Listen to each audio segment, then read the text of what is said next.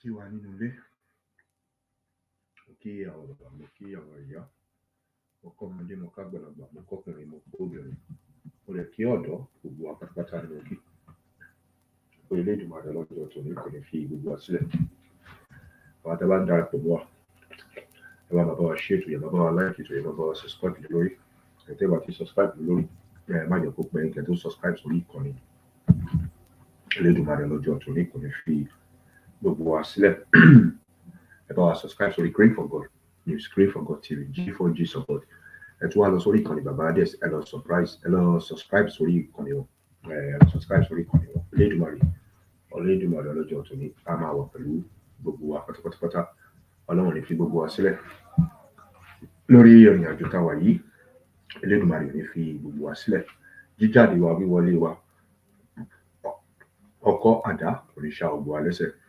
Tẹ̀sí wá ń darapọ̀, ẹ máa bá wa share, ẹ máa bá wa like, ẹ máa bá wa subscribe lórí. Tó bẹ̀rẹ̀ tó mú kí màmá wa mrsmudupeonitirimkoabiola, màmá wa tó ṣiṣẹ́ takuntakun, màmá wa pẹ̀lú ọgbọ́n tó dúró síbẹ̀ pátápátá. Màmá, àwa ọmọ Yorùbá, a kí yín gidigidi gan. A kí yín gidigidi gan pé ẹ ṣé gidi gan. Gbogbo ibi tẹ́ ẹ̀ mú wa lọ, tó jẹ́ pé ìran ọmọ Yorùbá, ìran ọmọ aládé, ó ti kúrò nínú oko ẹrú. Màmá, tó bá ń ṣẹ̀yìn àti Ọlọ́run, níbo la máa ọmọ Yorùbá ò bá fojú sí? Ọmọ Yorùbá ò bá tàràkà dànù, wọn bá tàràkà kiri gbogbo àgbáyé. Màmá, ẹ ṣé gidi gan. Ọlọ́run á wà pẹ̀lú yín, á wà pẹ̀lú gbogbo ẹbí yín, gbogbo wọn pátápátá.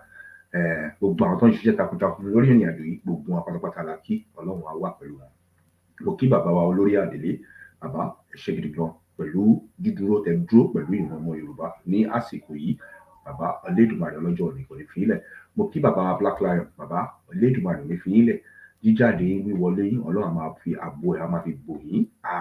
Ọlọ́run ní fi ilẹ̀ fún ìgbà kan, Ọlọ́run ní fi ilẹ̀ láṣẹ Elédùmarè. Mo kí bàbá wa Ìjìnlẹ̀, bàbá Ìjìnlẹ̀ pẹ̀lú gbogbo ọgbọ́n, gbogbo òye, gbogbo èyí tẹ́ ń ṣe pátápátá fún ìran ọmọ Yorùbá. Gbogbo ìran ọmọ Yorùbá ló mọ̀ lóore ní pé iṣẹ́ tẹ́ ń ṣe, iṣẹ́ takuntakun ni. Elédùmarè wà ní fi ilẹ̀. Ọkọ̀ àdá kò ní ṣá yín lẹ́sẹ̀. Níjọ́ tí bí bá ń pọ̀nà ẹ̀ nígbàbẹ̀, níjọ́ tó bá ń fi ẹ̀jẹ̀ yàn ṣe ètùtù ẹ̀ nígbàbẹ̀. Ọmọ aráyé ò ní sọ ẹ̀kọ́ ìbànújẹ́ wọnú ilé yín. Bàbá Ìjìnlẹ̀ ẹ ṣé gidi gan. Mo kí gbogbo àwọn tó ń dúró lórí ètò, tó ń gbóhùn sórí ètò, àwọn bàbá, àwọn ìyá, gbogbo wọn pátápátá ni mo kí pé ẹ ṣé gidi gan pẹ̀lú gbogbo ohun tẹ́ ń gbé sí orí ètò. Ibi tẹ́ ti móhùn náà, ọmọ aráyé ò ní gbà lọ́wọ́ yín láṣẹ Elédùmarè. Ọ̀rọ̀ tẹ́tẹ̀ máa sọ fún ọmọ aráyé tó máa bí ọmọ aráyé nínú, Elédùmarè ò ní fi sí yín lẹ́nu. Ẹ ṣé gidi gan. Ẹ ṣé gan. A kí yín gidigidi gan.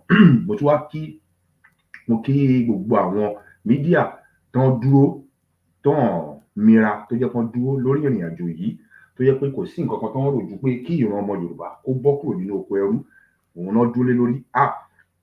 Gbogbo yín pátápátá la kí. Gbogbo ẹ̀yin mídíà bẹ́ẹ̀ náà, gbogbo yín pátápátá la kí pé ẹ ṣé gidigidi gan. Tẹ́ dúró tọkàntọkàn, tẹ́ ẹ̀ mẹ́kàn, tó jẹ́ pé ẹ remain focus. Ọlọ́run á wà pẹ̀lú yín. Ẹ ṣé gidigidi gan. A kí yín.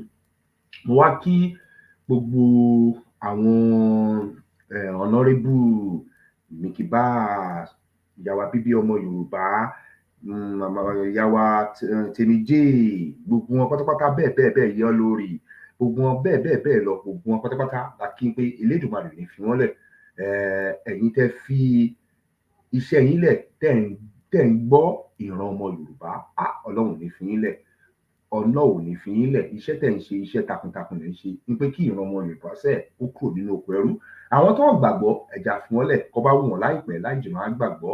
Elédùmarè ò ní fi wọ́n lẹ̀ o. Ẹ ṣé gidi gan. Gbogbo ẹ̀yin ìyá tẹ́ ń ṣiṣẹ́, àbíyàn bàbá, ẹ̀yin ẹ̀gbọ́n, gbogbo yín pátápátá tí mo dárúkọ àtẹ̀yìn tí mo dárúkọ, ẹ má fi ṣèbínú. Gbogbo yín pátápátá la kí. Mo wá fi kíkí mi wá fi parí ètò yìí. Mo kí bàbá wa ọmọ ìlú Sẹ́yìn. Mo wá fi kíkí mi wá fi parí bàbá Adex. Iṣẹ́ tẹ́ ń ṣe, Elédùmarè ní fi yín lẹ̀ o.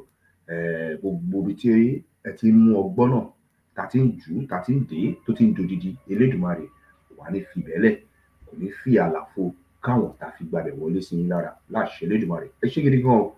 Ẹ ṣé gidi gan. Gbogbo wa pátápátá ni mo kí. Gbogbo àwa tá wá ń ṣiṣẹ́ takuntakun, tá à ń jáde, tá à ń ṣe gbogbo ẹ̀, àwa tá à ń comment, tá à ń ṣe gbogbo ẹ̀, bí ìyá wa Latifat, ìyá wa Latifi, gbogbo wọn, gbogbo oníkálukú, gbogbo yín mo kí o. Ìyá wa Kíkẹ́ lọ́mọ, mo kí yín. gbogbo wa pátápátá mo kí àtàwọn tó tún sì máa padà láti wá wo ètò yìí gbogbo yín pátápátá ni mo kí. Nínú ètò yìí tá a fẹ́ fi wọ̀nyí ní alẹ́ òní a máa play fídíò mẹ́ta. Nínú fídíò méjì kan wà tó jẹ́ pé ó ṣe pàtàkì tí màmá bá ń sọ fún wa pé àní ìran ọmọ Yorùbá ò ní jagun, àwọn tó ń lẹ́rù wọn lọ́ máa kó ẹrù wọn fúnra wọn, wọ́n máa kó pàkútù wọn lọ́ máa kúrò ní ilẹ̀ Yorùbá. Àwọn kan ń jiyàn, àwọn kan ń wò pé báwo ló sì fẹ́ ṣe ń ṣe, ó ṣe ń ṣe. Mo tún fẹ́ já àwa kan ọmọ Yorùbá sí nínú sátífíkẹ̀tì Tinubu táwọn kan rè kán ti gbàgbé, ẹ máa pàdé wa lórí ètò ó ń ṣe lálẹ́ yìí, àwọn kankan ti jáde. Tinubu ó máa farabalẹ̀, ó máa gbé láìpẹ́, ó máa gbé láìpẹ́, kó máa pẹ́ńpílẹ̀, kó máa ṣe press up sílẹ̀. Àwọn tí kìíní yóò bá yé láìpẹ́ á yé wọn, á yé gbogbo wọn. Àwọn fídíò kan wà, àwọn kankan wà tó jẹ́ pé àwọn kan ò tí ì lè yan bí wọ́n tí ì rí, bí wọ́n dẹ̀ ti rí, àwọn kan lè má ti rí, kó jẹ́ gbìyànjú náà ló ti máa rí náà, kó jẹ́ gbìyànjú náà ló ti máa rí.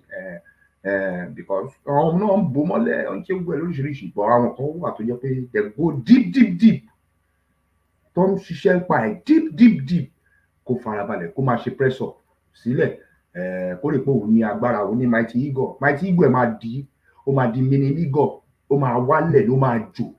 Ṣèbó ó ní problem lára tẹ́lẹ̀ tó ń fẹ́ ẹ̀jẹ̀ sí lára, ẹ̀jẹ̀ lè tó máa ẹ̀jẹ̀ tó máa fà sí lára ń sìn dáì ni, ikú lè rí ẹ̀ṣẹ̀ ẹja fọ̀rọ̀ òun sílẹ̀ because àmú kan gé fún yín ni lórí àwọn ètò wa tá máa ṣe.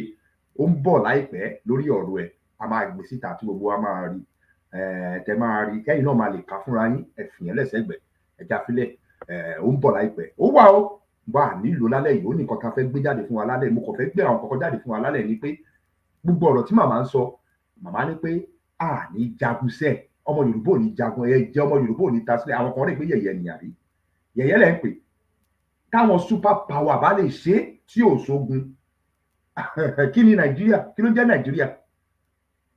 Táwọn tó ju bàbá ńlá wọn bá pè wọ́n ní èyí pé ó yá gbogbo ìta agbára wà lọ́wọ́ yóò yẹ kó sì kúrò, ọ̀n bí yàrá ya wọn rí, ọ̀n bí mẹ́tàlá yàrá ya bàbá wọn rí, á dágbára ẹ̀ lẹ́yìn. Àwọn èèyàn kan sọ̀rọ̀ ẹ̀yìn ń gbin ẹ̀bọ̀, à ń bọ̀, a máa fà wọn kankan mọ̀ wá, tí àwa máa sọ, àdè máa fà wọn kankan mọ̀ wá tójú wa máa rí. Eléyìí ò ń ṣe pé à ń sọ, à ń pariwo, àmọ̀kọ́ tá à ń sọ, àwa mọ̀kọ́ tá à ń sọ. We say it, you see it. Tọ́rọ̀ wá sí jẹ́ nìyẹn.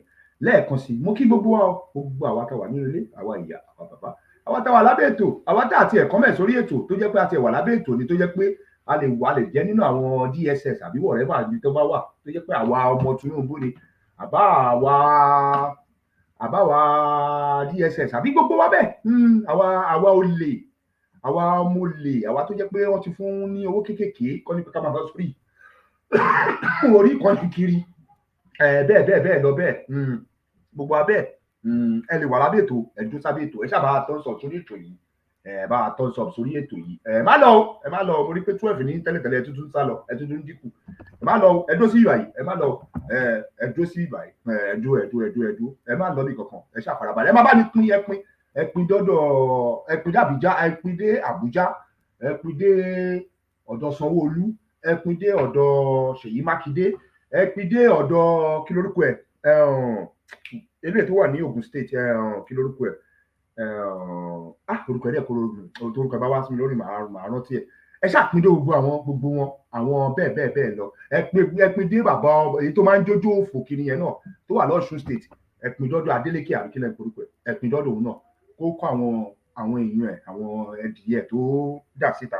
Ẹgbẹ́ gbogbo náà máa bọ̀ lórí ètò, kán máa bá wa fi thumbs up sórí ètò yìí, ó ṣe kókó. A máa fà wọn kan, wọ́n máa fi fídíò kan wò wọ́n, káwọn náà wá fojú ara wọn rí. Àwọn òun sọ, àwa máa sọ báyìí, ẹ máa gbọ́ ni ẹ máa rí.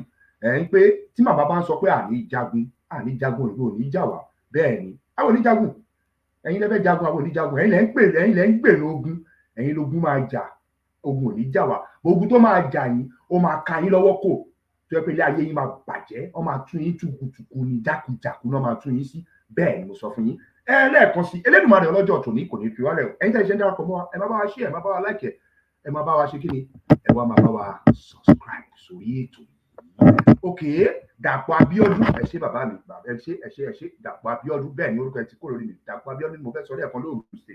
Ẹ lọ bá mi sọ fóun náà kó náà máa bọ̀ kó rán àwọn èèyàn àwọn ọmọ èèyàn kó wá wò pé tá a bá sọ pé àwọn ò ní jagun àwọn ò ní jáwọ́ a máa defend ara wa. Àná àwọn fídíò kan wà tó jáde lẹ́nu ọjọ́ mẹ́ta dá àti ìgbéjáde lórí indigenous people náà. Àwọn fídíò kan wà a máa tó tẹ̀lé wọn ní lórí títí Tinubu àti indigenous people a máa gbé papọ̀ ẹ̀wọ̀n la máa fi ṣètò tó wọ́n máa yá padà ní ṣe lè ní bọ̀ ilé ìtafẹ́ ṣe lè náà wà very very important náà sí wa ó ṣe kókó fún wa ó dẹ̀ ṣe pàtàkì fún wa ká wò ó káwọn super power bá lè ṣe nǹkan tí mo tó bá lè kúrò lórí ilẹ̀ èèyàn kí wá ló ń ṣe kí ni Nàìjíríà ní ọmọ Yorùbá ẹ pẹ̀pín ẹ lọ relax ẹ lọ pẹ̀pín ẹ lọ relax ẹ calm down kò sí nǹkan tó lọ́wọ́ lè ṣe o àti máa ń sọ kò sí nǹkan tó lọ́wọ́ lè ṣe kò sí nǹkan tó lọ́wọ́ lè ṣe Ọlọ́run ló ń ṣe gbogbo ìrìn àjò yìí Ọlọ́run náà tí ó dẹ̀ ti parí ẹ̀ ọkọ̀ kó gbogbo pákúrú Ọlọ́run ti ṣe gbogbo ẹ̀ ẹ farabalẹ̀ ó yá ẹ jẹ́ àfi eléyìí bẹ̀rẹ̀ ètò tìtàlẹ́ òní Elédùmarè ọlọ́jọ́ ọ̀tún irọ́ mò ń bọ̀ ká tó fi nǹkan kan bẹ̀rẹ̀ ètò Elédùmarè ọlọ́jọ́ ọ̀tún ní kò ní fi wálẹ̀ fẹ́ fi nǹkan kan fi ṣé mo send it across nǹkan tí ìyá bíbí ọmọ Yorùbá send sí mi ṣán send sí mi ṣá mò ń bọ̀ o ẹ má bínú ṣáà ní sùúrù fún mi ẹ má bá wa pín ẹ má bá wa like ẹ má bá wa ṣí ètò yìí ẹ má bá wa pín share like subscribe ẹ má bá wa pín ilé ìyá bíbí send sí mi wọ́n send kìíní sí mi báwo máa yẹ gbé kìíní cross mò ń bọ̀ ó yẹ kí n lè gbé mò ń bọ̀ ẹ ní sùúrù ó yẹ kí n lè gbé yẹ kó lè ṣó mẹ mò ń bọ̀ ó yẹ kí n lè gbé yẹ kó lè ṣó Ọlọ́run á jẹ́ kó ṣó láì ṣe létí tó bá ti ṣó mẹ ó ti tán ká kọ fi ìròyìn ojoojúmọ́ ìròyìn ti tèmi ká fi wọ̀n wá ká tó máa sún ètò yìí lọ sí iwájú ní mo sẹ́ǹdì fún mi ní mo sẹ́ǹdì àkọ́sìn ẹ má bínú ọ lábẹ́ mo bára mi sọ̀rọ̀ ni ẹ má bínú ó ti kéré ṣe ń download jẹ́ kó download tán àfihàn bẹ̀rẹ̀ ètò títí alẹ́ ètò mi àti àkọ́kọ́ fìyàn bẹ̀rẹ̀ ètò ká tó wá máa ṣe kí ni ká tó wá máa sún síwájú bàbá Adex máa darapọ̀ mọ́ wa láìpẹ́ wọ́n lè máa mọ̀ pé bí a mo ti bẹ̀rẹ̀ tó yẹ kán lè notification wọ́n máa darapọ̀ mọ́ ẹ wọ́n máa bá a pín ẹ máa bá a lẹ́kẹ̀ẹ́ máa bá a ṣe ètò yìí Elédùmarè ọlọ́jọ́ tòní kò ní fi wálẹ̀ ojú ta fi ń wò ojú ò ní fọ́ etí ta fi ń gbọ́ etí wò ní di gbogbo ọwọ́ tó wá ń ṣe ètò yìí ọwọ́ wa àmà ní fi gbọ́mọ sí láṣẹ Elédùmarè gbogbo nǹkan tá a bá bèrè lọ́wọ́ Elédùmarè máa ṣe fún wa ẹ wá jẹ́ máa ṣe kí ni ẹ wá jẹ́ a remain focus ẹ má jẹ́ káwọn ọ̀tá kọ́ máa ṣe kí ni kọ́ máa dà wá bárabàrá kọ́ máa dì wá dìrìdìrì ẹ má tẹ̀lé ọ̀rọ̀ wọn ọmọ Yorùbá ẹ má tẹ̀lé ọ̀rọ̀ wọn mọ́ ẹ tẹ̀lé orí ìrìn àjò tá a wà yìí àwa tá a ti wà lórí ìrìn àjò yìí àwa náà láti mọ ọ̀nà òtítọ́ ọ̀nà òtítọ́ la wà ẹ má jẹ́ káwọn èèyàn kan wá ṣe kí ni kan wá fi títí wọn kan wá fi ṣe kí ni kan wá fi dalẹ̀ ayé wa rú òun la fi sọ fún wa pé ẹ jẹ́ àṣe kí ni ẹ jẹ́ remain focus mò ń bọ̀ ìgbélé òkú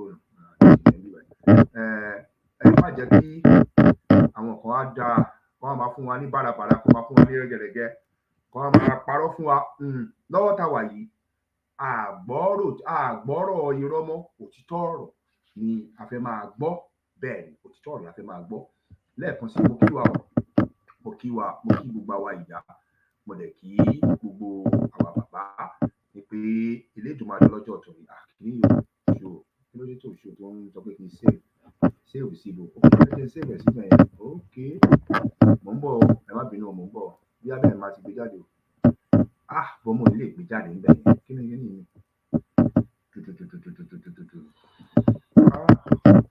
ó máa le díẹ̀ ó jẹ́ save pẹ̀lú orúkọ tó wà yẹn tó bá dẹ̀ wá ṣí ẹ̀dá ẹ̀jẹ̀ wọn gbé wá ṣí ọ̀nà bòmí ló gbà ṣí ṣé lè máa lè ṣó òdodo lórí ètò ṣù mò ń bọ̀ ẹ ṣàpàdé sórí mi lórí ìgbà náà gẹ́gẹ́ kò sí ṣé wá ṣó ìjà sílẹ̀ bí ẹ ṣàjẹ́ ìpínlẹ̀ báyìí kò ṣó síbi tí mo gẹ́gẹ́ kó ṣó sí o ọmọ Yorùbá gẹ́gẹ́ kó ṣó sí máa ṣó mi ìwà ìjọ tó bá ṣó lórí ilé yẹ kí n lè pick a house láti bí rẹ̀ mò ń bọ̀ ẹ bí ẹbí lè pínkẹ̀ láti yíyọ ẹ̀ ní sọ̀rọ̀ kí ni orúkọ tí lè tó ṣe iná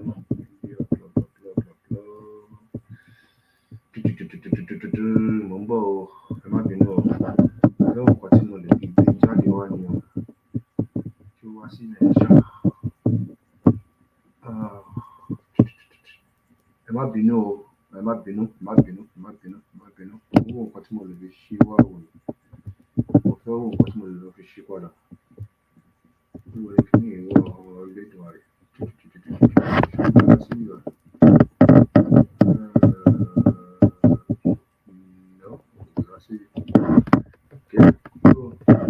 Tó o bá gbé wá sí ó gbé wá mo ń bọ̀ ẹni mo ṣe dáadáa ok ilé la fẹ́ wò gbé wá mo lọ gbé wá yìí ok share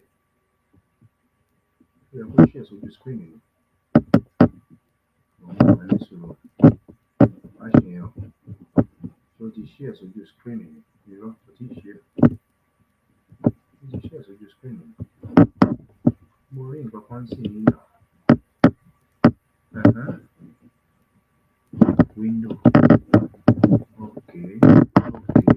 What are they? Window. Play.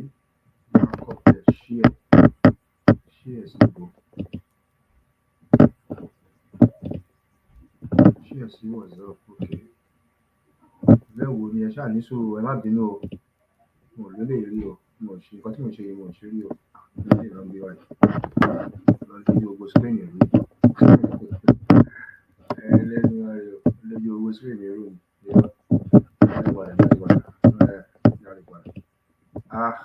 Ìjà ní fẹ́lẹ́ ilé wa ó ti ń dá wa lójú ẹ̀ẹ́dẹ̀ àwọn ilé wa tó bá dẹ̀ lè tó bá ti fi lọ́wọ́ window share okay click share mo ti tẹ share hide stop sharing no share ni share sórí ọmọ bíá ọ̀ tí mo share yìí wà okay ọ̀la ìlú náà láti orí bíbá ẹ má bínú ẹ̀jọ̀ ẹ má bínú ẹ má wọ pé mo ẹ̀yà wo bíbá ẹ̀ wò rà. Ti share síbẹ̀ ní gan mo rí nǹkan máa lọ play ẹ̀yìn ẹ má bínú o yẹ mo ń bọ̀ ti share síbẹ̀ ní gan mo rí ẹ̀yà ẹja wo nǹkan tí mo lò yìí mo lórí ẹ̀tì nǹkan tó fi dá kí ẹ máa lọ àwọn kankan gbà mí nìyẹn èmi kò ṣe báyìí rí ẹ̀rí báyìí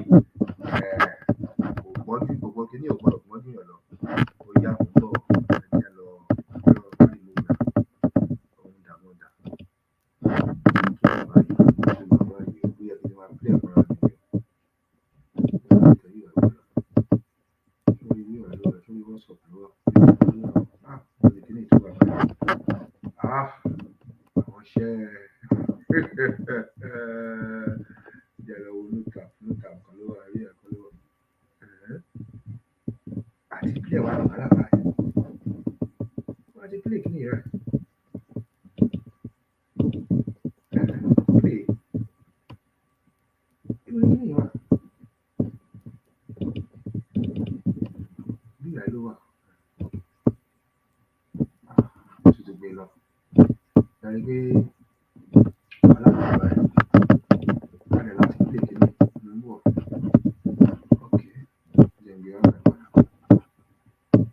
Mo ti rí nǹkan tó máa ṣe ń ṣe ẹ̀ ṣáà ní sùúrù pẹ̀lú àbẹ̀rẹ̀ mo ti rí nǹkan tó máa ṣe sí ẹ̀ ọ̀dà kan tó bá ti ń play ẹ̀rọ máa wá síbẹ̀ lẹ́yìn nǹkan tó máa ṣe nìyẹn má bínú ẹ̀ máa play ẹ̀ sí. Olúwa ilé màmá rẹ̀ náà ṣàdúrà àwọn kinní kan wà bí èèyàn náà láti ẹ bá wa pín tó yẹ bá wa like ètò yìí má bínú pé mo dá yín dúró ẹ má fi ṣèbínú pé mo dá yín dúró mo ti download ẹ̀ tẹ́lẹ̀ má tún lọ sórí download ẹ̀ pé òkè ó lélẹ̀ lọ sí ìrànlọ́wọ́ rẹ̀ lọ sórí ilé straight òkè máa play ẹ̀ sí máa wá gbé wá máa lọ share ẹ má bínú yọ kíní kúrò náà.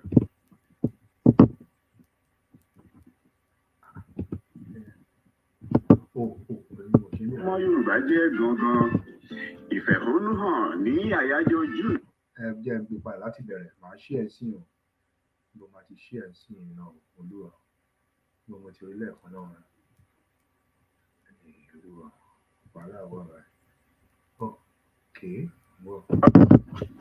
Ìròyìn ojoojúmọ́ òmìnira IYPDRY òní ọjọ́ ajé ọjọ́ kẹwàá oṣù kẹfà ọdún 2024 kókó inú ìròyìn náà báwo ni àwùjọ ọmọ Yorùbá ṣe rí kí ni àwọn ọmọ Yorùbá jẹ́ gangan ìfẹ̀hónúhàn ní àyájọ́ June 12 kì í ṣe fún ọmọ ìbílẹ̀ Yorùbá o orílẹ̀-èdè olómìnira tiwantiwa ti Yorùbá yàtọ̀ pátápátá náà sí Nàìjíríà ohun gbogbo tí June 12 dúró fún ni ó ti ní ìmúṣẹ nínú ìṣèjọba ara ẹni orílẹ̀-èdè olómìnira tiwantiwa ti Yorùbá ẹ jẹ́ kí ìdúróṣinṣin lórí òfin tí orílẹ̀-èdè olómìnira tiwantiwa ti Yorùbá dúró kí ó yé wa dáradára ìròyìn náà rèé lẹ́kùnrẹ́rẹ́ Yorùbá jẹ́ àwùjọ tí ó wuyì lọ́pọ̀lọpọ̀ ọmọ ìbílẹ̀ Yorùbá kan ló sọ bẹ́ẹ̀ ó ní wípé ohun tí ó jẹ́ omi ara àwùjọ Yorùbá ní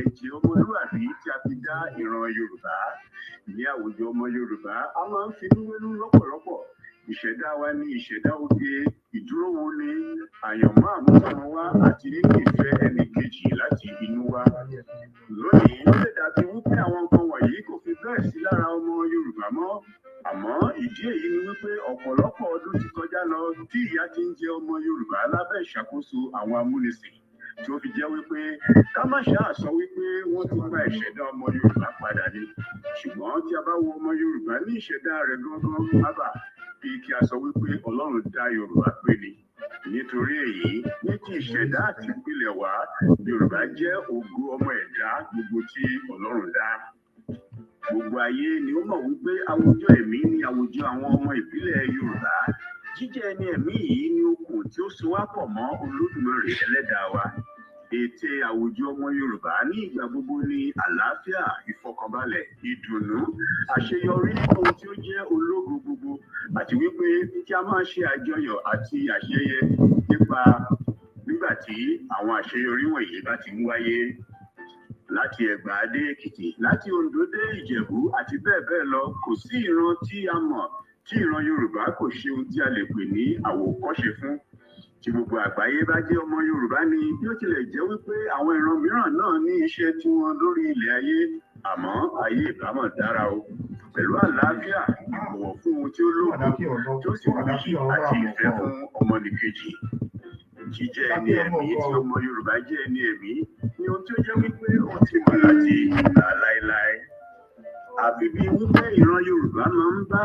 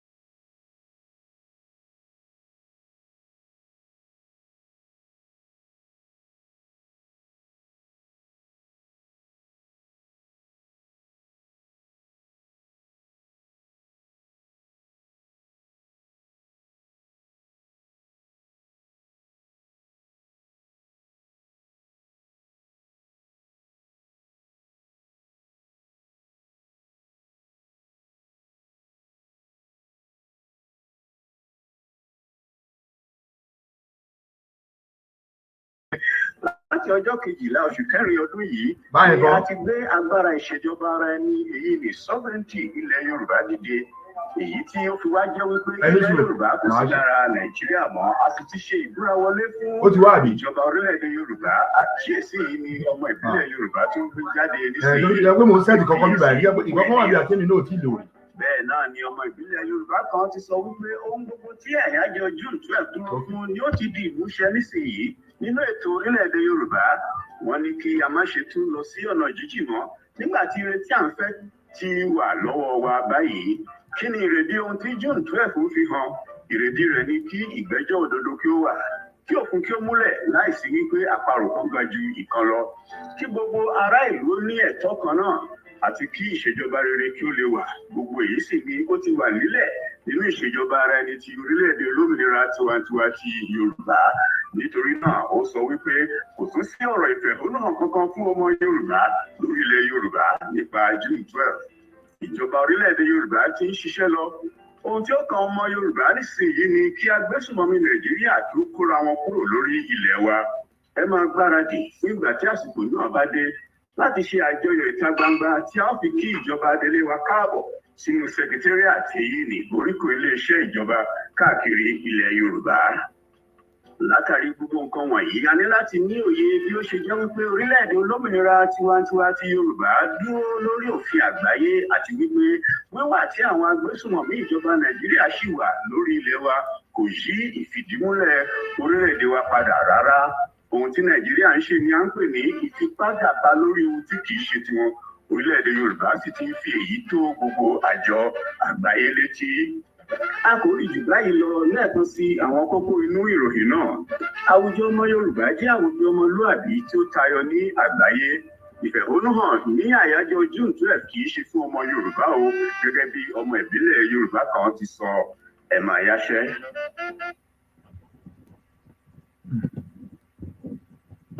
Ọ̀rọ̀ lẹ ti gbọ́ yẹn o, gbogbo ọmọ Yorùbá ọ̀rọ̀ lẹ ti gbọ́ yẹn láti ẹnu bàbá wa. Elédùmarè ọlọ́jọ́ tòní kò ní fi wọ́n sílẹ̀ ibi tó dẹ̀ ti ń gbóhùn náà jáde tó ti ń kà á.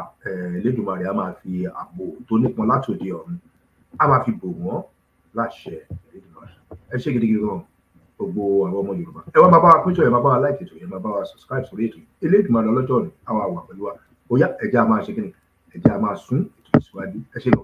Is Nigeria an orílẹ̀-èdè? Let us start with the understanding of the word èdè. The main word there is the word dè, and it means to bind. It is from that word we got the word èdè, which means bondage. A Yoruba saying goes èdè la fi ń dè èrò, and that gives us an insight into how the Yoruba see language. Before words are spoken, they first have to come to our minds as thoughts. It is language that we use to bind those thoughts into something that can be spoken. Èdè la fi ń dè èrò, ohun tó ń dè nǹkan là ń pè ní èdè. And what are we binding? We are binding our thoughts into spoken words. But more than that, èdè is what binds a people together. When a group of people speak the same language, they share a very different kind of bond. To speak the same language already means we think alike, because the pattern of the thinking of a people is always embedded in their language. So ohun tó dè wá papọ̀, òun ni èdè wa. And that is why the Yoruba word for nation is orílẹ̀-èdè, orí ilẹ̀ tí a ti ń sọ èdè kan náà. A geographical expression within which a mutually intelligible language is spoken. And that is why the word tongue can be used in place of nation, because what makes a nation is the fact that they speak the same language. And this sameness of language is always responsible for the greatness of any nation. England understands this fact, and that is why they have pushed the English language to where it is today. Russia understands this, and that is why they seize every opportunity to speak their language. The Chinese understand this importance of language, and that is why their own language is the language of all their technological products. Ashalewa also understands this fact, and that's why they have devoted their lives to promoting the culture and language of the Yoruba people. There is no telling the greatness that the people will experience if only they decide to speak their language aggressively. That saying goes, èdè la fi ń dè èrò. Ẹni bá ń sọ èdè elédè,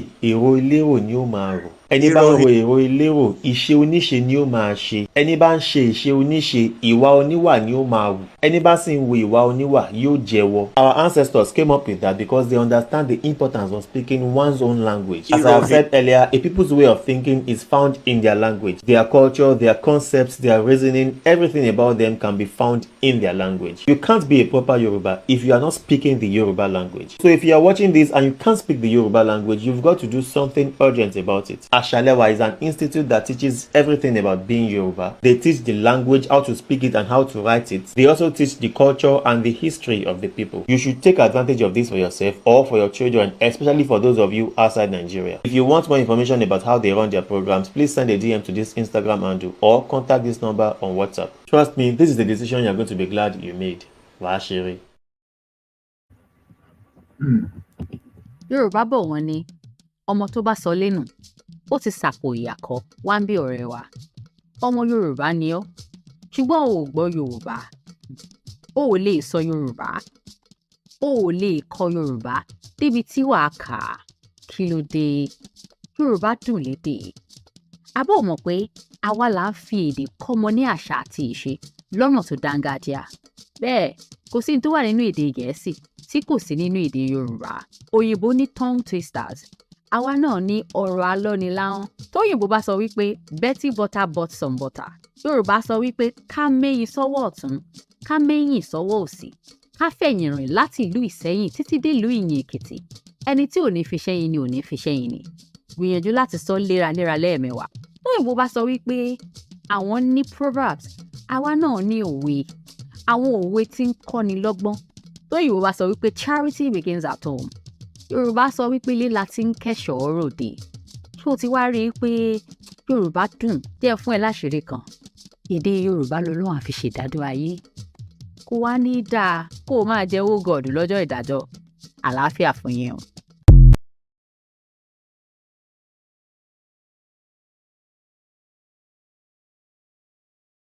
Yorùbá lápapọ̀ bóyá kárẹ̀lẹ̀.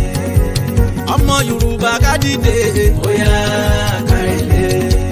Gbogbo àkájọba délé wọlé bóyá ṣẹ́yà kárẹ̀lẹ̀. Ní ọ̀dọ́ Yorùbá ẹ̀yin ló kàn. Ó pẹ́ tí a ti ń sọ wípé ẹ̀yin ní ògo ọjọ́ iwájú, wípé ní ìgbà tó bá yá ẹ̀yin lẹ́ ó máa wà nípò. Àṣé àwọn àgbààgbà ìkà ń tàn yín lásán ni wọ́n mọ ohun tí wọ́n fẹ́ fi yín ṣe. Àbí àti wá ń gbọ́ báyìí wípé ẹ̀yin ọ̀dọ́ Yorùbá kọ́ṣẹ́ mọṣẹ́, níṣe ni ẹ fi ń gun márúwá, wípé ẹ kàwé gboyè, níṣe ni ẹ fi ń gun ọ̀kadà. Wọ́n sọ yín di oní POS ní ẹ̀gbẹ́ títì. Ẹ̀yin ọmọkùnrin wá di yahoo yahoo. Wọ́n wá ń sọ ẹ̀yin ọmọbìnrin wá di olóṣó. Wọ́n fi yín ṣe ìṣekúṣe káàkiri. Àwọn ọba ọba yìí jẹ́ àgbààgbà ìkà àti àwọn olójẹ̀lú arógbogbògo jẹ́. Wọ́n fi ògo yín tọ́jú ògo àwọn ọmọ tiwọn. Àwọn ọmọ tí wọ́n ń fò lókè lókè. Wọ́n kó àwọn ọmọ tí wọ́n lọ sí ilẹ̀ òkèèrè láti lọ kàwé. Bí wọ́n bá kàwé tán, wọ́n á fi wọ́n jẹ olórí nílé iṣẹ́ ńlá gbogbo.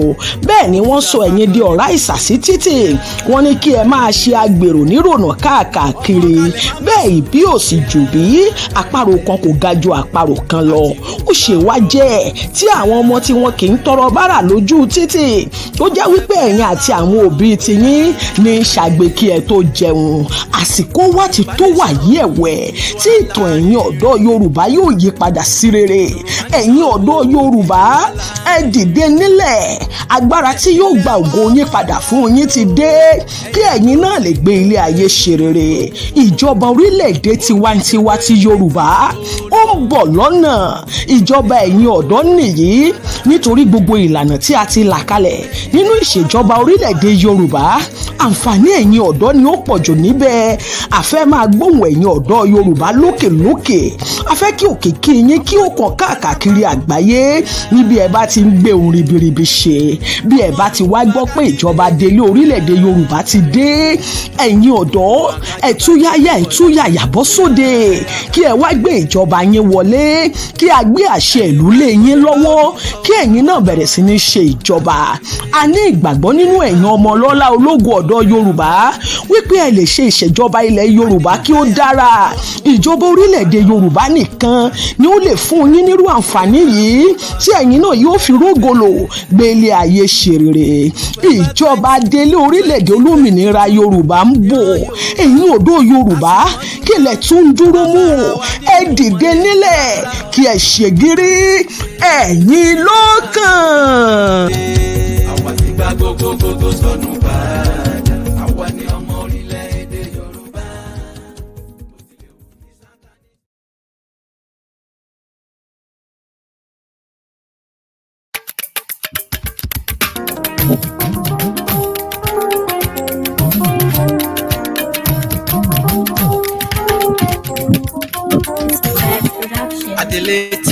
ọmọ Yorùbá máa kí wọn káàbọ̀ Adele ti dé ọmọ.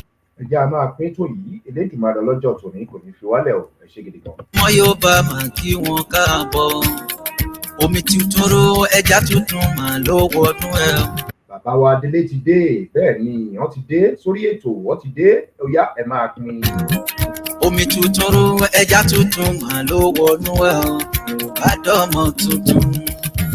Yorùbá ti dọmọ tuntun báyìí ọmọ Yorùbá àti dọmọ tuntun ó yá ẹ jẹ́ a máa pín tó yìí síta Elédùmarè ọ̀la ní Elédùmarè ọlọ́jọ́ tòní kò ní fi wálẹ̀. Adele ti dé ọmọ Yorùbá máa kí wọn káàbọ̀ Adele ti dé ọmọ Yorùbá máa kí wọn káàbọ̀ omi tuntun ru ẹja tuntun máa ló wọnú ẹ o. bẹ́ẹ̀ ni omi tuntun rú ẹja tuntun mà ló wọnú ẹ̀ bẹ́ẹ̀ ni. omi tuntun ru ẹja tuntun máa ló wọnú ẹ o Yorùbá dọ́mọ tuntun.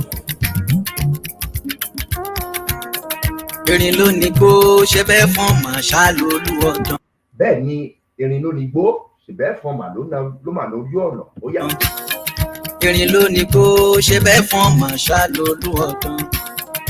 ìyá ayídó kò sẹ́ni tó lè yí kókó bẹ́ẹ̀ yẹn. ìyá ayídó kò sẹ́ni tó lè yí kókó bẹ́ẹ̀ yẹn. orí bá ti kún ṣe bá lábẹ́ mà ló ń parí ọ̀rọ̀. àní ẹ jẹ́ a pín ètò yìí síta ewu ọmọ Yorùbá tó bá nífẹ̀ẹ́ ètò yìí bá wa pín síta Ọlọ́run Elédùmarè lọ́jọ́ tòní kò ní fi wálẹ̀ o. orí bá ti kún ṣe bá lábẹ́ mà ló ń parí ọ̀rọ̀ wá dọ́mọ tuntun. ẹ má káàbọ̀. Adele ti dé ọmọ Yorùbá máa kí wọn káàbọ̀ Adele ti dé ọmọ Yorùbá máa kí wọn káàbọ̀. bẹ́ẹ̀ ni Adele ti dé wọ́n ti dé sí ìlú Ìbàdàn wọ́n ti dé sí ìlú Èkó wọ́n ti dé sí ìlú Ògùn wọ́n ti dé sí ìlú Ọ̀ṣun wọ́n dẹ̀ ti dé sí ìlú gbogbo èmi ní Yorùbá gbogbo ilẹ̀ Yorùbá méjèèje wọ́n ti dé sí Ọ̀yá. omi tuntun ru ẹja tuntun máa ló wọnú ẹ o omi tuntun ru ẹja tuntun máa ló wọnú ẹ o Yorùbá dọ́mọ tuntun. Àràbà ni bàbá ṣe bẹ́ẹ̀ ni tábà lábà ní bàbá. Àràbà ni bàbá ṣe bẹ́ẹ̀ ni tábà lábà ní bàbá. Àràbà ni bàbá ṣèbẹ́ ní tábà ní bàbá ní bàbá bẹ́ẹ̀ ni àràbà ni bàbá o ọ̀yá ìjà máa. Ìjọba Adele ti dé ìran Yorùbá máa ń kí ni púpọ̀ ó lẹ́ káàbọ̀. Ẹ káàbọ̀ ṣe dáadáa lẹ́dẹ́. dáadáa lẹ́dẹ́. Adele ti dé ọmọ Yorùbá máa kí wọn káàbọ̀ Adele ti dé ọmọ Yorùbá máa kí wọn káàbọ̀ dáadáa lẹ́dẹ́. omi tuntun ru ẹja tuntun máa ló wọnú ẹ o omi tuntun ru ẹja tuntun máa ló wọnú ẹ o Yorùbá dọ́mọ tuntun. Yorùbá dọ́mọ tuntun. Olórí Adele ṣe bóun náà ló gbọ́ pàṣẹ. bẹ́ẹ̀ ni Olórí Adele ṣèbóun ló gba ọ̀pá àṣẹ. Olórí Adele ṣe bóun náà ló gbọ́ pàṣẹ. wọ́n búra fún ó gba wájú pẹ̀lú lérí kò wọ́n á gbé wa débẹ̀ o. wọ́n búra fún ó gba wájú pẹ̀lú lérí kò wọ́n á gbé wa débẹ̀ o. a máa yọ. Adele ti dé ọmọ Yorùbá máa kí wọn káàbọ̀ Adele ti dé ọmọ Yorùbá máa kí wọn káàbọ̀ omi tuntun ru ẹja tuntun máa ló wọnú ẹ o omi tuntun ru ẹja tuntun máa ló wọnú ẹ o Yorùbá dọ́mọ tuntun. Yorùbá dọ́mọ tuntun. Ọbalají Ọláwálé Akínyànlá mú ààrẹ lọ́kùnrin. Ọbalají Ọláwálé Akínyànlá mú ààrẹ lọ́kùnrin. ọmọ correct professional government yá san àdọ́mọ tuntun. Yorùbá ti dáraba àti digi ńlá. Adele ti dé ọmọ Yorùbá máa kí wọn káàbọ̀ Adele ti dé ọmọ Yorùbá máa kí wọn káàbọ̀. bẹ́ẹ̀ ni Yorùbá ti di àràbà tí ènìyàn kankan ò lè mì kò sí ẹ̀dá alààyè tó lè mí àfi Ọlọ́run ọba dẹ̀kẹ̀rẹ́ ló ní pé kí Yorùbá ṣe kí ni kó di ẹgbẹ́ àràbà tẹ́nì kankan ò lè mì ó yá.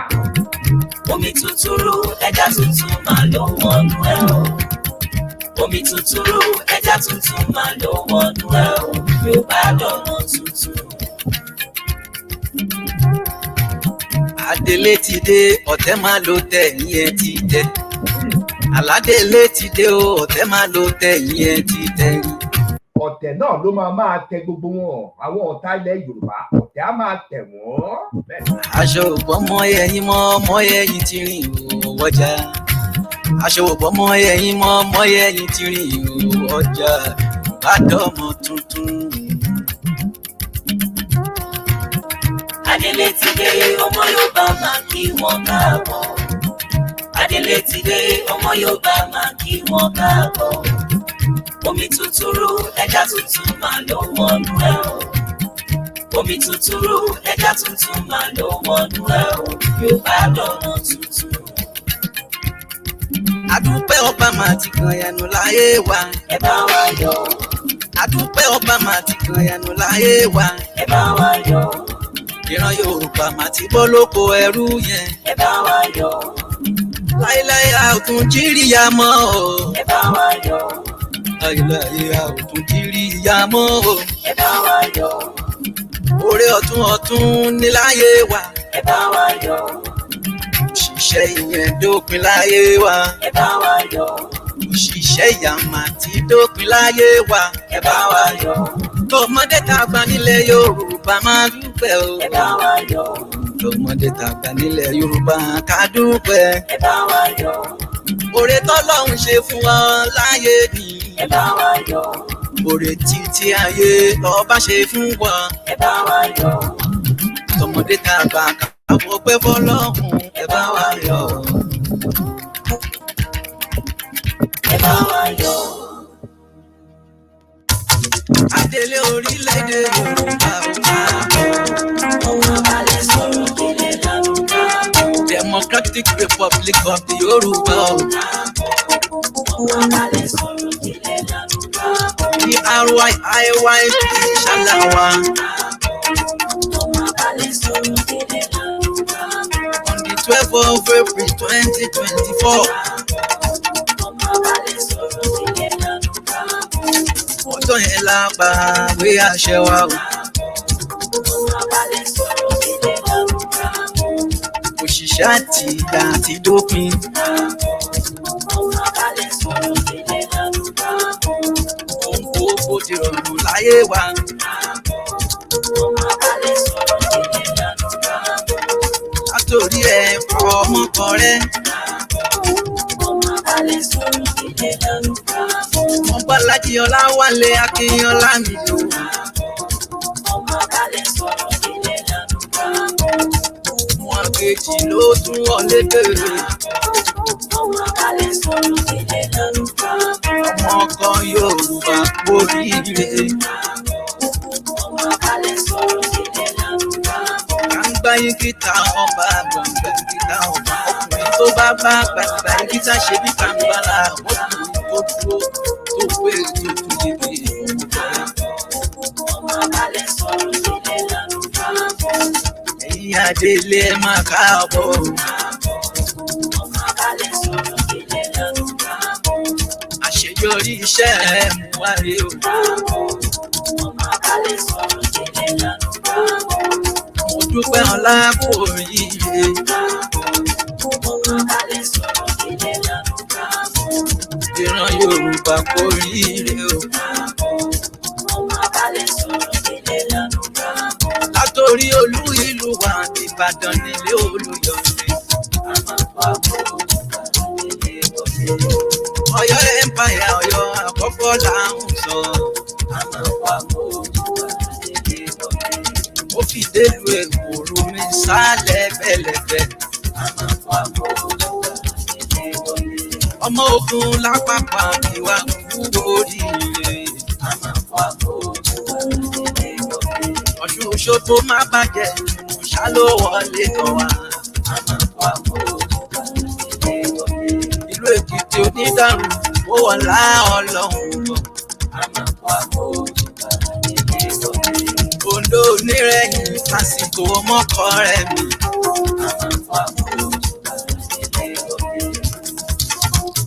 Ọ̀rọ̀ Adélé o, ọ̀rọ̀ Adélé o, èmi ò jẹ́ fọ̀rọ̀ Adélé ṣàwádà.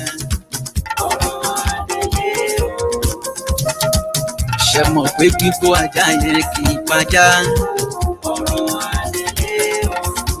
Ìkan àgbo kan kì í pàgò. ọ̀rọ̀ Adele o. Bí gbogbo igi lóko bá ń pẹ̀kẹ́. ọ̀rọ̀ Adele o. Ará bàbá ń kókun náà sí. ọ̀rọ̀ Adele o. Wọ́n á ya tá torí sọ́tọ̀ tún ní. ọ̀rọ̀ Adele o. Ibi ayé ìdílé abáyìnbé. ọ̀rọ̀ Adele o. Ọ̀rọ̀ Adele o. Ọ̀rọ̀ Adele o. Èmi ò jẹ́ ọ̀rọ̀ Adele ṣàwádà. Ẹ̀yin Adele, ọ̀rọ̀ yín dábẹ́rẹ́ àlọ́. Ọ̀rọ̀ yín dábẹ́rẹ́ àlọ́.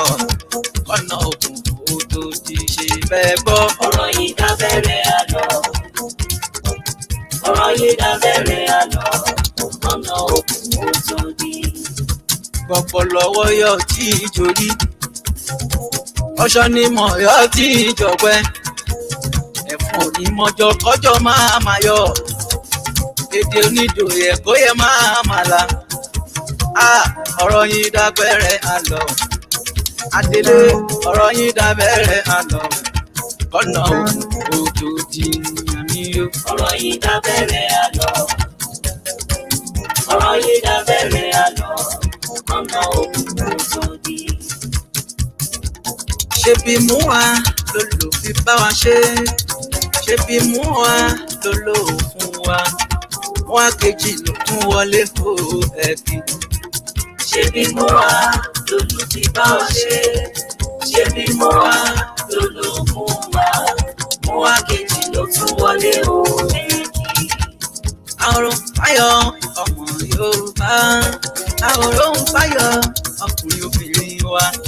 Ká máa dúpẹ́ fẹ́lẹ́ dùn àrè lóòótọ́. ṣé bí mo wá lòlù ti bá ọ ṣe? ṣé bí mo wá lòlù fún wa? mo wá kejì ló tún wọlé òní. Ẹ bá mi pè, ẹ bá mi pè, ẹ bá mi pè o. Wọ́n Bọ́lájí ọmọ kọ̀rẹ́ o, ẹ pè sókè o. ẹ bá mi pè, ẹ bá mi pè, ẹ bá mi pè o. wọ́n Bọ́lájí ọmọkùnrin o, ẹ gbé sókè o. Ẹ gbé sókè, ẹ gbé sókè o. ẹ gbé sókè. ẹ gbé sókè o. Wọ́n Bọ́lájí ọmọ kọ̀rẹ́. ẹ gbé sókè o. Akíọ́lá Ọláwálé mi. ẹ gbé sókè o. Olórí Adele Yorùbá. ẹ gbé sókè o. Ẹni ayé ń fẹ́ o lárùn lára. ẹ gbé sókè o. Ẹ bá mi pè, ẹ bá mi pè, ẹ bá mi pè o. Wọ́n Bọ́lájí ọmọ kọ̀rẹ́ o, ẹ pè sókè o. ẹ bá mi pè, ẹ bá mi pè, ẹ bá mi pè o. wọ́n Bọ́lájí ọmọkùnrin o, ẹ gbé sókè o. Ó ṣeun àná, ó ṣeun òní o, adúndúpẹ́ ọ̀la. ó ṣeun àná, ó ṣeun òní o, àtúndúpẹ́ ọ̀la. Ọlọ́run ó ṣeun àná o, ó ṣeun òní o, adúndúpẹ́ ọ̀la. ó ṣeun àná, ó ṣeun òní o, àtúndúpẹ́ ọ̀la. Gbogbo àwọn tó ti lò àtàwọn tó ń lò ìyẹn fúnra wa Yorùbá. Èdùmàrè ọba ló. Gbogbo àwọn tó ti lò àtàwọn tó ń lò ìyẹn fúnra wa Yorùbá. Èdùmàrè ọba ló. Àwa ti lọ́lọ́hùn lẹ́yìn o. ẹ ò lè dá wa dúró. Ìran Yorùbá máa ti láyọ̀ o. ẹ ò lè dá wa dúró. Bọ̀tà ń gbógun bọ̀tà ń kí bẹ́ẹ̀. ẹ ò lè dá wa dúró. Láti lẹ́yìn ìran alálẹ̀ o. ẹ ò lè dá wa dúró. Gbogbo ẹrú yẹn ti dópin. ẹ ò lè dá wa dúró. Ẹni dalẹ̀ á balẹ̀ lọ. ẹ ò lè dá wa dúró. Ẹni dalẹ̀ á balẹ̀ lọ. ẹ ò lè dá wa dúró. Gbogbo ẹni dalẹ̀ á balẹ̀ lọ ni o. ẹ ò lè dá wa dúró. Ọmọ Yorùbá, èèwọ̀ wa kọ́, èèwọ̀ wa kọ́. Gbogbo wa, èèwọ̀ wa kọ́, èèwọ̀ wa kọ́.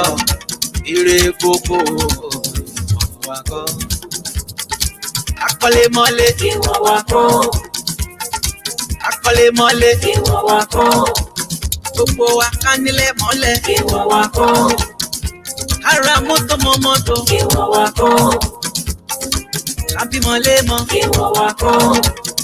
Ire gbogbo lọ́dọ̀ wa. Ìwọ wa kọ́. Àníre gbogbo lọ tẹ̀lé wa. Ìwọ wa kọ́. Àpótábọ̀ ríre láyé wa. Ìwọ wa kọ́. Ọmọ Yorùbá, ìwọ wa kọ́, ìwọ wa kọ́. Ire gbogbo, ìwọ wa kọ́. Wá dúpẹ́ o. Ọlọ́run wa wá dúpẹ́. Mo wá dúpẹ́ o. Ọlọ́run wa wá dúpẹ́. Ìrìn àjò rẹ lórí wa. Oore ìdùnnú láyé wa. Èyí dá Ọlọ́run wa wá dúpẹ́. Mo wá dúpẹ́ o. Ọlọ́run wa wá dúpẹ́. Mo wá dúpẹ́ o. Ọlọ́run wa wá dúpẹ́. Ìrìn àjò rẹ lórí wa. Oore ìdùnnú láyé wa. Yorùbá ló ní apá kan Benin Republic, Yorùbá ló ní apá kan Togo, Yorùbá ló ní apá kan Abidjan tó fi mọ́ etí kan ní ilẹ̀ Ghana tó jẹ́ pé Aláàfin tilẹ̀ Yorùbá ọba ìlú Ọ̀yọ́ ló ń darí tó sì ń pàṣẹ fún wọn. Ṣé ẹ ò gbàgbé ọ̀rọ̀ aṣòfin Bìrìtìkó? Ọ̀nà ló jìn ló jẹ́ kí n mú ní kéékèèké. Ní kúkúrú bí Yorùbá ti bọ́ sí oko ẹrú ìgbàlódé àwọn Bìrìtìkó lẹ́gbọ̀n pábánbárì nítorí ètò ìlànà ohun ẹ̀kọ́ ìmọ̀ àti ọ̀làjú tí Yorùbá ti ní kí àwọn òyìnbó tó dé ń kọ wọ́n lóminú. Wọ́n sì ti sọ wípé bí àwọn ṣe kán Yorùbá léegun ẹ̀yìn làwọn ń wá. Ẹ jẹ́ kí n sọ kíní kan kó yé eyín dáadáa gbogbo ọmọ Yorùbá. Àwọn Bìrìkó ti rí Yorùbá gẹ́gẹ́ bí ẹ̀dá tó lajú, tó ní ìmọ̀, tó ní òye, torí pé irú orílẹ̀-èdè bẹ́ẹ̀ yóò ṣòro láti jẹ gàba lé lórí. Ìdí nìyí tí wọ́n fi da Yorùbá pọ̀ pẹ̀lú Fúlàní àti Haúsá mọ́ Ìgbò. Àwọn 6 péré ni wọ́n ti ọwọ́ bọ ìwé àti ìṣepapọ̀ ọ̀hún. Ìlú Sùngẹ́rù tó wà ní ìpínlẹ̀ Niger lónìí ni ìjókòó náà ti wáyé, torí pé ibẹ̀ ni àwọn òyìnbó Bìrìkó fi ṣe ibi àṣẹ ìjókòó wọn láti ọdún 1902 títí dé 1916. Àwọn 6 tí wọ́n ti ọwọ́ bọ ìwé àṣepọ̀ fún 100 ọdún náà nìyí, léyìí tó jẹ́ pé àṣẹ ìtọwọ́pọ̀ náà fún wọn ní àǹfààní àti ṣepọ̀ fún 100 ọdún péré. Lẹ́yìn 100 ọdún, orílẹ̀-èdè tó bá fẹ́ lè kọ ìbáṣepọ̀ pẹ̀lú Nàìjíríà. Ní èdè kúkúrú tí a kì í gbọ́n tó ẹni tí ń tan ni, ìwé àdéhùn tí wọ́n tọwọ́ bọ̀, ìwé àdéhùn títa Nàìjíríà fún Bìrìtìkó ni o. Àwọn tí wọ́n jókòó lọ́dún náà nìyí: His Imperial Majesty Ọládìgbòlù ọba Aláàfin tilẹ̀ Yorùbá tí wọ́n sọ di Aláàfin ìlú Ọ̀yọ́, His Royal Majesty Mataurera Isakin Mùsùlùmí Sultan of Sokoto, Sir Kitoyi Àjàsá agbẹjọ́rò lòun, Usman Dam Majeh tó padà wá di Emir àtìlú Kano òun lẹ́nìkẹ́ni tó wà lórí ìjókòó, His Royal Majesty R. Enshaw Obong tìlú Calabar, Shehu Ọ̀bọ̀rọ̀nú Alhaji Abubakar. Àwọn 18 ló wà lórí ìjókòó lọ́dún ọ̀hún, 6 tó jẹ́ ọmọ Nàìjíríà nù. Àwọn 22 tó kù ọmọ Bìrìtìkó ni wọ́n. Bí ọmọ Yorùbá ṣe wọ inú oko ẹrú ìgbàlódé tí àwọn Bìrìtìkó lẹ́gbọ̀n, ẹ ṣáà máa fi làákàyè bá mi bọ̀. Nígbà tí wọ́n so wá pọ̀ tán ní ọdún 1914, ní ọdún 1951 ní àwọn òyìnbó pín Nàìjíríà sí region 3: Western Region, Eastern Region, Northern Region. Àǹfààní dé fún ẹlẹ́yàmẹ̀yà láti ṣe ìjọba lórí ara wọn. Western Region ti àwọn ọmọ Yorùbá ni, Eastern Region ti àwọn Ìgbò ni, Northern Region ti àwọn Fúlàní Haúsá. Àsìkò tí kó wa wọn yóò ṣe ìjọba ara wọn. Kíá ni àwọn ọmọ Fúlàní rọ́wọ́ inú ẹgbẹ́ MPC tí wọ́n sì ṣe àtìlẹ́yìn fún ẹgbẹ́ wọn. Ọ̀rọ̀ kò rújú fún Eastern Region rárá. Gbọ̀ngbọ̀n ni àwọn Ìgbò dúró ti ara wọn nínú ẹgbẹ́ wọn, tí ọmọ aládé ọmọ káàrọ̀ òjíire nìkan ló jọni lójú púpọ̀. Àwọn ọmọ Yorùbá bíi Adéníran Ògúnsànyà ti ìlú Ìkòròdú, Adélabú Adégòkè Pẹ̀ǹkẹ̀lẹ̀ Mẹ́sì àti àwọn aláìro àtúbọ̀tán tí wọ́n bá Azikiwe lọ fún fẹ́ kí Azikiwe tó ti lérí léka pé Ìgbò ni yóò máa ṣe olórí fún Nàìjíríà. Wọ́n fẹ́ kí Azikiwe wá jẹ́ premier fún Western Region. Wọ́n fẹ́ kí ọmọ Ìgbò wá bá wa ṣe olórí ìjọba Western Region. Ọ̀pẹ̀rẹ̀gun orí ìrókò ojú ọdẹ dá. Chief Ọbáfẹ́mi Jeremiah Awólọ́wọ̀ Ọ̀pọ̀dídé Olú pẹ̀lú gbogbo ọmọ ẹgbẹ́ AG bá pètèpèrò ara wọn pọ̀ wọ́n bá sopọ̀ pẹ̀lú Ìbàdàn People's Party láti lè fi ẹ̀yìn àwọn tí kò fẹ́ kí Yorùbá gbérí lélẹ̀. Ní January 1952 ẹgbẹ́ Action Group ló ní ọmọ ẹgbẹ́ tó pọ̀ jùlọ nínú ilé ìgbìmọ̀ asòfin. Awólọ́wọ̀ ni olórí ẹgbẹ́. Ikú Bọ̀dé Thomas ló sì fún Akíntọ́lá ní àǹfààní àti jẹ igbákejì Awólọ́wọ̀. Ẹgbẹ́ tó sì ní ọmọ ẹgbẹ́ tó pọ̀ jùlọ nínú ilé ìgbìmọ̀ asòfin yóò jẹ́ olórí ìjọba bí Chief Ọbáfẹ́mi Jeremiah Awólọ́wọ̀ ṣe di olórí ìjọba Western Region ẹ ti gbọ́ yìí. Ogun àìníṣọ̀kan tí ń ja Yorùbá ọjọ́ ti pẹ́ kò ṣẹ̀ṣẹ̀ bẹ̀rẹ̀ ṣùgbọ́n mo fi ẹnu àṣẹ wípé ó ti dópin. Gẹ́rẹ́ tí Awólọ́wọ̀ gba ọ̀pá àṣẹ olórí ìṣèjọba ní gbogbo nǹkan ti yí padà sí rere fún ọmọ Yorùbá. Èyí ni àwọn nǹkan ribiribi àní gudugudu méje àti yàyà mẹ́fà tí ìjọba Awólọ́wọ̀ ṣe. Ilé ìwé ẹ̀kọ́ ọ̀fẹ́ fún ẹgbẹ̀rún lélẹ́rìnwó àwọn ọmọ ọ̀dọ́ wẹ́wẹ̀wẹ́. Èyí ló sì mú Yorùbá jẹ́ orílẹ̀-èdè àkọ́kọ́ ní ilẹ̀ Áfíríkà tó kọ́kọ́ jẹ́ aṣíwájú nínú ẹ̀kọ́. 1959 Western Region ló ní èrè oko rọ́bà tó pọ̀ jùlọ ní gbogbo ilẹ̀ Áfíríkà. Pẹ̀lú ìfọwọ́sowọ́pọ̀ àwọn Lebanese ni wọ́n fi dá àwọn ibi ìgbafẹ́ àti ìwòran sílẹ̀ fún àǹfààní àti ìgbádùn ọmọ Yorùbá. Casino Cinema ní Abat Macaulay nílùú Yaba, Corona Cinema ní Ìtafájì nílùú Èkó, Queen Cinema ní Èkó Tẹ̀dó ní ìlú Ìbàdàn, Rex Cinema ní Tẹ́wọ́gboyè Street ló wà nílùú Oǹdó, Lapa House ní Igbóṣeré ní ìlú Èkó, Western House ti Broad Street ní ìlú Èkó, 26-story Cocoa House ní ìlú Ìbàdàn, Ìkẹjà Airport Hotel ní ìlú Ìkẹjà nílùú Èkó, Rubber Plantation láti Ìkẹ́nẹ́ tó fi wọ ìlú Oǹdó. Ilé-iṣẹ́ amóhùnmáwòrán àkọ́kọ́ irú rẹ̀ ní gbogbo Áfíríkà kódà síwájú France 31 October 1959 ni wọ́n dá a sílẹ̀. Àwọn olórí orílẹ̀-èdè àgbáyé ń wá ń gba ìtọ́jú ní UCH ní ìlú Ìbàdàn. Olympic World Standard Stadium ní ìlú Ìbàdàn tá a mọ̀ sí Liberty Stadium ní ọdún 1959. Owó ìṣúná ìṣàkóso Western Region jẹ́ £55 million nígbà tí owó ìṣúná gbogbo Nàìjíríà lápapọ̀ jẹ́ £50 million. Ṣe rí i pé kò jọra wọn rárá. Ìjọba Awólọ́wọ̀ ló dá Ọbáfẹ́mi Awólọ́wọ̀ Yunifásítì ti Ilé-Ifẹ̀ sílẹ̀ ní ọdún tí àwọn akẹ́kọ̀ọ́ gboyè jáde. Gírèdì wọn ṣe rẹ́gí pẹ̀lú àwọn yunifásítì tó kù lágbàáyé ni. Kò sì tí ì sí yunifásítì tó ní àgbékalẹ̀ ní gbogbo Nàìjíríà tó ti Ọbáfẹ́mi Awólọ́wọ̀ Yunifásítì. Ẹ débẹ̀ kẹ́ lọ gan ni. Ìjọba Awólọ́wọ̀ ló ṣe títì ọlọ́dà rẹpẹtẹ, wọ́n faná rogodo, omi ẹ̀rọ aláìníye, ilé ìgbádùn rẹpẹtẹ. Western Region wá di ohun tí àwọn òyìnbó ń jowú. Western Region ti wá ń ṣe ayé ní kàyéfì. Gbogbo ohun mèremère tí Awólọ́wọ̀ ń ṣe ló ń kọ àwọn bìrìtìkó lóminú tí ẹ̀rù sì ń bà wọ́n àti lè gbé ìjọba fún ọlọ́pọlọ pípé bí Ọbáfẹ́mi. Torí pé bí idán ni gbogbo ohun tí ó ń ṣe. Ǹjẹ́ ẹ̀yin ti gbọ́ rí? Tàbí ẹ̀yin ti ẹ̀ mọ̀ pé Nigeria Embassy tó wà ní ìlú London lónìí, Western Region ló ní ilé náà. Owó orílẹ̀-èdè Yorùbá ni wọ́n fi rà á. Ọmọ Yorùbá mélòó ló ń ṣiṣẹ́ ń bẹ̀ lónìí ń dán? Mo sì ní kí n rán yín létí pé Abuja House Mansion tó wà ní Kensington ní ìlú London, Western Region, ọmọ Yorùbá orílẹ̀-èdè Yorùbá ló ní. Awólọ́wọ̀ ló rà á fún ìgbé ayé ìdẹ̀rùn fún àwọn ọmọ Yorùbá tó bá wá sí òkè òkun láti mọ̀ rí lò. Ẹ gbọ́ ná, ọmọ Yorùbá mélòó ló wà níbẹ̀ lónìí? Ẹ sọ fún mi. Àbí ẹ̀yin ò mọ̀ pé ibi tí Nàìjíríà ń lò fún àwọn alálàájì àti alálàájà tí wọ́n bá lọ sí ìlú Saudi láti lọ ṣiṣẹ́ àlà, ìjọba Awólọ́wọ̀ ló rà á fún àwọn ọmọ Yorùbá tí wọ́n bá lọ sí Saudi. Gbogbo rẹ̀ ni wọ́n ti sọ di ti Fúlàní.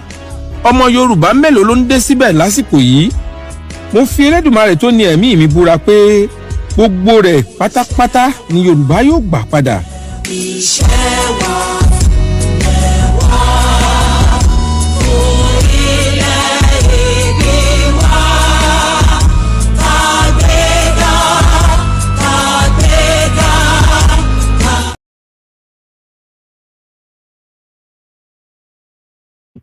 Mo kí gbogbo wa nínú ilé, mo kí wa nínú ilé aláyọ̀ yìí.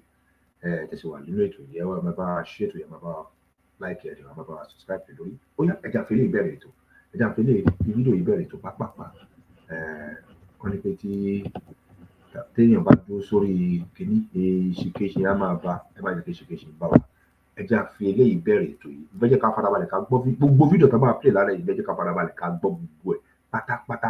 Lórí eléyìí, ẹ jẹ́ àkọ́kọ́ gbọ́ nǹkan tárákùnrin lọ. Àkọ́kọ́ lọ sí ìlú location 419. Kẹ́ kọ́kọ́ gbọ́ nǹkan tárákùnrin sọ. Nǹkan tárákùnrin sọ òtítọ́ wà nínú ẹ̀, bọ̀ àwọn gan olè versus olè tó ń gba olè lólè, olè tó ń jalè lólè, nǹkan kan náà ni gbogbo wọn. They are all the same liar, criminal. They just mọ orúkọ tó bá pè wọn. They are all just bunch of criminal. All of them gbogbo wọn lólè. Ẹyẹ ẹjẹ àgbọ̀ngàn tárákùnrin sọ. Ẹ bá mi ká lọ lórí ẹ̀. Ó yá, ẹ farabalẹ̀. Ẹ bá pín tó ìsìta, ẹ bá wa ṣe ètò yìí. Ẹ máa wo àwọn fídíò kọ̀ọ̀kan tá a máa play lálẹ́ yìí. Ní pẹ́, bọ́ ẹ jẹ́ à play àwọn fídíò yìí. Ó ṣe kókó. Kó má máa pẹ́ lọ́wọ́ wa. Nǹkan tó bá ń pẹ́ lọ́wọ́ wa, ó ń de ṣèkéṣe ni. Àfẹ́jẹ́ kó ṣe kéde kó máa di èṣèkéṣe. Ó yá, ẹ máa bá mi ká lọ.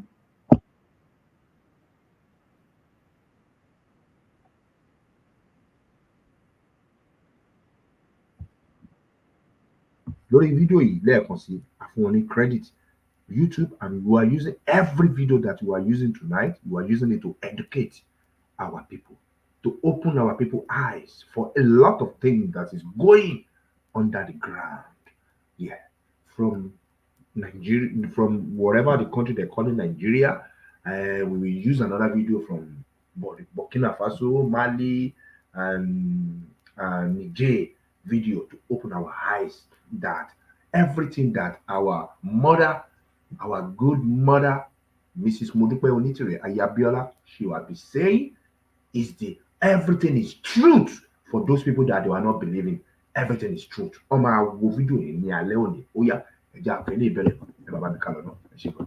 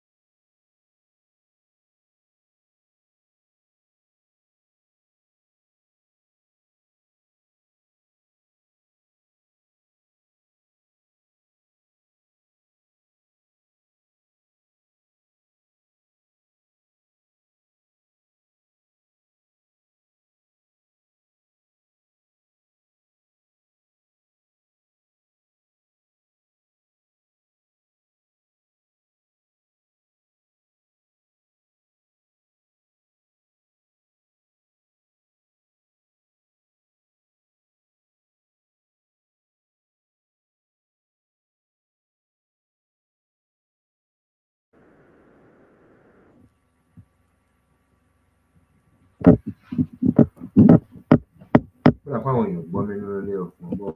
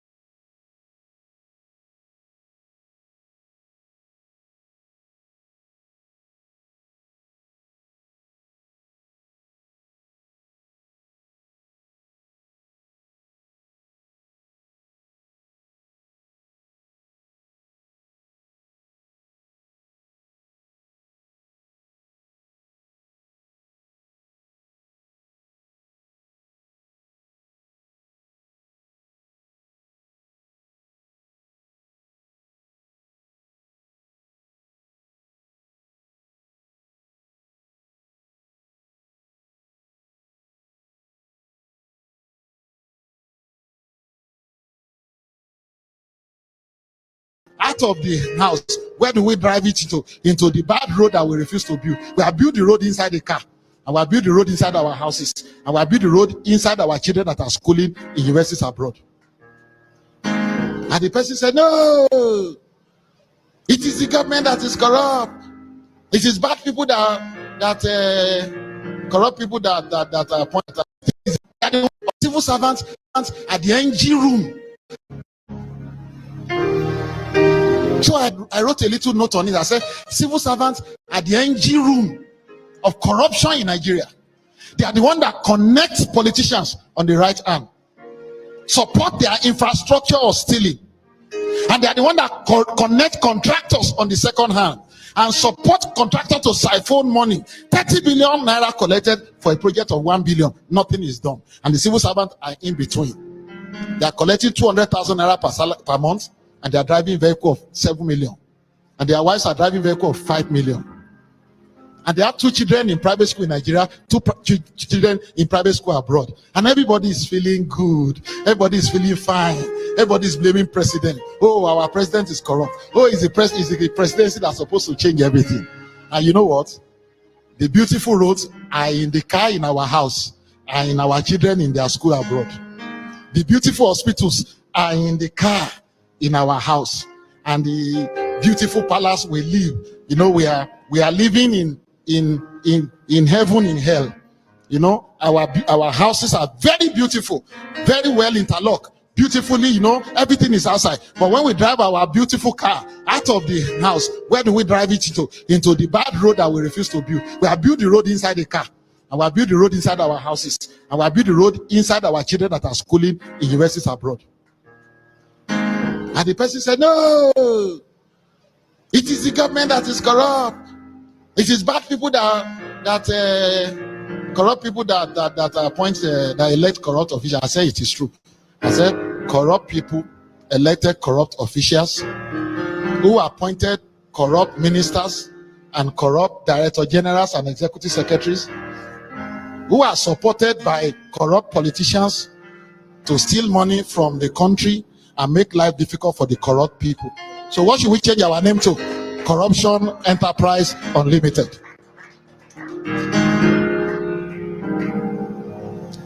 Because we don't know. Do you know that when we talk about corruption, an average Nigerian does not know what corruption is about? An average Nigerian does not know what corruption is about. Ẹ má bínú, mo rí pé gbọ́ fídíò tá a wò mí gọ́ọ̀rì kan àgbọ̀dìgbà tí mo ṣe wò ó lójú the other screen. Mo mọ̀ pé ó dà pé àgbọ̀ gbogbo nǹkan tí arákùnrin yẹn sọ. Ṣe rí nǹkan tí mo fi bẹ̀rẹ̀ pé àláwọn èèyàn yìí olè kan náà ní gbogbo wọn. Ẹ rí pé kò sọ̀rọ̀ nípa president kò tiẹ̀ ta sí rárá. Ó yé wa. Wọ́n máa ní pé àwọn kọ̀ọ̀kan yé wa, ó yé wa débi tí ò yá àwọn èèyàn kan dé. Ẹ kí n farabalẹ̀, ẹ máa fi ara balẹ̀ kẹ́ máa wo ìrìn àjò ilé ayé wọn tó ṣe máa rí ní gbogbo ilẹ̀ yẹn. Ẹ bá sọ pé kan wipe gbogbo àwọn olóṣèlú, gbogbo wọn pátápátá, àwọn leaders, ṣe rí gbogbo àwọn ẹ̀dà tó wà ní ilẹ̀ Yorùbá yẹn. Lẹ́yìn àwọn èèyàn tá a mọ̀ pọ́n dá o, kò ṣe gbogbo wọn ò tí má sọ pé gbogbo àwọn kan wà tó dá o. Ṣe rí àwọn bàbá kan wà tó jẹ́ pé èèyàn kan ti pa wọ́n rẹ́ ní ilẹ̀ Yorùbá, èèyàn kan pa ogun wọn rẹ́ pátápátá.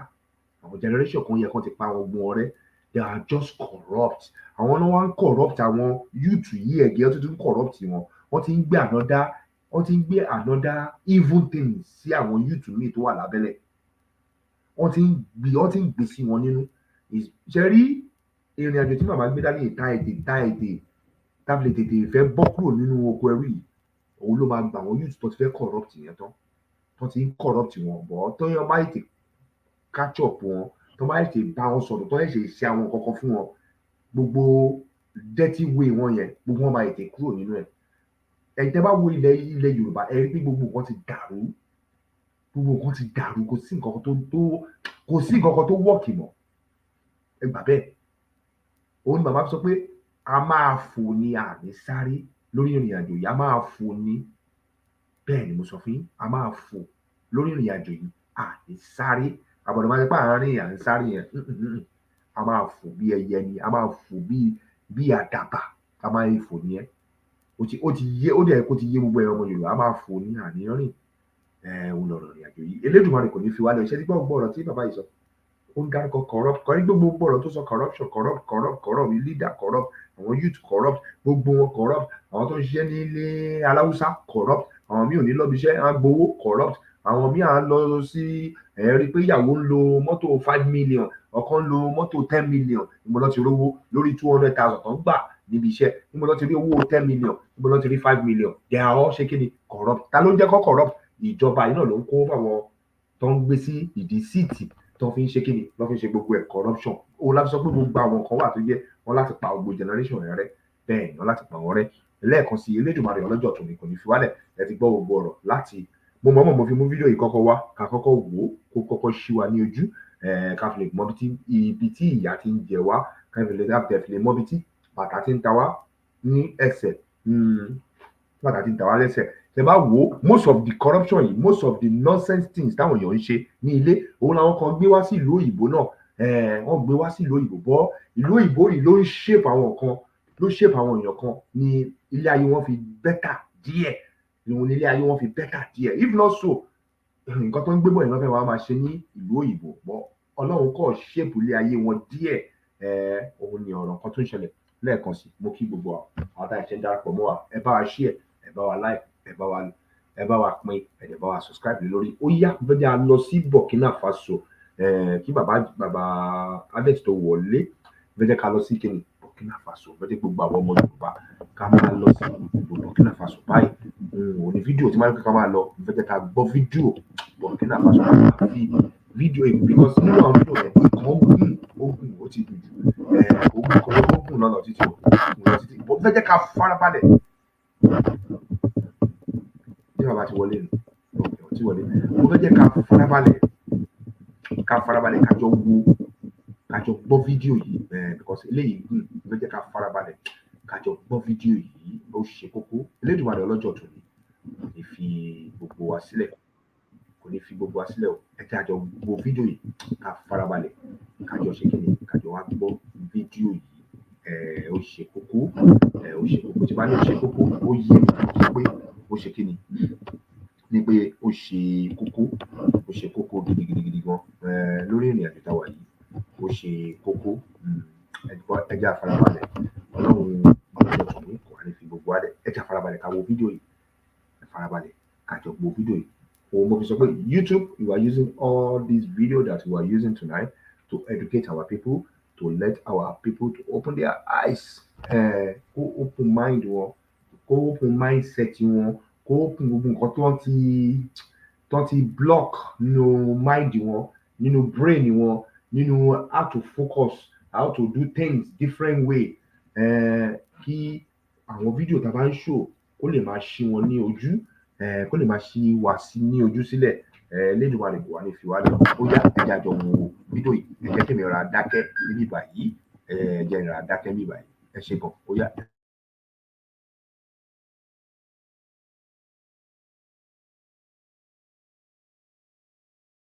Gone, and the truth is finally emerging from the Sahel brothers of Mali, Niger, and Burkina Faso.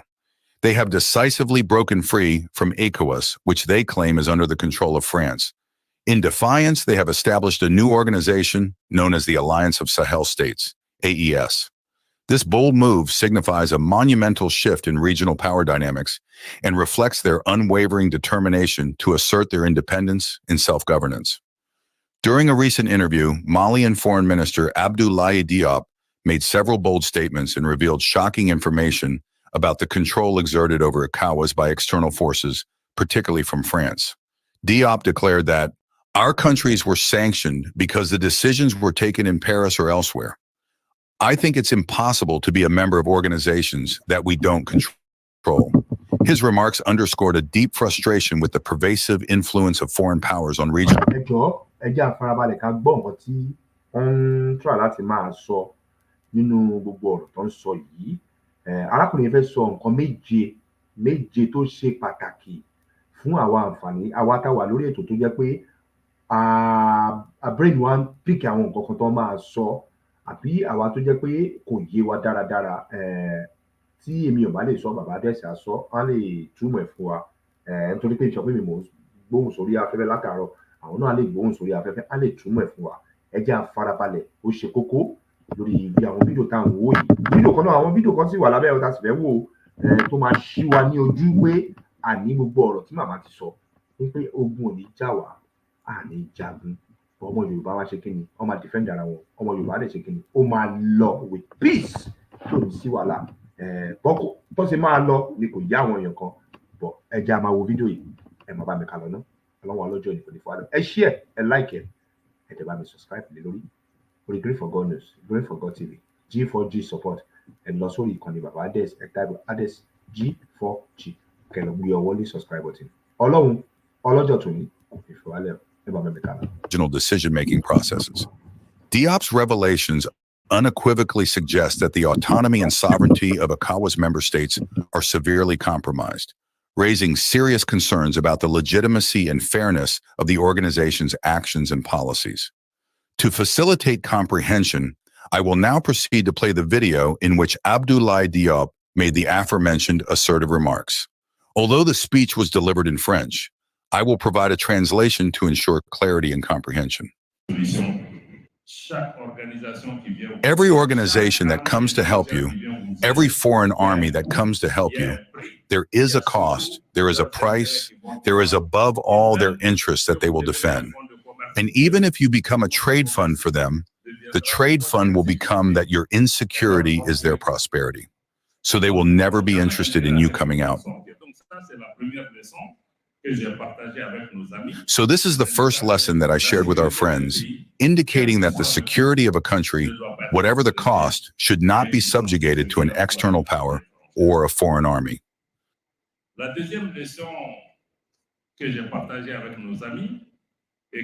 The second lesson that I shared with our friends, and which also touches on the theme of your meeting today, is that we need to change the narrative. Because why is the question of the narrative important? Because everything we do is defined by our vision of the problem, our understanding of the problem. The narrative that we have today is a narrative that is imposed on us by other people. It is a narrative that is manipulated by foreign media. Millions are invested to make us understand who we are.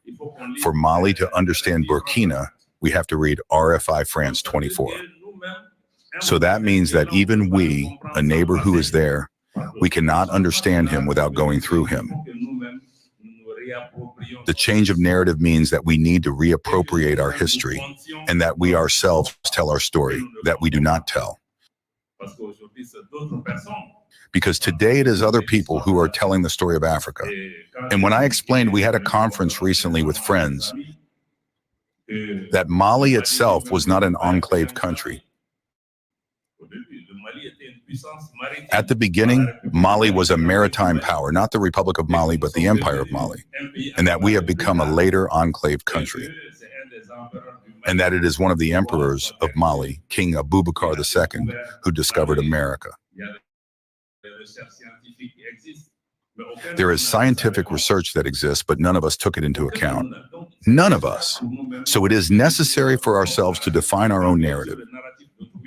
Because when you are on the narrative of others, but today we can even use weapons to destroy our countries because we do not have our own narrative, our own understanding. I took the example of terrorism that is imposed on us today. For example, some jihadist departments. But jihadism, I never use that word because terrorism is terrorism. Even terrorism itself is fabricated. We know it. These are people who created it. 20 years ago in Mali, we did not have that here. So jihadism is a concept. When we go into the media, you have to be extremely careful because we Muslims, we know that jihad means war in the name of God. We know that the barbarians, the people who kill our children every day, have nothing to do with God. They can't even do it in the name of the same God we know. But jihadists want to accredit or legitimize their fight. So I think the question of narrative is extremely important. Everything we say, we have to understand it ourselves.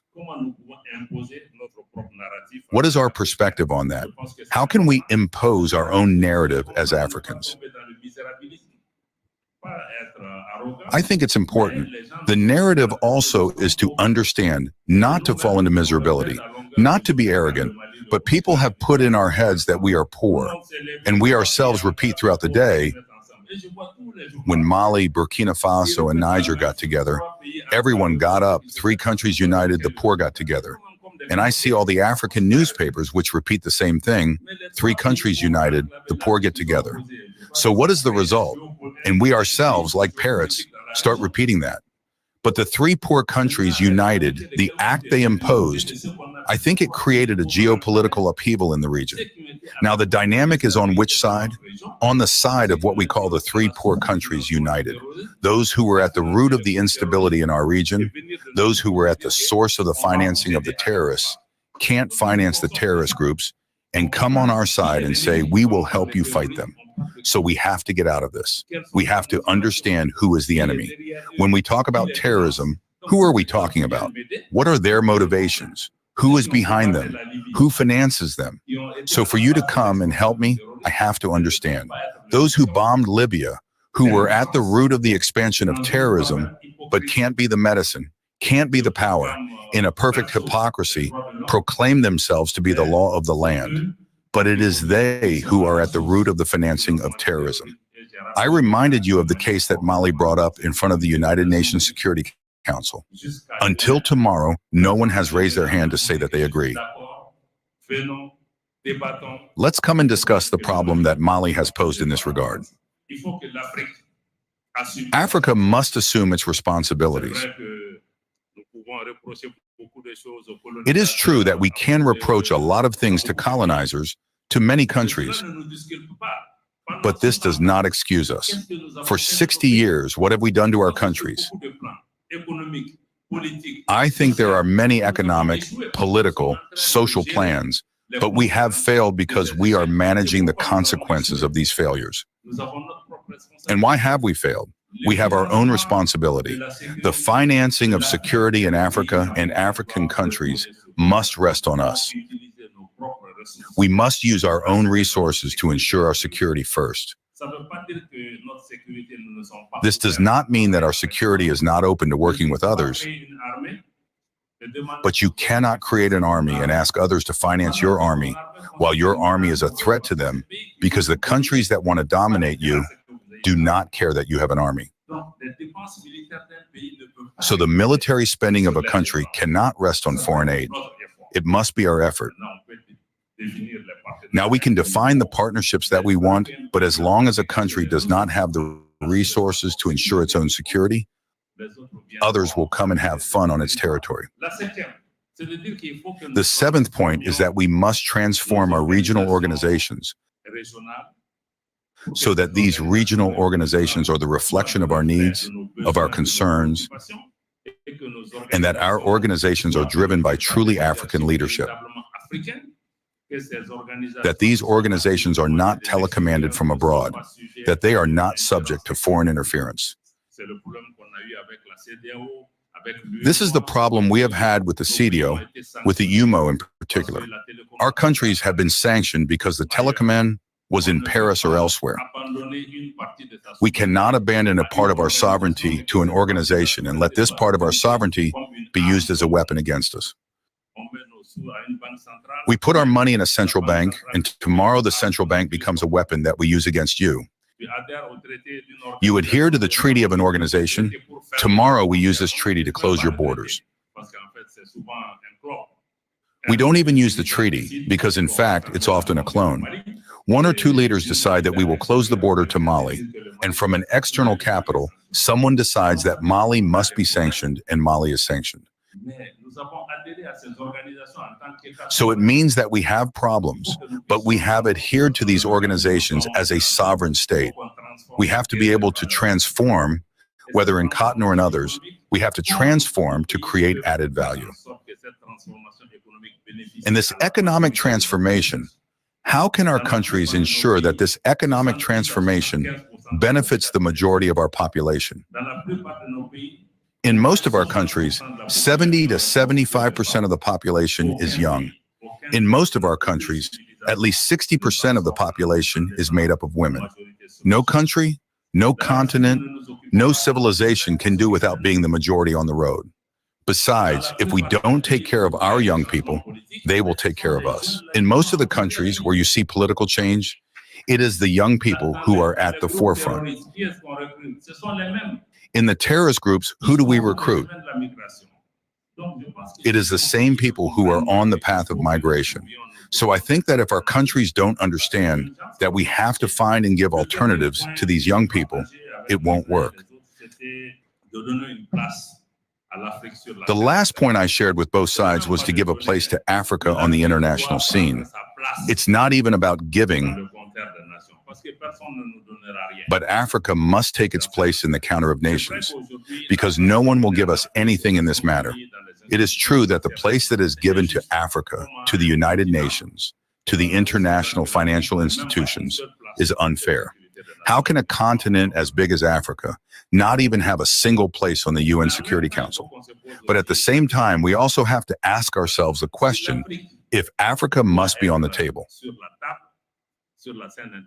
On the international scene, yesterday I said it again in a conference, Africa must not be the menu, but Africa must be around the table as an actor. If Africa is around the table as an actor, this actor must come in substance, in quality, and in difference. Because if Africa is a substitute of some powers to the Security Council, or to the African Development Bank, or to the World Bank, one time we vote with the West, one time we vote with the others, it is useless to be there. We should have let them lead. But if Africa comes, it must bring the voice and the concern of Africans. It must bring a different perspective than Africa, a different weight, a different approach. If we do not bring this, I think it is useless to be there because Africa is there. So Africa must not be the menu. Africa must be an actor, but an actor that also brings this substance, this difference. These are really the 10 lessons that I shared during the meeting with Kigali, indicating that it is a benchmark based on the experience of our country, which is based on the 3 principles that we all know, which must also help us to define each of these lessons. These are the messages that I brought to this level, which I think reflect the experience and concerns of Marianne and Marianne. Thank you very much, Mr. Minister, for these 10 points of clarification. We come to the AES, the Alliance of the States of Sahel. What role does this alliance have for us, for West Africa, for member states, for Africa in general? But some think that it is a competition of circumstances, the creation of the AES. For others, it is an opportunity to start a new base. Between the two, what could we have? The Alliance of the States of Sahel was born from a confrontation for several years between our countries in transition and the ECOWAS on misunderstandings and differences of appropriation and major appreciation in relation to our relations. Relations of solidarity, relations of fraternity, relations of integration, relations of political cooperation between our countries. I think that at the end of this confrontation between these countries and the rest of the ECOWAS countries, especially driven by the outside world, I must say the big difference that we have had with the other countries of the ECOWAS, I will not even say the others, with the other governments, because there is no difference between the countries. With the other governments or the leaders or some leaders of the ECOWAS, it was essentially the fact that many of these leaders took their orders in Paris, Washington, London, or elsewhere, and that these countries did not decide on Mali, Burkina Faso, Niger, and Guinea according to their own concerns, but they decide because the master wants to punish X and Y, and we follow him to please him. I think that we went in this process and in this situation that our countries were even illegally sanctioned. We closed our borders. We said it and we say it again. There is no legal basis for closing the borders of our countries. I am not saying that the ECOWAS should not suspend us, because the suspension of the instances of the ECOWAS is provided by the text. But the closure of borders, to take only this example, does not exist in any text. And I continue to say it, no one so far has been able to bring me an article from the Treaty of the ECOWAS that says that we can close the borders of a country. I think that President Bazoum himself, when he was head of state, indicated it on the floor of the Élysée in a press conference with President Macron. He said that Niger was not associated with the first sanctions against Mali because Niger knows that the closure of borders does not exist in the text. Later, what happened, we know. He changed his mind, but he said it and it was very clear. Even if he did not say it, we are convinced. It is because we know this text. It is not in it. The second big difference that we have seen with them, the economic sanctions, the closure of our banks, the closure of our accounts, they do not exist anywhere. First of all, the UN and the ECOWAS are two distinct organizations. No link between the two treaties. From an organic and functional point of view, you have seen that the summits of the UN that endorse the sanctions of the ECOWAS are held even before the summits of the ECOWAS. How can you endorse the decisions of a summit that is not held? What is the text of the UN that provides that our summits are held in a third country, which is not a member country of the UN? The third element. Article 4 of the ECOWAS statutes that the Central Bank of the States of East Africa cannot receive direct instructions from any other body, including the conference of each state. However, it is on these bases that we have closed our banks. I think we have had this difference.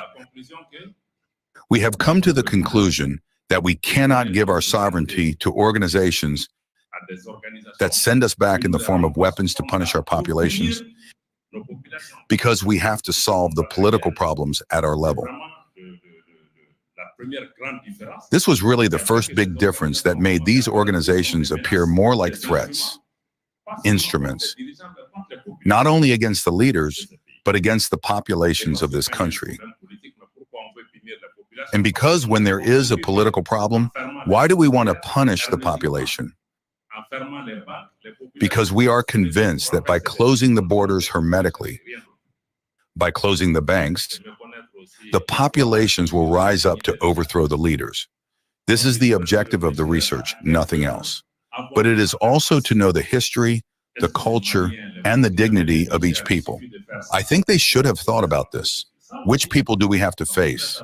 Do the Malians, the Burkinabes, the Nigerians just have to do this to be allowed to walk on it? This too, when you deal with people, you have to learn at home, who is my interlocutor?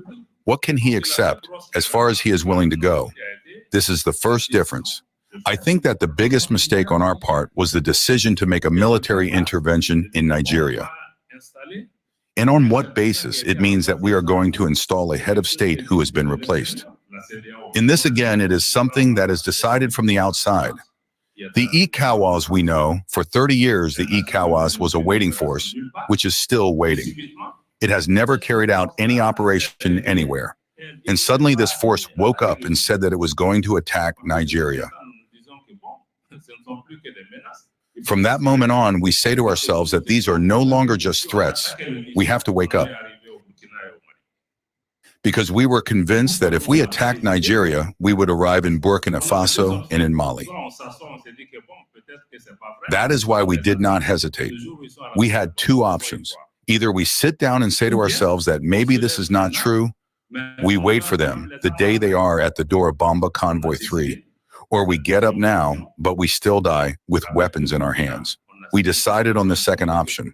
With Burkina, we immediately signed a communique to say that if Nigeria is attacked, consider that we are at war against you. Based on that, we thought that it was not only for us to make a communique, but that we had to have a military device capable of responding to any threat of military intervention. This is what led us on June 16, 2023, to establish the Sahel State Alliance, establishing the Libtaco Gourmand Chart, which is a military chart, a collective defense mechanism, but also that helps us to work against all kinds of threats, including rebellion, terrorism, etc. By establishing this, we said to ourselves, the military dimension itself is not enough, because you see that the Libtaco Gourmand countries, as you said, it's not just an accident. The Libtaco Gourmand has long been a political, geographical, and cultural entity. There is an organization that exists that bears this name.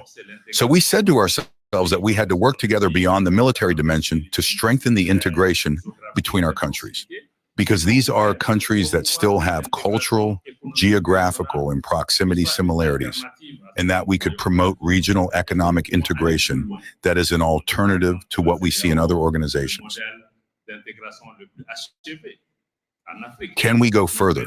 Because we say, for example, that the ECOWAS is the most complete integration model in Africa. But take your car and try to go to Romania. You see the number of checkpoints. Free traffic is often on paper. The merchants who are in this room, when you are told the number of policemen, gendarmes who stop you, the checks, you arrive at the border, you wait for hours. Between Mali, Burkina Faso, and Niger, can we propose an alternative model where our citizens will really feel at home? This is our willingness to bring structural projects that bring our countries closer together. We said to ourselves that we can go even further so that on the level of our diplomatic action, we can bring things together. We did this in order to communicate. But today these are sovereign states, I must remind you. But we are working to be able to harmonize or coordinate our actions vis the outside world.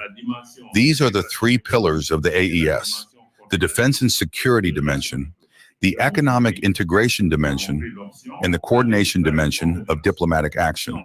And today we have taken the option of going to a confederation. If we take into account the military plan, I cannot disclose secrets, but the level of collaboration between our armies is so high that it is unimaginable. You can't even imagine, but you see the results on the ground. This is just to give you an example. We don't need to proclaim to please X or Y. I think that if our populations see what is being done, it is the most important.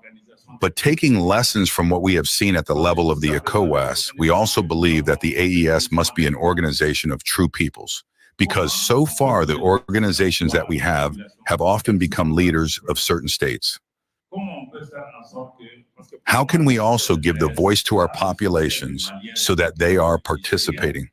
How can we ensure that, because for me, the success of the AES will be the success of the Malian, Burkina Faso, Nigerian in their field or in their trade, who say that today I move between Ouaga and Bamako. I see the difference. If they don't see this difference, it means that we have done nothing. In my opinion, I think this is where we have to measure a no in terms of the number of summits or in terms of the number of partners in certain foreign states that we have received. So for me, this is going to be obvious. Besides, I see that even before the AES is structured, the populations have grasped it. In all countries, young people, women, it is a debate. Everyone wants to understand, everyone wants to be a participant. I think this is a simple debate. And we also want to listen to our women, our young people, our brothers and sisters, to tell us what their expectations are in relation to the AES so that they are different, so that we do not make the same mistakes that we have made on the other side. And in this diagram of the AES of the people, I think that you, the media, you have a crucial role, because we will not be able to communicate effectively with our populations if, first, the media do not understand the change of narrative that we want. Second, if our media do not manage to have this autonomy. Third, if our media do not manage to do their own reading of this dynamic and make sure that our populations can understand. Because if Mali Online only repeats the editorial lines of RFI, France 24, or BBC, we have failed. BBC, France 24 must read Mali Online, for example, to understand what is happening in the EAS space. I think this is where we would have started to change things. And I think what is also important for us is that we, the leaders, must give priority to our own media. Priority does not always mean that we just have to support them, that we give them money. I don't think that's it. Today I am here. I think it is important that I speak to you. It is important that I speak to the Malian media, to the AES media. Every time I am asked, I try to make an effort to open my door to them. Yet Al Jazeera and others are always behind us. But more and more, I think we have to give space to our media by opening our doors to them. And I think that all the other ministers of government are in the same dynamic of making sure that we speak to our media, that we consider you, that we give you value. And then there are other types of support that will come. So for me, the media is essential, not only to tell us what we want to hear, but you can also give your perspective. You can criticize what is being done. If we make mistakes, you can do it. I especially accept a criticism that comes from someone in our space, because it is your space. But I think someone else, I don't see what my particular responsibility is. But if a Malian speaks, I think I have an obligation to listen to him. There is a couple that I would like to mention, because a lot of people think that it is the U.S. stranglehold, the security economy couple. You were created on a defense fund of your countries, of our countries, to ensure security. But a security without economically strong countries, does it have a future?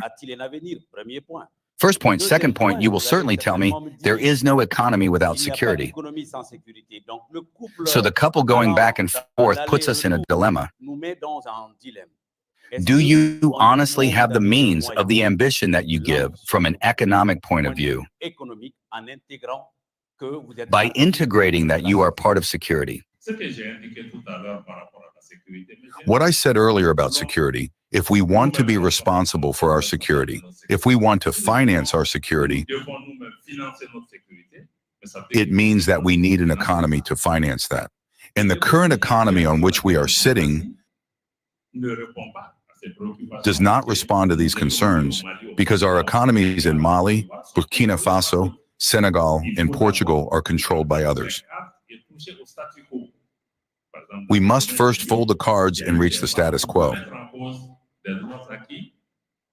For example, in the field of the 1000s, there were steps to put in place rights and foreign control of this sector. I think that development is possible in our countries. I think we may have made mistakes. We have rarely looked at a country without possibilities, a country without capacity. This is why the change of narrative also forces us to change our perspective on ourselves. Because if I tell myself that foreign powers who come to settle in our countries, even if we chase them, they do not want to leave. But that means that there is a problem somewhere, and they say that we are poor. So we are in a problem. So that means that maybe we have been impoverished, including mentally, to be able to take possession of what is at our feet, which we do not see, but which we see beyond the sea. So I think it is essential for us both to build our security, which will only be viable if we respond to the economic dimension. And the economic dimension may have 2 or 3 problems.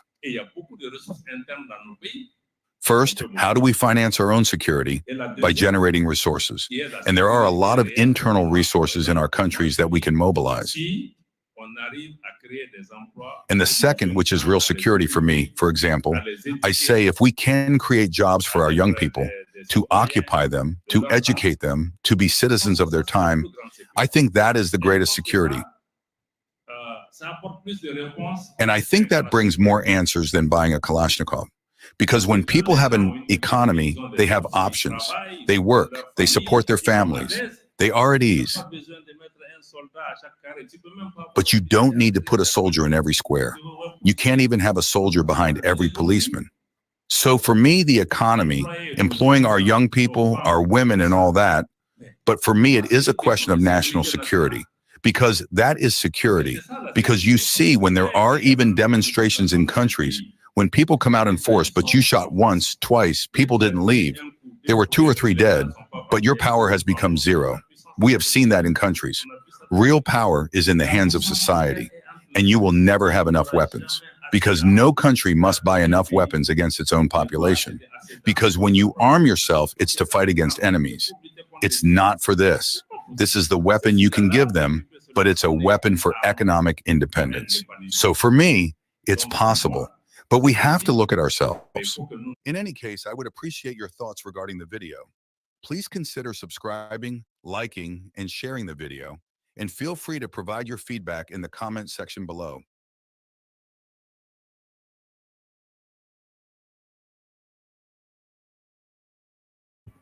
Wireless, ẹ fẹ́ sọ̀rọ̀ ṣe wà nílé. Kí ẹ ń gbọ́ mi? Ẹ sọ̀rọ̀ ká tó play fídíò kiri.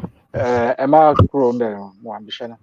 So mo kí gbogbo ẹ kó ohun bàbá, mo kí gbogbo àwọn ọmọ Yorùbá pátápátá, gbogbo pátápátá la kí ẹ káàbọ̀ sórí ètò yìí. Mo kí wa ní bàbá, mo kí wa ní màmá, mo kí wa lọ́mọdé, mo kí wa lágbà, mo kí wa o, mo kí wa lọ́kùnrin, mo kí wa lóbìnrin.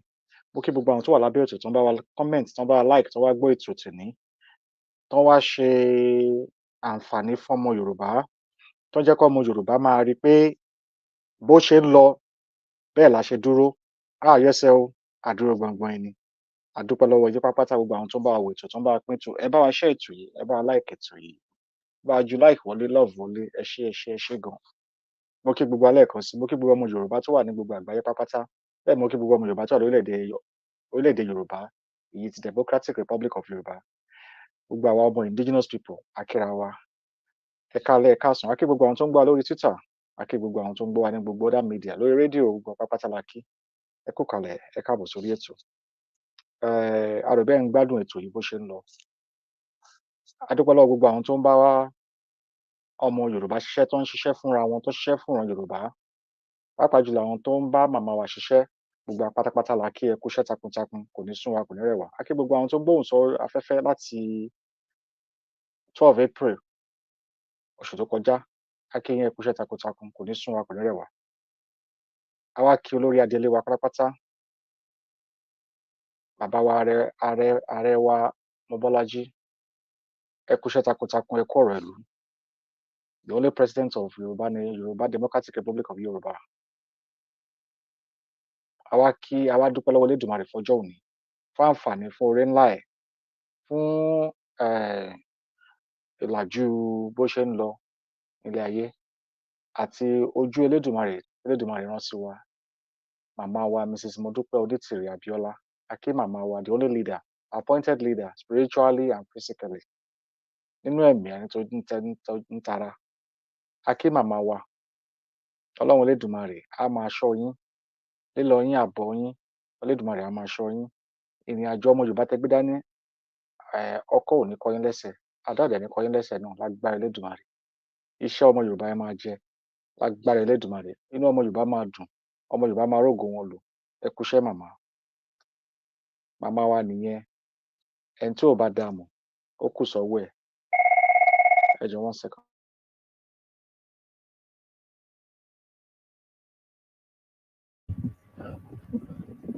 Ẹ jẹ́ ara máa tẹ̀lé ọ̀rọ̀ yẹn lọ báyìí. Ẹ ṣé gan bá. Ká tó tẹ̀síwájú, a kọ́kọ́ gbọ́, ká má tẹ̀ gbàsìkò. A gbọ́ ọ̀rọ̀ alákọ̀ọ́kọ́ tí bàbá kọ́kọ́ play fídíò tí bàbá kan ṣàlàyé nípa corruption. A ní ibi tó òótọ́ bá wà, àwa máa ń wá òótọ́ lọ́bẹ̀ ni. Àwọn òkú ẹni tó ń sọ̀rọ̀ tó bá ti sọ òótọ́ tó lọ́pọlọ ni. Òótọ́ ò kí ń pé méjì, òótọ́ ẹyọ kan ni. So o lè ní òótọ́ kan yàtọ̀ sí òótọ́ kan, ẹyọ kan lòótọ́. Ìwọ tó wá bẹ́ fún méjì papọ̀ ló wá kó tó fẹ́ fi irọ́ àti òótọ́ sẹ́gbẹ̀ẹ́. But ẹni tó bá lọ́gbọ́n á yọ òótọ́ ẹ̀ kúrò. Arákùnrin yẹn mẹ́nu bà bí church náà wà tó ti ń sọ̀rọ̀ fún àwọn ará àjọ. Ohun tó ń sọ níwọ̀nba ni pé gbogbo àwọn tó wà lórí ní Nàìjíríà yìí, gbogbo corruption ni wọ́n. Ìbí corruption náà bí wọn sí. Ìṣe corruption ni. So ó ní kò sí bọ́n ṣe lè yọ olórí kankan nu wọn tó máa expect kó yí nǹkan padà. Torí tó bá kọ́kọ́ fẹ́ máa bú ẹnìkan kó kọ́kọ́ wo mírọ̀ kó wo ra ẹ̀. Ohun tí àkámọ́ oko ẹrú tó ká àwọn ọmọ Nàìjíríà sí nìyẹn. Ìmọ̀ oko ẹrú, ìṣe oko ẹrú, agídí oko ẹrú, àìmọ̀ nǹkan oko ẹrú, mo mọ̀ tán, èmi ló kàn oko ẹrú, gbogbo ẹ̀ pátápátá oko ẹrú ni. Àfẹn tó bá fẹ́ tan rẹ̀ ni. Mo kàwé PhD, masters, oko ẹrú ló kà. Ẹlòmíì fẹ́ dìdá, mo fẹ́ hold strong pé kó má di pé ṣé bóun ṣe wá rí títì tóun ka gbogbo PhD kó wọ́n máa gbà ń sin pé òun waste life òun ni. Waste ni o, bàbá waste ni. kò sí nǹkan kan tó ṣàǹfààní because àǹfààní bá wà á máa rí kò sáǹfààní kankan kò ń ṣàǹfààní orí rédíò kò ń ṣe volume so ìyẹn lórí ọ̀rọ̀ bàbá yẹn nìyẹn ọ̀rọ̀ lórí fídíò tá ìṣòwò tán yìí mo rò bá ta bá rántí a ti kọ́kọ́ ṣọ́ àwọn fídíò Burkina Faso àti Niger pé ìwọ̀nba la máa ń rí ní Mali so kó má dìbẹ́ pé a kò ṣàwọn tá a ṣàwọn mẹ́ẹ̀ta pé torí pé kí ni orílẹ̀-èdè ní Democratic Republic of Yorùbá a ti dá dúró àwọn tó ń sọ mọ̀nàmọ́ná kátikàti rédèrèdè tí wọ́n ló bá wọn yẹn àbí kò yé wa kó tó ti pa lọ sórí Mali kẹjẹ kọ́kọ́ wá sọ̀rọ̀ lé wa náà Democratic Republic of Yorùbá ti dúró kò ń ṣe pé bí a pé wọ́n ń tún sọ àbí wọ́n tún sọ ṣẹlẹ̀ àwọn tó ń ṣe ọkàn tó ń sọ̀sọkúsọ tó ń ṣe mọ̀nàmọ́ná káàkiri gbogbo ẹ̀ là ń gbọ́ gbogbo ẹ̀ là ń rí o but àwọn tó ń fún wọn lésì gbogbo meeting wọn tọrọ bó bò ṣùgbọ́n ọwọ́ Ọlọ́run tú wọn ká àbí kò yé wa a ní ojú Ọlọ́run wà níbì kan kò yé wọn ni lọ́la ayé wọn gbogbo ìmọ̀ Sátánì Sókótó àtàwọn mẹ̀wá ẹ̀ pátápátá wọ́n ń gbìmọ̀ èyí tó wá ṣàtìwá pé wọ́n wà lọ́ndà Nàìjíríà yẹn irọ́ lórí òfo ni àtàwọn tó lọ ń declare ní Kotonu àyè pé wèrè pọ̀ gidi gan àfìgbà tẹ̀lé Simon Ekpa lọ́tẹ̀ lọ́ ń ṣe tiyín náà níta ibẹ̀ náà lẹ́yìn lè wá sórílẹ̀-èdè kẹ́ wá ṣe wọn ò bí yín dákẹ́ wá bẹ̀ kẹ́ wá ṣe wọn ń ṣe ń tà nígbà tó yẹ pé ẹ̀yin náà lẹ́ ń ṣe Yorùbá nation yín ẹ̀yin náà lẹ́ ní president tó wà ń bẹ̀ ẹ̀yin lẹ́ ní gbogbo Àmọ̀tẹ́kùn yín ẹ̀yin lẹ́ ní gbogbo ẹ̀ still yet ẹ lè lọ declare nílé náà ẹ tó bẹ́ẹ̀ àbí ẹ kúṣẹ́. Now lórí ọ̀rọ̀ Sahel yìí because ó ṣe kókó àwọn nǹkan kan wà ń bẹ̀ ta kò fẹ́ mú jáde náà ọ̀rọ̀ tí arákùnrin sọ ní Mali ọ̀rọ̀ àwọn Burkina Faso láti máa ń gbọ́ bọ́n ṣe ń sọ nípa ètò ìlú wọn arákùnrin 34 years old yẹn tó jẹ́ president wọn Traoré Ibrahim ó ti máa ń sọ̀rọ̀ lóríṣiríṣi but a rí pé pé àwọn mídíà káàkiri lórílẹ̀-èdè Áfíríkà wọn ò fi bẹ́ẹ̀ gbé arákùnrin ibi tó yẹ káwọn èèyàn ti yẹ kí máa béèrè àwọn ìbéèrè kan nìyẹn wọn á máa wò pé lẹ́tà wa ń ṣe Yorùbá táwa fascinated òun la sọ pé òótọ́ ò ní kọ́lọ̀ ibi tó bá wà nìyẹn ti sọ torí pé kí ni ìrìn àjò tiwa ó bára mu torí pé kí ni orílẹ̀-èdè ara wọn ni wọ́n ń jà fún àwọn náà ń jà fún orílẹ̀-èdè tiwa ni ó dẹ̀ ṣe kókó ṣe pàtàkì torí kò sápẹ̀rẹ̀ kankan ta ló fẹ́ mú Nàìjíríà yóò kẹ́kẹ́ máa sọ̀rọ̀ nípa ohun tó ń ṣe ń bí kó dẹ̀ pé nǹkan burúkú wọn náà kàn wá àwọn olùdá máa jókòó síbi máa sọ nǹkan tó da kò sí nǹkan tó da táwa rí tó ń ṣe reputation ni gbogbo ẹ̀ so a ní láti máa repeat àwọn tó fẹ́ máa dun àwọn nú ni ṣùgbọ́n tó bá ń wo situation tó ń lọ nílẹ̀ gbọ̀ngàn lórílẹ̀-èdè Yorùbá wàá mọ̀ pé kò ń ṣe ohun tó bá orí nǹkan tó ń sọ lórí mídíà wọn lọ sọ nǹkan tó táwọn òfin sọ̀rọ̀ nípa bọ̀ ohun tó ní àwọn èèyàn lára là á máa mú tó ń ṣe là á máa sọ ṣùgbọ́n eléyìí tó jẹ́ ti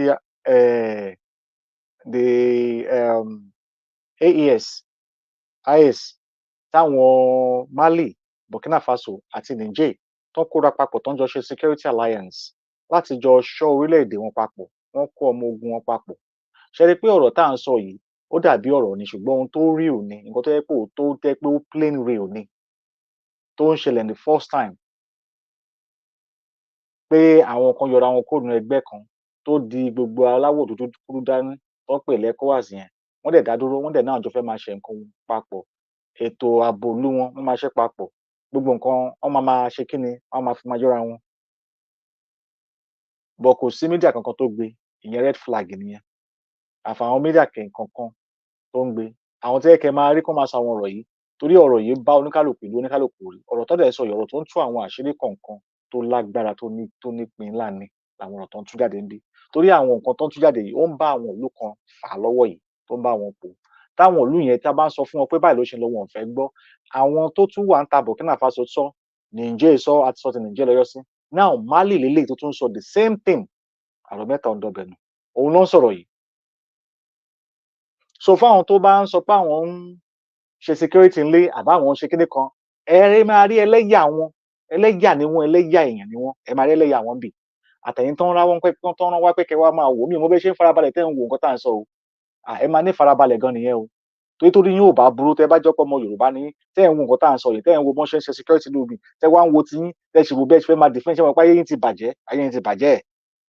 bàjẹ́ rí nǹkan ṣe ni tẹ́ bá lè máa wo nǹkan tá à ń ṣò yìí tẹ́lẹ̀ tí ń lọ tẹ́lẹ̀ lọ́n support wọn tẹ́ ṣe ń sọ pé ń fún ní information abẹ́ ń carry information ẹ̀ ń carry out ẹ máa ṣe ayé yín bàjẹ́ lọ nìyẹn ó máa lè dẹ́dẹ́ máa jẹ́ ẹ̀ ń lè ṣe ọmọ Yorùbá tẹ́ pé ọmọ Yorùbá ni yín ni nǹkan tá à ń sọ yìí tẹ́ ń rí ìfún ara yín gan yẹ kó máa sọ sínú ọkàn yín pé something nǹkan kan ń ṣọpọlọ yín bí wọ́n ti sà sí yín ni. arákùnrin yìí orúkọ arákùnrin yìí ó ní Mali foreign minister Abdullahi, mo fẹ́ ká rántí orúkọ yìí, mùsùlùmí ni. So ká bá lè rí pé awo ò ní nǹkan kan pẹ̀lú pé ó jẹ́ mùsùlùmí àbó jẹ́ ẹ̀yà kan àbí kò ń ṣe ẹ̀yà kan, ọ̀rọ̀ yẹn á máa yé wa dáadáa ń sìn. So Mali foreign minister rèé, Abdullahi lórúkọ ẹ̀.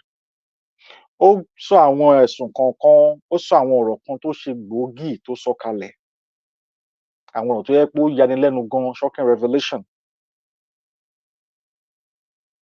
Ó ń jẹ́ kó máa yé wa pé nínú pé wọ́n ń sọ̀rọ̀ nípa ìlú gbígbà àbí wọ́n ń sọ̀rọ̀ nípa wọ́n ń ṣe ètò ìlú, ó ní kí àwọn èèyàn àpapọ̀ jùlọ àwọn aláwọ̀ dúdú kó máa ṣe ìfúnra sí àwọn àtọ̀húnwá tó bá jẹ́ pé ètò ìrànlọ́wọ́ tán bá ń bá wá láti wá máa sọ pé wọ́n fẹ́ ṣe ààbò fún wọn nílùú wọn. Ó ní pàápàá jùlọ orílẹ̀-èdè France, ó ní kán ṣàkíyèsí wọn dáadáa. Ó ní nítorí pé kí ni àsìkò ìgbà táwọn ní gbogbo wàhálà táwọn ní, táwọn fẹ́ kúrò l'ECOWAS tó di gbogbo ogun táwọn ní kán máa lọ kúrò nílùú wọn, ó ní wọ́n gbé àpẹẹrẹ ńlá kan lẹ̀ láti fi ojú wọn fi ṣàpẹẹrẹ fún àwọn orílẹ̀-èdè tó kù pé ìwọ tó bá ní o fẹ́ yọrí báwọn lè ṣe yọrí, ìyà tó máa jẹ́ rèé.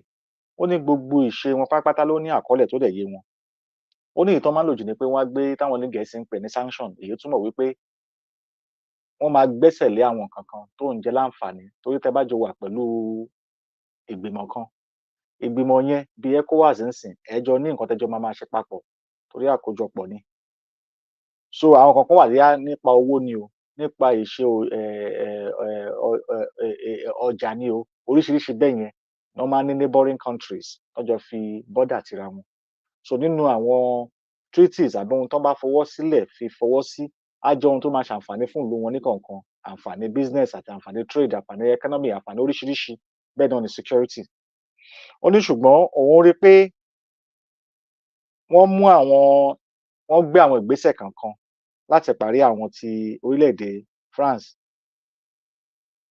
àtàwọn ìlú kọ̀ọ̀kan. Ẹ jọ̀ọ́ 1 second. Tó ń gbé àwọn ìgbìmọ̀ yìí. Sorry 1 second. Sorry. So wọ́n ní wọ́n gbé àwọn ìgbésẹ̀ kankan. Ó ní láti rí pé wọ́n sanction ìlú tàwọn. Wọ́n gbé ẹsẹ̀ lé àwọn owó wọn àtàwọn kankan. Ohun tá dẹ̀ ń sọ yìí ohun tó ṣe pàtàkì tó ṣe kókó ni. Torí àwọn ìgbésẹ̀ tó ń gbé yìí ó lè da ìlú rú, ó lè ba nǹkan jẹ́. Ẹ̀sùn yìí ni arákùnrin yìí sọ pé àwọn nǹkan táwọn people yìí ti ṣe fún wọn nígbà yẹn nìyẹn. Wọ́n gbẹ́sẹ̀ lé àwọn èrò ní wọn tó wà nílùú àwọn kankan.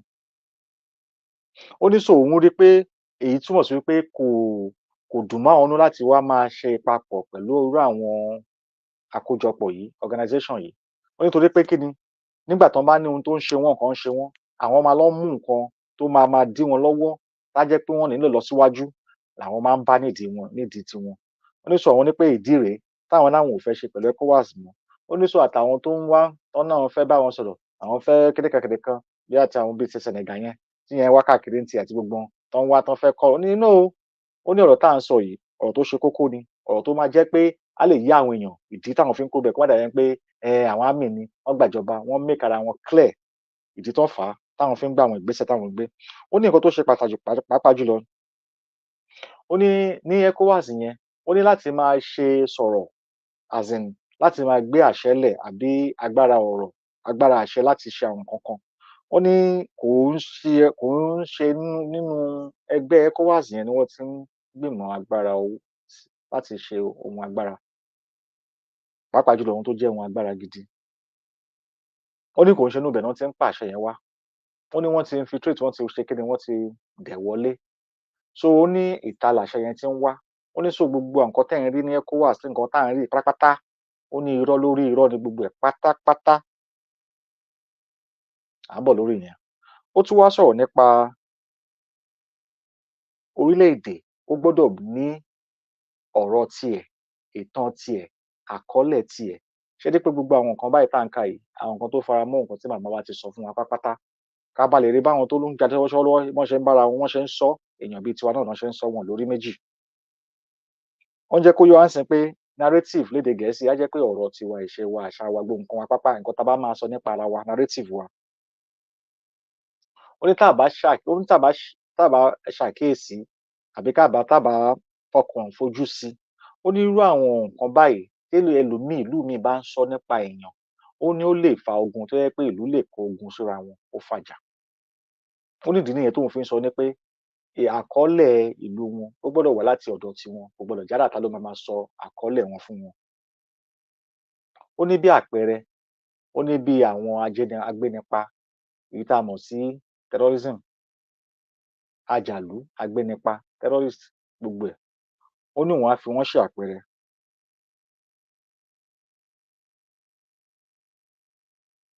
Ó ní àwọn agbénipa yìí, agbésùmọ̀bí àbí kí ná ń pè wọ́n, èyí tó ẹsẹ̀ tán gbé lé ìlú wọn ní Mali, ó ní ó ní agbára.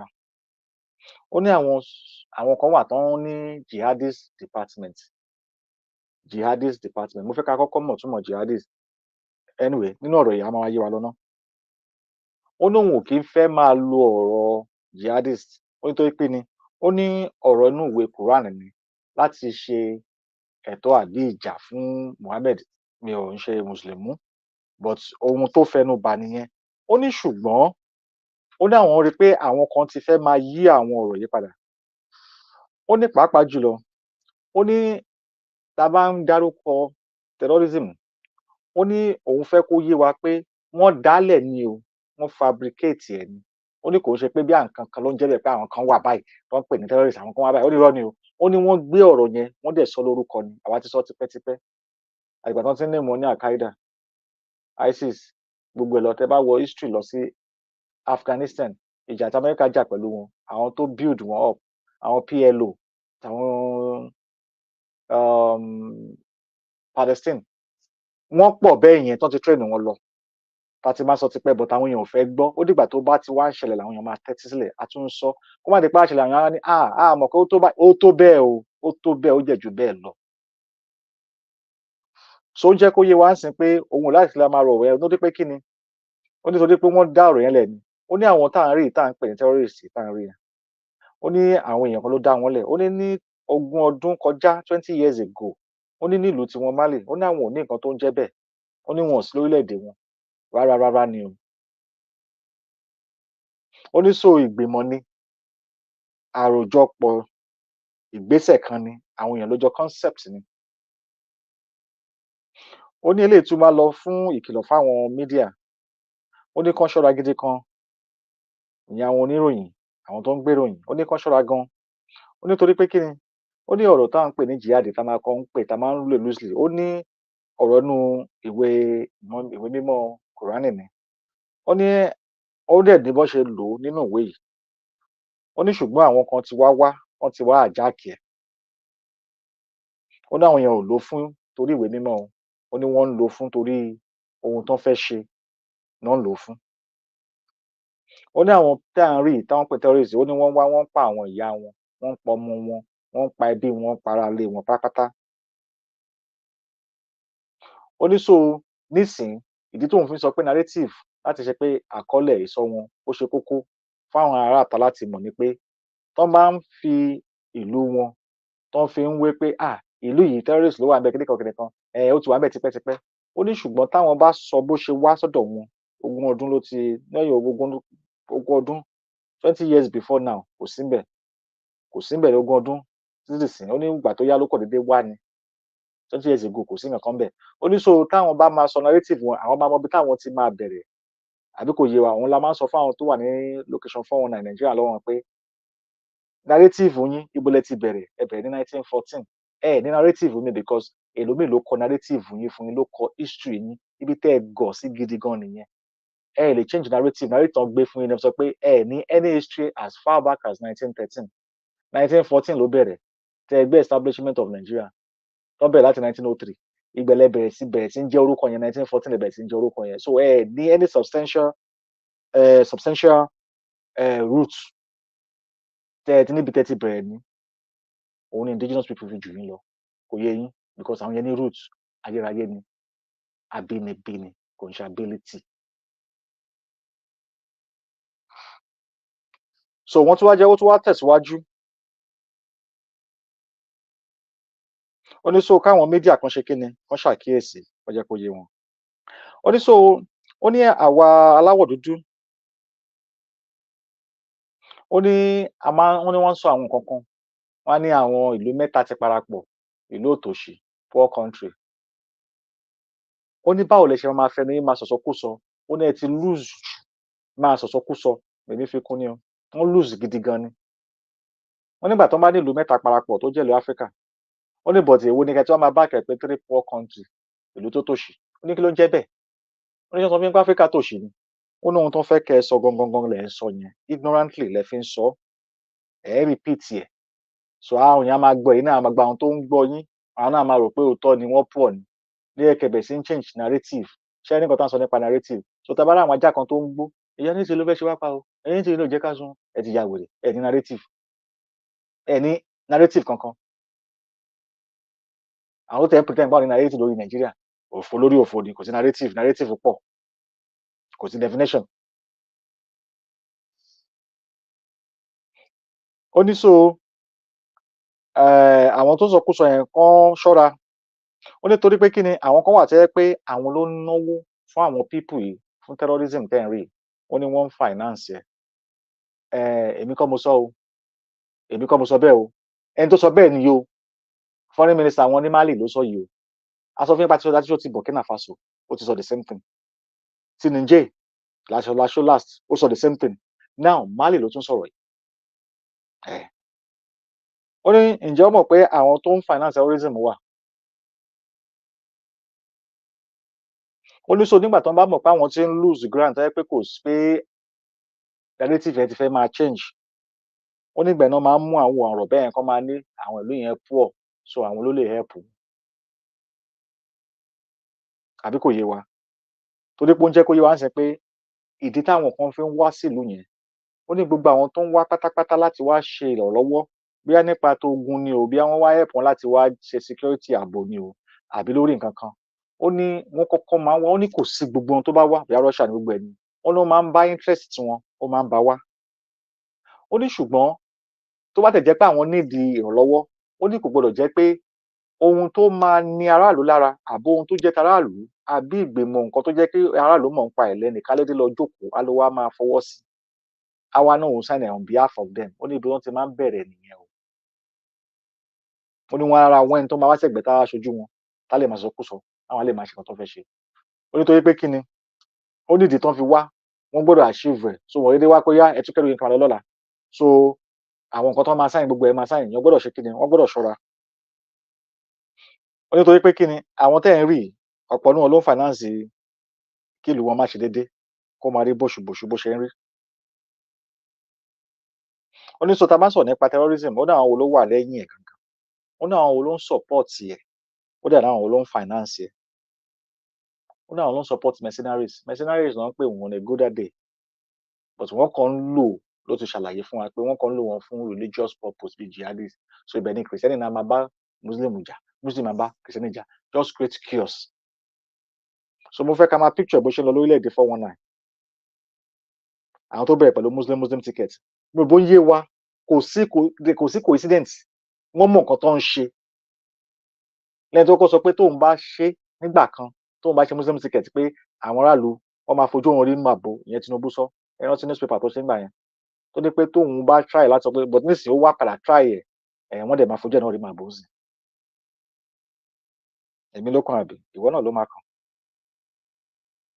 ó ní bí àpẹẹrẹ nígbà tó máa pa Gaddafi ọ̀pọ̀lọpọ̀ ló mọ̀ sórí yẹn àwọn mercenaries ló jáde wá kò ń ṣe àwọn mercenaries kan tó ń àwọn fascists kan tó ń àwọn support regime ẹ̀ náà pera wọn nìyẹn but ọ̀pọ̀lọpọ̀ ló mọ̀ nǹkan tí ó sunkún pa Gaddafi kò ń ṣe nípa gold nìkan àwọn terrorists kan wà tẹ́lẹ̀ pé Gaddafi dì wọ́n dámú to defence tí wọn ò fẹ́ kan kọjá tó dẹ̀ mọ̀ pé tán bá kọjá wọn máa dé everywhere wọn máa dé Europe but àwọn kan gbìmọ̀ láti break fence yẹn kán lè kọjá gbogbo àwọn tó dè mọ́lẹ̀ tó tie wọn tó secure wọn papọ̀ àwọn kan gbọ́ story yẹn ó wà nílẹ̀ gan àwọn tó lè ṣiṣẹ́ yẹn mọ́ra wọn Obama wà lára wọn mo kàn já wa sí ni so kẹ́ bá lè mọ̀ pé financial yìí ìgbàlẹ̀ máa rí Obama tó sọ fún Buhari ńgbà yẹn tó ní this is the best person they've ever have in Nigeria one guy nǹkan tó ń túmọ̀ tó ń sọ ó yé wọn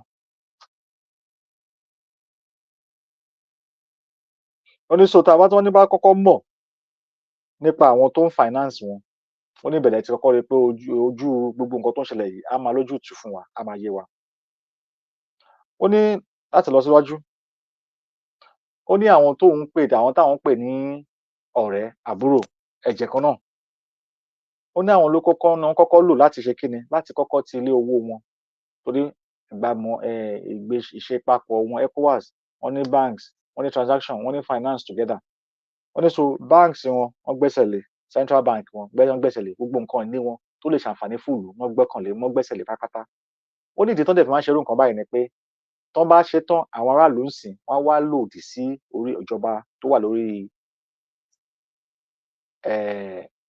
oyè nígbà yẹn àwọn á dà lóru torí tán bá ti kọ́kọ́ suffocate gbogbo ohun tó lè ṣàǹfààní tán bá ti kọ́kọ́ de gbogbo nǹkan tó lè ṣàǹfààní fún ìlú lọ́wọ́ àwọn aráàlú tó dẹ̀ mọ information tí wọ́n jẹ́ kán mọ information àwọn máa believe pé ìjọba yẹn ni ò ṣe dáadáa á wá fa ìjà fi máa overthrow government ó ti ṣẹlẹ̀ ní many times but àwọn olórí tó yẹ pé kún sòótọ́ wọn ò sòótọ́ àwọn náà ń fẹ́ kọ́kọ́ jọ láná àwọn ò ráyè láti máa deal pẹ̀lú situation bẹ́ẹ̀ yẹn wọn ò mọ̀ pé ẹni tó gbé wọn síbẹ̀ máa padà wá ṣe wọ́n pa àwọn ò ní ìdí ẹ ojú lásán ló jẹ́ front face ló jẹ́ so ó ní gbogbo iná fi ń destabilize ìlú tàwọn wọn náà wọn dẹ̀ mọ̀ wọn ló dẹ̀ yé wọn dáadáa so káwa ní sàá máa bì lọ́wọ́ á sìn pé àwọn wo ló ń sponsor wọn ǹjẹ́ ààrẹ tó wá sọ fún wọn ní Nàìjíríà ńgbà yẹn bàbá tó wá bọ́ta ńgbà yẹn tó sọ̀rọ̀ tó ní I'm a banker don't talk nonsense ó sọ ṣé nǹkan tó sọ ṣé kò correct nsìn a ti rí ẹ̀rí nínú ilé o báwọn tó ń ṣe èrè àfàwọn afọ́jú kan afọ́ imú afọ́tí afọ́ ọkàn tí wọn ò fẹ́ gbọ́ nǹkan kan tọkàn ti fọ́ wọ́n ṣàwọn máa tẹ̀lé wọn lẹ́yìn wọ́n bá sọ fún wọn pé surprise olórí yín àwọn ló ń ná àwọn èèyàn sí yẹn kán máa pa yín òun ni wọ́n sọ níbi ẹni tó accuse wọn ni ǹjẹ́ mọ̀ pé gbogbo nǹkan tó máa sọ wọ́n máa ń tè bọ́ta wọ́n á sọ ní news wọn àní adíẹ̀ Nigerian government kó bọ́ta kó wá reaccuse àwọn people yìí padà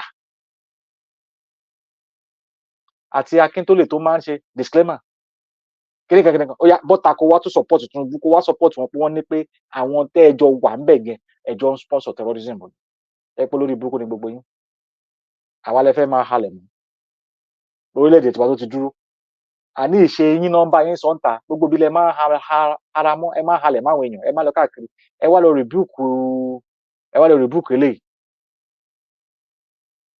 ẹ wá lọ rebuke ẹ wá lọ reaffirm ẹ̀yin olóyìnbó ẹ wá lọ wò ó kẹsọ sí torí ẹ̀sùn náà fi kàn yín báyìí bóhun tẹ́ ń ṣe ní ìlú mẹ́ta tó kù lábẹ́ yín ìdí rèé tẹ́ fẹ́ káwọn aráàlú mọ bó ṣe ń lọ ẹ ṣe follow up lórí story bóyá ẹjà ni o àbẹ́túká ìgbà tẹ́ fẹ́ bẹ̀rẹ̀ ogun làwọn èèyàn mọ̀ ìgbà tẹ́ tún ṣí bọ́dà làwọn èèyàn mọ̀ sórí tó kù kò sẹ́ni tó mọ̀ nǹkan pa ẹ̀ bẹ́ẹ̀ ṣe sanction wọn ẹ̀ sọ báńkì kan tẹ́ gbẹ́sẹ̀ lé ẹ̀ sọ àwọn èèyàn tó kú nígbà tẹ́ ń ṣe gbọ́ ẹ̀ sọ iná wọn tẹ́ni kọ́ mú lọ tẹ́ni kọ́ láti ṣe alóhùn tẹ́ ṣe ẹ̀ sọ wọn kọ́ nípa nǹkan tẹ́ ń ṣe ẹ̀dẹ̀ ni ẹ jẹ́ leader of ECOWAS ẹ jọ leader of ECOWAS ẹ kò yẹ kó máa enlighten àwọn èèyàn nípa bó ṣe ń lọ ní surroundings wọn àbí wọn ò ní ẹ̀tọ́ láti mọ economic status economic progress economic development nísìnyí lè fẹ́ máa ṣí climate accord mo sọ fún yín pé wọ́n ń bọ̀ ń bẹ̀ o ọ̀rọ̀ ń bọ̀ ń bẹ̀ ṣe wọ́n ti bẹ̀rẹ̀ NTA wọ́n ti bẹ̀rẹ̀ sí wọ́n ti negotiate wọ́n ti wé woman kan wá a máa gbé picture wá wọ́n ti bẹ̀rẹ̀ sí appoint wọn òun ni climate change minister àwọn máa ní different department wọ́n ti tó gbogbo ẹ̀ ẹ̀rù bí a fẹ́ pé blueprint náà tó yẹ fún àwọn Nàìjíríà ẹ̀rù bá yẹ wọ́n máa dání wọ́n ti tó gbogbo àwọn tó fẹ́ wà ní gbogbo department of net zero department of building facilities department of road transportation department of agro planting farming gbogbo ẹ̀ náà ti ṣe wọ́n ti forúkọ sí láwọn apààyàn èèyàn àwọn climate alarmists àwọn wèrè kí náà mọ̀ nípa climate yẹn tẹ̀ mọ́ climate tó wà nílùú Nàìjíríà wọ́n sọ nípa pé wọ́n fẹ́ go to carbon zero net zero ládùúgbò ìyà tó ń jà wọ́n yẹn lórí sọ ẹ yẹ káwọn èèyàn máa bì lọ́wọ́ wọn pé ǹjẹ́ ẹ máa bá plan ìwèrè yín máa lọ báyìí tí ìyá dẹ̀ ń jẹ àwọn èèyàn abẹ́rẹ́ tó ń fẹ́ sáré káàkiri tó ń fẹ́ kẹ́gbọ̀dé ṣe mélòó àní wọ́n slow down àní tí yín ti bá yín àti declare àti lọ Tinubu ò lè rí ṣe ò lè rí ṣe ò lè rí ṣe ò lè rí ṣe o Sanwó-Olú ó máa kú lórí ẹ̀ ní gbogbo yín pátápátá ẹ máa kú lórí ẹ̀ ní ẹ lè rí ṣe pátápátá. Kí lẹ fọmọ Yorùbá pè náà àgọ̀ àbí ṣé Yorùbá àgọ̀ ni àbí ẹlòmí àwọn ọmọ Yorùbá ò ní mọ̀ mo sọ fún akẹ́kẹ́ máa wo gbogbo wẹ́dà nǹkan tó máa ṣe wẹ́dà yẹn a máa hold you accountable ẹ̀yin ẹ fa disaster nílẹ̀ yẹn náà tó bá ẹ fa disaster a máa sọ fún yín bẹ ṣe ń ṣe ṣẹ́dẹ̀ ya wèrè ni ẹ try ẹ wò kẹ lọ ṣe climate wèrè yín kẹ gbé wẹ́dà wá kẹ wá bá kẹ wá ẹ máa ríran wò ẹ lè escape ẹ ẹ̀yin ẹ try ẹ wò nílẹ̀ democracy of Yorùbá ẹrù ẹ máa ṣe léyìí ẹ máa ṣe tẹ́ni ICC lẹ ṣe ń lọ Ọlọ́run gan bá yín jà bá yín jẹ ẹ̀yin ẹ try ẹ wò kẹ gbé climate yẹn jáde kí wọ́n bẹ̀rẹ̀ sí execute ẹ̀ a mọ̀ pé ẹ ti gbowó a dẹ̀ mọ̀ pé ẹ ní choice láti máa carry out a dẹ̀ mọ̀ àwọn tó ń tì lẹ́yìn ẹ̀yin ìwúre papọ̀ yìí kò sí gbogbo country tí wọ́n ti sọ̀rọ̀ nípa nǹkan tá à ń sọ yìí ọ̀rọ̀ yìí ń lọ lọ́wọ́lọ́wọ́ ní Senate America ọ̀rọ̀ yìí ń lọ ní even European Union ẹ̀yin ṣe èrè ẹ̀yin nìkan lẹ́rìí bẹ́ẹ̀ wà open ni ẹ̀yin bẹ́ẹ̀ nìkan ojú ńlá ni ọ̀jẹ́ pé reputable people ló ń sọ̀rọ̀ yìí àwọn real people tó ń study climate ló ń sọ̀rọ̀ yìí àwọn tó ń ṣe ní Atlantica wọ́n sọ̀rọ̀ yìí ẹ ti ya wèrè èyí tẹ̀lé understand biotrials ó lè pé wọ́n inoculate àwọn èèyàn tí sọ̀rọ̀ nípa yẹn ẹ̀yin wèrè ẹ má bínú à ń bọ̀ lórí yẹn àti àyẹ̀ èèyàn a máa gbé gbogbo information jáde gbogbo àwọn tẹ́ mú gbogbo àwọn department tẹ́ ṣe a máa tú gbogbo ẹ̀ síta everybody máa gbọ́ ẹ̀yin wèrè wọ́n tẹ̀ ti gbọ́ náà but wọ́n á tún gbọ́ latest information bọ́n ṣe ń sọ àwọn tó ń sọ kẹjáde kẹ wá sọ fún àwọn ọmọ Nàìjíríà yín kẹ sọ fún wọn pé nǹkan tẹ́ fẹ́ ṣe lélẹ̀ fún wọn ẹ mú àgbẹ̀ wọn oko wọn ẹ close it down ẹ gbówó wọn ẹ close it down tó pé kí ni ẹ fẹ́ ṣe central control centralized government àbáyọ tẹ́ fẹ́ ń wá state police ẹ̀yin ọmọ àlè gbogbo ẹ̀yin náà fẹ́ control economic dominance so central power unipolar system ayé yín máa bàjẹ́ ni kí ló dé àti kí ló fà á tí Russia fẹ́ náà fẹ́ ṣe multipolar system ẹ̀yin ọmọ àlè gbogbo ọmọ Yorùbá tẹ ọmọ àlè Yorùbá lẹ́jọ́ ọmọ àlè Yorùbá ẹ fẹ́ wá máa play ẹ fẹ́ máa ṣe orí Ọlọ́run tó bá tẹ̀ ń tì yẹn ni wọ́n bí ẹ̀ ń tì wáyé lọ ni ẹ tún tún dé FBI ti fẹ́ release report yẹn àti CIA wọ́n ti fẹ́ release information yín ayé gbogbo yóò ní dá papọ̀ fún pé ẹ máa wọ ọmọ Yorùbá ẹ máa bí pé ẹ máa ṣe wọ́n níbi bẹ́ẹ̀ yẹn ládùn ìyà tó ń jẹ wọ́n yẹn ọmọ Yorùbá ilẹ̀ tí understand fáwọn people ìṣe wọ́n ń ṣèyàn wọ́n ń ṣe ní àjíní wọ́n ń ṣe èèyàn mi ò mọ bẹ́ẹ̀ ṣe mi ò mọ àwọn kan tó ṣe máa sọ pé family kan ẹ tí understand àwọn léyìí bàbá kílà ni wọ́n gbogbo ẹni mo fi sọ láwọn kìí tẹ̀ ń rí torí tó bá ta bá ṣí gbogbo ẹ̀sẹ̀ nǹkan tó ń fẹ́ ṣe ó sì máa bọ́ ta àní gbogbo a máa lẹ́nu sẹ́ ẹ̀ ní believe ó ti bọ́ ta lédè àwọn nǹkan tí mọ̀ information dáadáa ni but ó ti circulate gbogbo àwọn olùwọ́n everybody ti mọ̀ kò ń ṣe nǹkan tó ń bò láwọn kan tẹ́ rí anyway ọ̀rọ̀ máa dórí ẹ̀ nígbà tó bá yá because aláti gbá àwọn ẹ̀rí ẹ̀ bọ́ta so àkáwọn èèyàn lè máa gbọ́ fún ara wọn kó lè understand ohun tá à ń sọ nípa àwọn wèrè tó bá yá ẹ máa rí wọ́n ti appoint àwọn kan àwọn woman kan wọ́n wọṣọ muslim fún wọn náà ní climate activist àwọn lè máa ṣe ẹ máa wò wọ́n dáadáa ẹ máa ṣọ́ wọn tó bá ti bẹ̀rẹ̀ lórí climate ẹ máa ṣọ́ wọn dáadáa kẹ̀dẹ̀ máa ṣọ́ weather ẹ record ẹ wá fi wé àwọn ìlú kan tó ti ń ṣẹlẹ̀ ẹ lè rí pattern yẹn dáadáa ẹ mọ̀ pé man made ni láwọn wèrè yìí nígbà tó ń ṣe ní Dubai tó wáyé pé Dubai sọ pé wọ́n ṣe cloud seeding ǹjẹ́ máa mọ̀ kó ń ṣe cloud seeding jáwé yẹn tẹ̀ mọ̀ ǹjẹ́ ọ̀pọ̀lọpọ̀ àwọn ọmọ kan tó ń jẹ́ cloud seeding ǹjẹ́ ó tẹ̀tẹ̀ understand tó ń jẹ́ cloud seeding. wọ́n á ní disaster ni ọ̀ man made God Ọlọ́run ti fẹ́ bayé jẹ́ Ọlọ́run ti fẹ́ pa wá run wọ́n ní fear tó máa pa yín.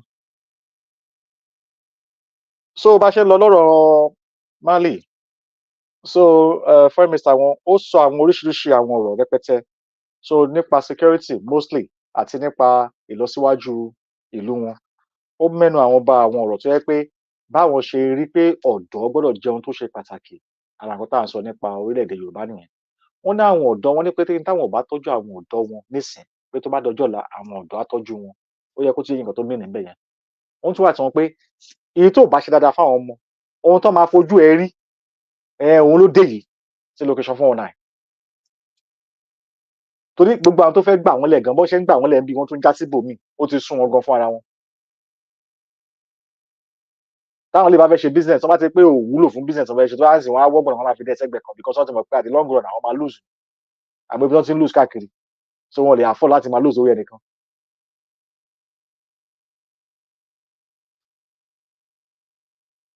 So ọkùnrin ti fi ẹ̀sùn bà wọ́n gidigidi gan. Wọ́n lè jẹ́ kó yé wa pé tó bá yẹ pé ó ní àwọn mọ̀ pé Nàìjíríà ò dáwọ́ dúró ó ní àwọn mọ̀ pé wọ́n ń dira dáadáa ṣẹ́yìn náà ń gbọ́n nǹkan tó sọ. Wọ́n ní àwọn mọ̀ pé wọn ò dáwọ́ dúró pé wọn ò dáwọ́ dúró pé wọ́n kàn rẹ̀kẹ̀ ni wọ́n ń dúró ìgbà tó bá ní pé kán ó yá pé láti wá bá àwọn jà. Wọ́n ní àwọn kàn fẹ́ kó yé Nàìjíríà ni pé àwọn ti pinnu lọ́kàn tiwọn àwọn jókòó pẹ̀lú àwọn àgbààgbà wọn àtàwọn olóyè wọn àtàwọn ọ̀dọ́ wọn àtàwọn aráàlú. Wọ́n náà jókòó pé ẹ wá o kí la máa ṣe sọ̀rọ̀ yìí o ó ní ọ̀rọ̀ yìí tó wà lẹ̀ ọ̀nà méjì ni ó ní ìṣẹ́dá ká dákẹ́ ká dé pé bí àgọ́ tá à ń gbọ́ àbí nǹkan tó ń ṣẹlẹ̀ yìí pé fake ni kò rí o. Wọ́n ní àbí táwọn dúró pẹ̀lú bọ̀n lọ́wọ́ báwọn tiẹ̀ máa kú káwọn kú pẹ̀lú bọ̀n lọ́wọ́. Wọ́n nígbà táwọn máa ṣe meeting tán àwọn conclude pé àwọn máa dúró pẹ̀lú bọ̀n lọ́wọ́ ni o pé tó yẹ kó àwọn kú lórí ìlú wọn ní Mali àwọn á dúró. Wọ́n ní ìgbìmọ̀ yẹn làwọn gbìmọ̀. Wọ́n ní òun kò lè ṣàlàyé fún wa ni pé ìlọsíwájú táwọn ti ní àṣepapọ̀ pẹ̀lú ẹgbẹ́ AES táwọn jọ ṣe ìyẹn security wọn ní military wọn. Ó ní ó ti lágbára gan. Ó ní òun lè máa sọ àṣírí ó ní agbára gidi gan. Ó ní tó bá ti bí Nigeria government dá ó ní kẹ́ ẹ ṣe wèrè ó ní wèrè máa ṣe yín gidi gan. Ṣé ní ẹ ṣe èrè ni wọ́n ní wèrè máa ṣe yín gidi gan. Ẹ̀yin tẹ́ lọ ń kọ́ hospital sí Sierra Leone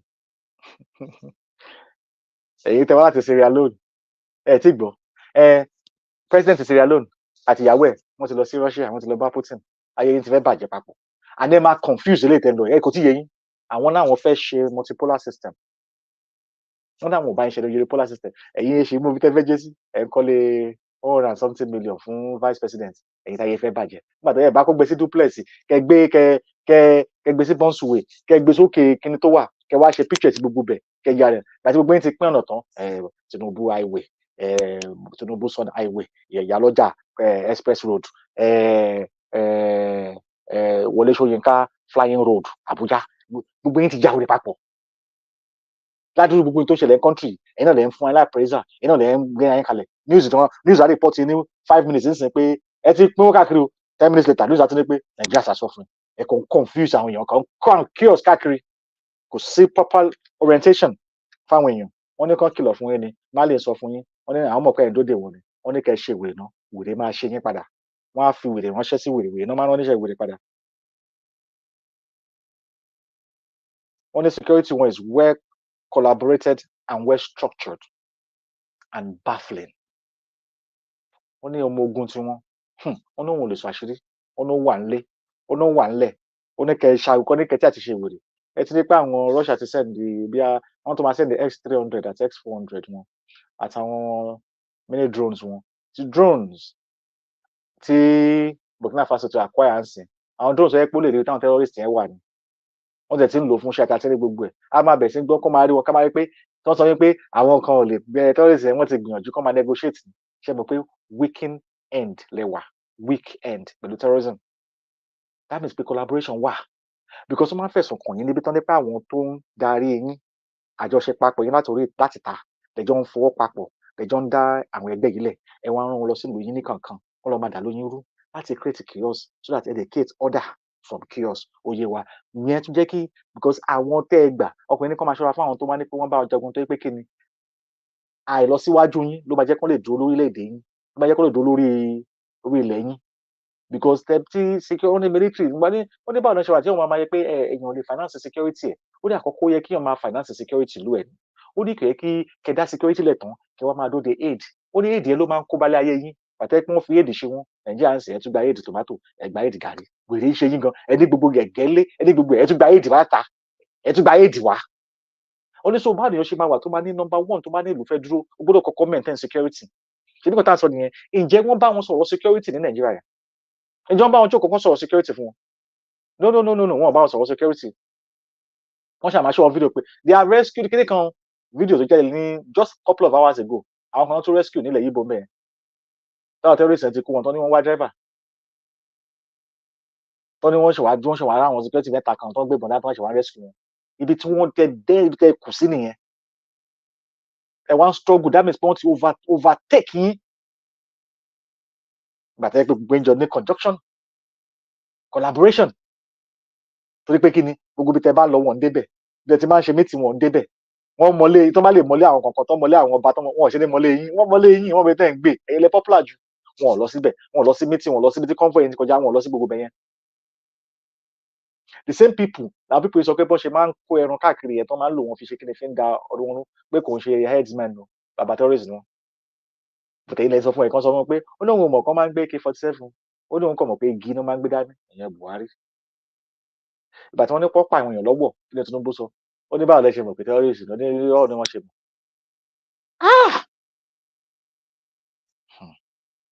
ó ga ọ ọmọ Yorùbá aláti gbára lọ́wọ́ àwọn agbẹnipa yìí torí ó ti wà too obvious àwa gbé àwọn nǹkan báyìí jáde láti rí pé àwọn ò fẹ́ máa dúró pé narrative lé mú pé bí a pé NTA sọ báyìí AIT sọ báyìí níbo collaboration media tó ti rà papọ̀ a sọ pé tó bá lè máa gbá àwọn nǹkan tó lọ ní ṣebí ECOWAS ni ó yẹ kó máa lè máa report ohun tí president wọn ṣe ní ECOWAS fúnra ni ó yẹ kó máa give report náà pé báwo ni ECOWAS wọn ṣe ń lọ náà tẹ́ bá lè máa give report nípa individual country ECOWAS ẹni tó represent as a president ó yẹ kó máa give report ó yẹ kí media wọn ó wà very fast ó yẹ kó kàn tiẹ̀ máa wà ní other countries because orí ọ̀dọ̀ yín náà ti mú president láti fi sórí ECOWAS right so ó yẹ kẹ́ lè ní interchange of communication tó gbọ́dọ̀ máa wọlé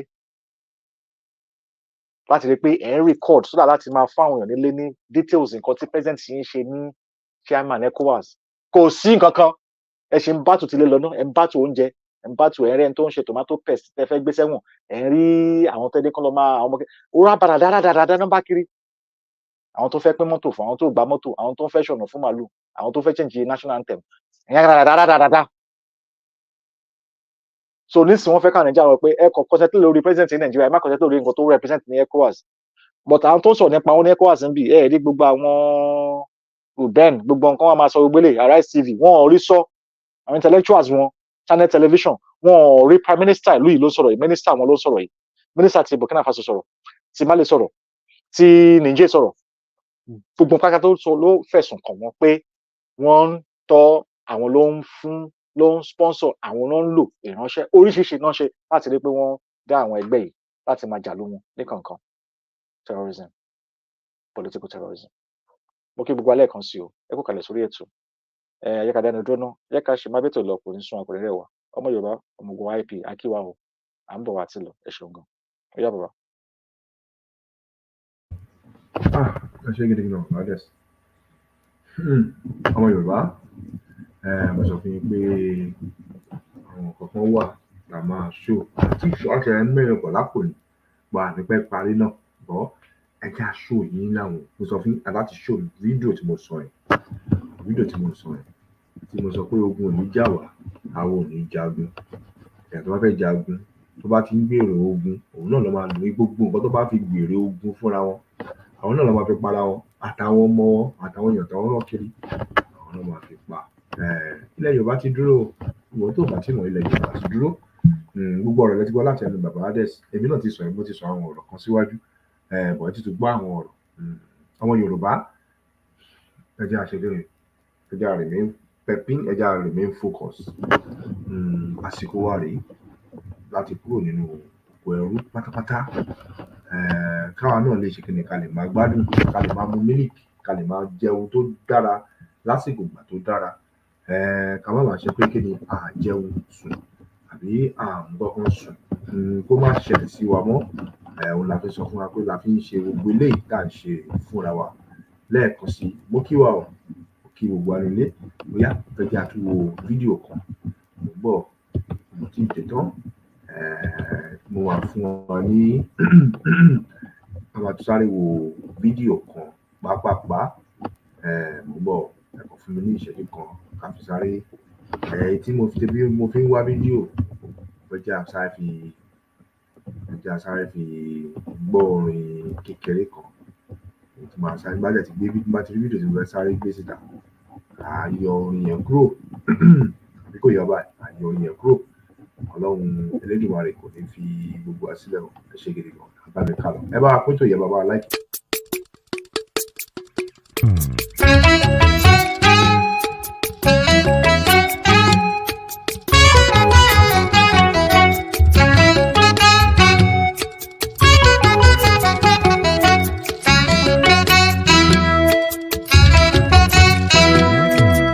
Àṣà wa dára, àṣà wa rẹwà, ẹ jẹ́ ká káwọn ọmọ wa láṣà wa.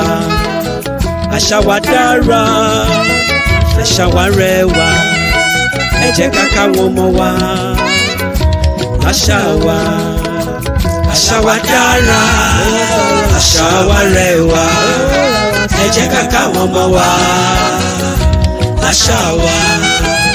Àṣà wa dára, àṣà wa rẹwà, ẹ jẹ́ ká káwọn ọmọ wa láṣà wa.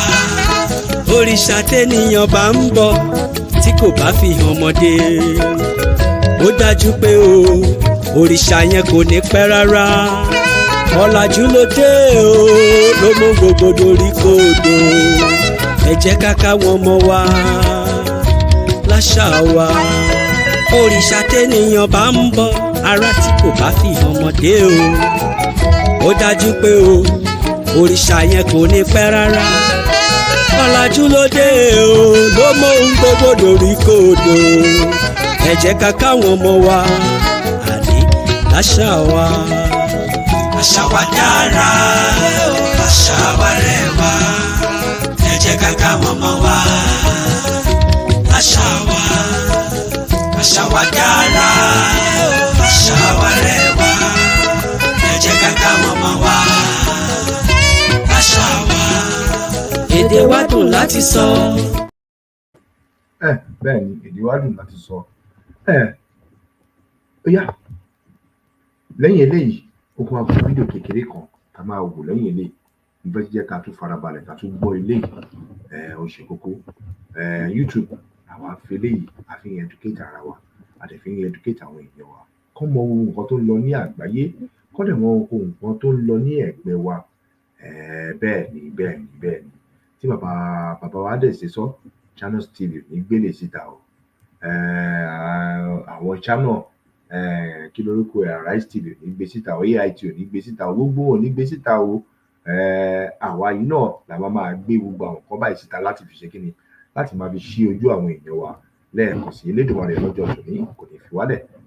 YouTube, you are using this video to educate our people. I have no copyright on this video. You have give the owner of this video as a credit from the resource where we get this video from. We appreciate you. Thank you. We have to use this video just once again to educate our people. Oya, ọmọ Yorùbá, ẹ jẹ́ a jọ wo fídíò yìí, ẹ máa bá mi kà lọ. So strengthens its ties with Russia. Russian Foreign Minister Sergei Lavrov visited the country and openly criticized the United States and Western nations. Lavrov boldly accused the U.S. of maintaining a persistent syndrome of ideas of exclusivity, suggesting that America sees itself as superior and authorized to impose its will on a global scale. He emphatically stated that the U.S. dictates to other nations, particularly in Africa, Latin America, and Europe, how they should manage their economic and political affairs, compelling them to align with U.S. interests against any competitors deemed unfavorable by the USA. Lavrov insists that the West persists in zero-sum games and lacks the understanding or willingness to engage with other countries on equal and fair terms. He contends that Western nations still harbor neocolonial ideas, which they use to guide their interactions with the rest of the world. According to Lavrov, the West seeks to thrive at the cost of other nations, prioritizing one-sided gains over fostering mutually beneficial cooperation. The Americans still cannot get rid, and we're not sure if they will ever get rid of their a syndrome of ideas of exclusivity, and they think that everything is allowed to them. And they are telling the world, the countries of Africa and Latin America and Europe, of course, how they should act in terms of economic and political affairs, and that they should cooperate with the United States against any competitor that Washington thinks has fell out of favor.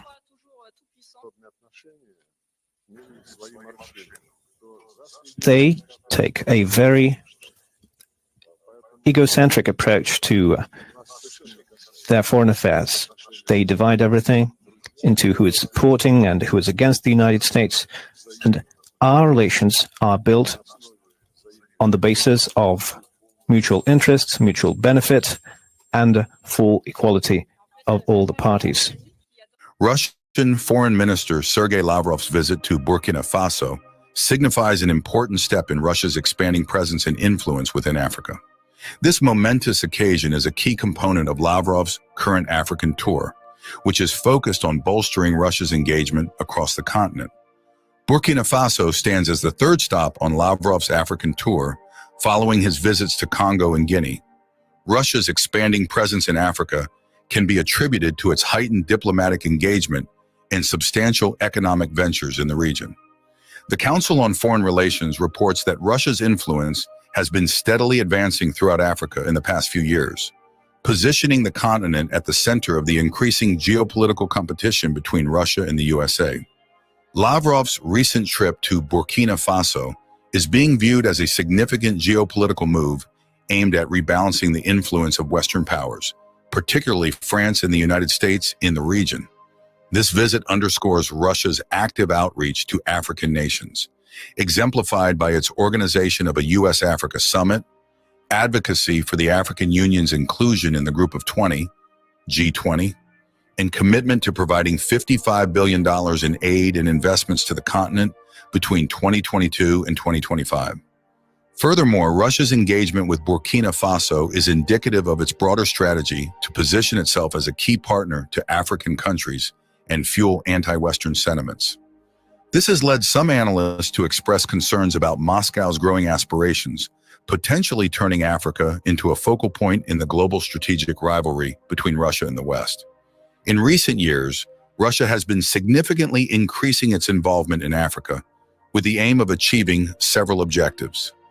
These include securing trade access to Indian Ocean ports and extending the influence of the Russian Orthodox Church on the continent. Unlike the 19th century scramble for Africa, during which the Russian Empire did not play a major role, Russia is now actively pursuing partnerships and alliances with African nations in the contemporary era. Lavrov's visit to Burkina Faso signifies Russia's increasing influence in Africa, with potential wide-ranging impacts on the region's politics and economy. During his speech in Burkina Faso, Foreign Minister Sergei Lavrov praised Burkina Faso for its significant role in facilitating the reopening of the Russian embassy. This action is part of a broader Russian government initiative aimed at reviving and strengthening diplomatic ties with African nations. During discussions held in the capital of Burkina Faso, Ouagadougou, with the Burkinabe Foreign Minister Karamoko Jean-Marie Traoré, Lavrov expressed that the relationship between Russia and the former French colony is on an upward trajectory, largely due to the agreements reached by the two countries' presidents at the Russia-Africa summit last year. Lavrov emphasized the positive historical underpinnings of the Russian-Burkinabe relations, highlighting the foundation of mutual sympathy, trust, and respect. He noted that there is a high level of engagement and interaction across all levels. The diplomat expressed gratitude for the effective support in resolving issues that facilitated the resumption of activities at the Russian embassy in Ouagadougou. In December, the Russian embassy in Burkina Faso re-established its operations, marking a significant milestone in the diplomatic relations between Russia and the Sahel state. This development came 5 months after a meeting between President Vladimir Putin and Burkina Faso's interim leader, Ibrahim Traoré, in St. Petersburg, where they engaged in discussions aimed at strengthening bilateral ties. Notably, the Russian mission in Burkina Faso had been closed since 1992, and Burkina Faso had previously closed its embassy in Moscow in 1996, citing financial constraints as the reason. However, in 2013, Burkina Faso took the initiative to reopen its embassy in Russia. During the period when its embassy in Burkina Faso was non-operational, Russia's embassy in Ivory Coast had been responsible for handling diplomatic relations with Burkina Faso. In recent times, France and some of its Western allies have raised concerns about Russia's activities in Africa, alleging that Russia is engaging in predatory projects and spreading disinformation in countries such as Burkina Faso and Mali. These concerns have heightened following military setbacks suffered by Paris in these regions. Despite these concerns, the government of Burkina Faso has embraced Moscow as a strategic partner. Last year in May, Traoré, who took power in September 2022 after overthrowing the previous military government in a coup and expelling French troops, expressed satisfaction with the open and honest relationship with Russia. Russia has also pledged to strengthen mutually beneficial relations with African governments in several areas, including defense, food security, education, and scientific research. In addition to Burkina Faso, numerous African countries, including the former French colonies of Mali and Niger, have voiced increasing dissatisfaction with their traditional Western partners, such as France and the US. As a result, some of these countries have turned to Russia for support in their efforts to combat terrorism. Russian Foreign Minister Sergei Lavrov embarked on a tour of selected African nations, starting with a visit to Guinea on Monday. During his tour, Lavrov has emphasized Russia's intention to strengthen its relationships with African countries. After meeting with officials in the Republic of Congo, he arrived in Burkina Faso late on Tuesday as part of his efforts to engage with African nations. Well, in recent years, it has become increasingly evident that Russian influence has been making significant strides across Africa. This has positioned the continent at the center of the escalating geopolitical rivalry between Russia and the United States. According to officials, Russia's endeavors to establish a multipolar world order, its propagation of disinformation, and its utilization of private military contractors have all contributed to the disruption of democratic stability and the exacerbation of conflicts on the African continent. While Russian economic and military engagement in Africa still falls short in comparison to that of China and Western countries, some African governments, such as South Africa, have been drawn closer to Russia, particularly in the wake of Russia's military intervention in Ukraine. According to analysts, the shift in African foreign policy can be attributed to long-standing frustration with the perceived failures of Western intervention in the region. Many African countries have expressed simmering resentment over a lack of representation in international institutions, which has fueled their desire for more autonomy. This shift also reflects a growing preference among African nations to avoid aligning with major powers, which is seen as a remnant of the Cold War era. Experts argue that in order to counter Russia's increasing influence in Africa, the United States and Europe should focus on establishing more balanced partnerships with African nations, building upon previous diplomatic efforts. They point to the Biden administration's renewed emphasis on granting African nations greater agency within global frameworks as a positive step in the right direction.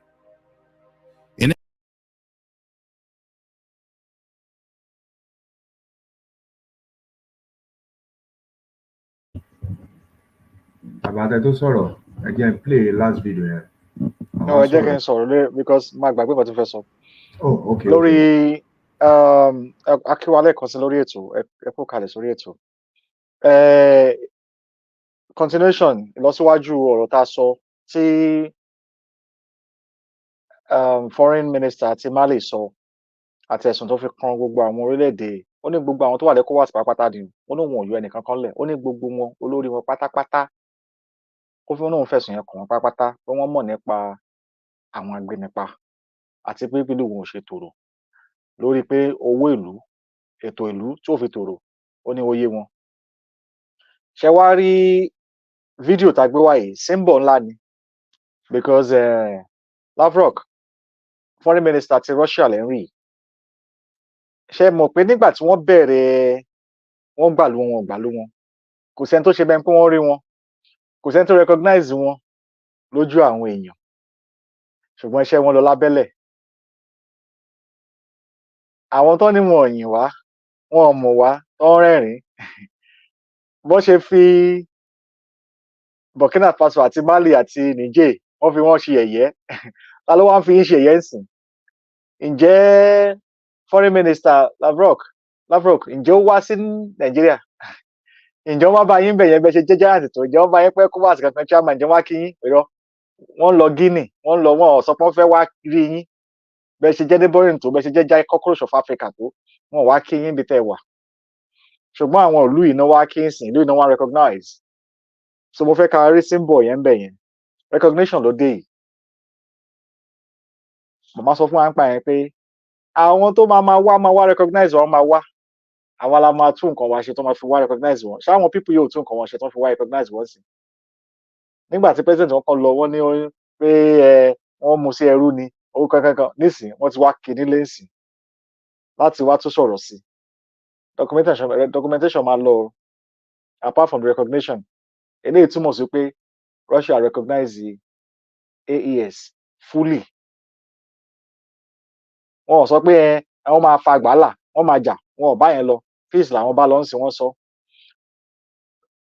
ẹ̀sùn tó tún fi kan orílẹ̀-èdè Amẹ́ríkà tí Lavrov foreign minister fi kàn wọ́n ni pé àwọn olórí wọn tó ń darí wọn lọ́hùn bọ́n ṣe wo àwọn aláwọ̀ dúdú yàtọ̀ wọ́n máa ń wò wọ́n bí profit gaming ni profit driven ni láti rí àǹfààní lára wọn ó ní àti wípé àwọn ló fẹ́ máa pàṣẹ káàkiri pàápàá jùlọ ní Europe gan àti ní ìrẹ̀ ní European Union then ní gbogbo ibi táwọn orílẹ̀-èdè kankan bá wà àwọn ló fẹ́ máa ṣe olórí tí wọn ò bá ti lọ wọ́n máa fìyà jẹ gbogbo ẹ̀sùn tí foreign minister ti má lè sọ òun náà tún ni Lavrov náà tún sọ níbí pátápátá náà ló tún sọ níbí pé àwọn ti mọra wọn ti pẹ́ embassy wọn tó ń jọ ní tẹ́lẹ̀tẹ́lẹ̀ tí Burkina Faso ní ní Russia wọ́n close it down bóyá ní 1940 something 19 something wọ́n náà close it down ó ní so inú wọn dùn sí pé wọ́n ti jọ sọ̀rọ̀ nípa ẹ̀ wọ́n ní pé nítorí pé kò sí owó láti fi máa rànnù ẹ̀ wọ́n ní ṣùgbọ́n nísìnyí wọ́n ní nǹkan tó sọ nígbà ènìyàn wọ́n ní ṣùgbọ́n nísìnyí pé wọ́n ti wá jọ ṣí embassy ara wọn láti jọ máa lo embassy onítẹ̀tẹ̀lẹ̀ pé ìgbà tí ò tẹ̀sí embassy pé wọ́n máa ń lo neighboring country òun náà máa ń lò láti fi wọ́n sì fi ń ṣe travelling wọn àti láti ṣe èrò ajé so wọ́n ń lo other country láti fi ṣe visa entry but nísìnyí wọ́n ti wá ṣí border wọn wọ́n ti wá ṣí embassy Moscow ní wọ́n ti wá tún ṣe padà ní Burkina Faso so ìgbà lè rí pé diplomatic level náà arrange ẹ̀ẹ́dẹ̀gbọ́ pé tí Mali náà sọ pé àwọn ń work on both diplomatic development and security làwọn ń work major work wọn nìyẹn àwọn dẹ̀ rí pé àwọn ń ṣiṣẹ́ lórí ẹ̀ dáadáa wọ́n ní so kẹba lè rí pé ààrẹ náà ni wọ́n ní ṣùgbọ́n ìyẹn òbí tí wọ́n sọ pé bí Russia ò bá tiẹ̀ wá nǹkan tó máa jẹ lọ wá ṣùgbọ́n àwọn aráàlú yẹn ló máa sọ ìtàn wọn ọ̀rọ̀ wọn ìṣe wọn ló máa fi sínú àsọpapọ̀ wọn tó máa tẹ́ndà pé nǹkan táwọn fẹ́ rèé torí pé àwọn gan mọ̀ pé gbogbo àwọn tó ń wá òun ni prime minister foreign minister wọn sọ ní Mali pé gbogbo wọn ló ní benefit tán bá wá expect wá jẹ́ pé nípa ọ̀rọ̀ ogun ni àwọn gbọ́dọ̀ ṣe kéde àwọn gbọ́dọ̀ lajú wọn lẹ̀ so àwọn tó bá ń gbọ́ eléyìí tó bá kọ́kọ́ gbọ́ alákọ̀ọ́kọ́ ìyá máa níyà wọ́n ṣàtúntò dé wọ́n fẹ́ ṣe tó gbọ́ lẹ́nu ara wọn tó sọ fún ara wọn pé àwọn mọ̀ pé oríṣi àwọn tó bá ń wá o ó ní benefit wọn ṣùgbọ́n lọ́wọ́ yìí o àwọn jọ máa sọ ni ibi tó bá máa kù sí ni ṣùgbọ́n àwọn aráàlú wọn àtàwọn èèyàn wọn náà máa dìde láti fọwọ́ papọ̀ láti sọ pé ohun báyìí la fẹ́ tẹ́ bá fẹ́ bá wa ṣe kò dẹ̀ dídí pé ọ̀rọ̀ yìí máa wá sí pé ohun tó máa gbé kalẹ̀ fún ètò yìí á wá jẹ́ ohun tó máa pa ìlú wọn lára àbí ohun ìlú wọn àbí ohun tó jẹ́ taráàlú kán làwọn máa gbélẹ̀ ṣùgbọ́n ohun tó yẹ pé á lè wà negotiable á lè sọ dára ara wọn tó máa yẹra wọn gbogbo ẹ̀pọ̀ pátá ni màmá ti bá wa sọ ọ̀rọ̀ tí màmá sọ fún wa pé àwọn tó máa wá yìn wá tá bá ṣe ohun tá fẹ́ ṣe dáadáa wọ́n á wá yìn wá wọ́n dẹ̀ ti ń yìn wá àwọn èèyàn lè mọ̀ àpá ní kò ní sí ẹ̀jẹ̀ kankan nílẹ̀ wọ́n ní tẹ̀jẹ̀ sílẹ̀ torí pé kéde tó bá tẹ̀jẹ̀ sílẹ̀ tógun bá bẹ̀rẹ̀ àwa tá à ń ṣe yẹn la máa lose victim jù la máa lose èèyàn jù òkú máa pọ̀ ńlẹ̀ wọ́n ní sọ màmá sọ wọn pé kò ní sí ìtẹ̀jẹ̀ sílẹ̀ kankan ǹjẹ́ wọ́n tẹ̀jẹ̀ sílẹ̀ níbi tó ti ń sọ̀rọ̀ yìí ṣe rí pé gbogbo ẹ̀ ló lọ régérégé ṣẹ́gíṣẹ́gí bó yẹ kó ṣe máa lọ ǹjẹ́ rí pé bí a pé wọ́n lọ ń sọ pé àjọ ṣe papọ̀ àjọ mọ̀ wọn nìyẹn ṣé Burkina Faso lọ́ba ni ṣé Mali ò lọ́ba ni ṣé àbí wọ́n ṣàdé kan tó fi ń represent elders wọ́n ṣàní wọ́n jọ kó ẹnu papọ̀ nítorí pé kí ni ọ̀rọ̀ orílẹ̀-èdè ló pa wọ́n papọ̀. Èyí tí ò yé ṣoko tí ẹlẹ́nu jágajàga car wash Amẹ́ríkà wọ́n fẹ́ lọ máa faṣẹ car wash níwájú ilé ọmọ wọn.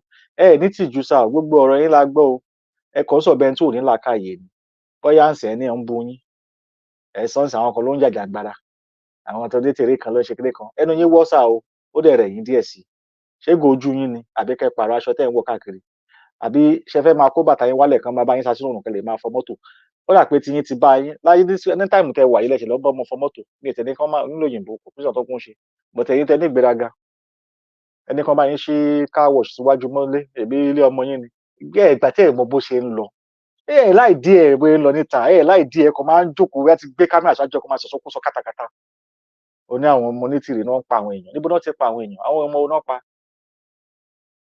èwo náà pa náà mọ́ wa kẹ́ jẹ́ ká gbọ́ ẹ̀yin tẹ́ pọ́n ìgàndán àbí gìdán tán pa ń lé yín àbúrò ìyá ẹ̀ tán pa ń lé yín àwọn dàáfà òkú wọn dà Saoty Igboho ọmọ ẹ̀ tán pa àwọn ọmọ ẹ̀dà àwọn tẹ́ wọn dà bó lẹ gbé wọn sí.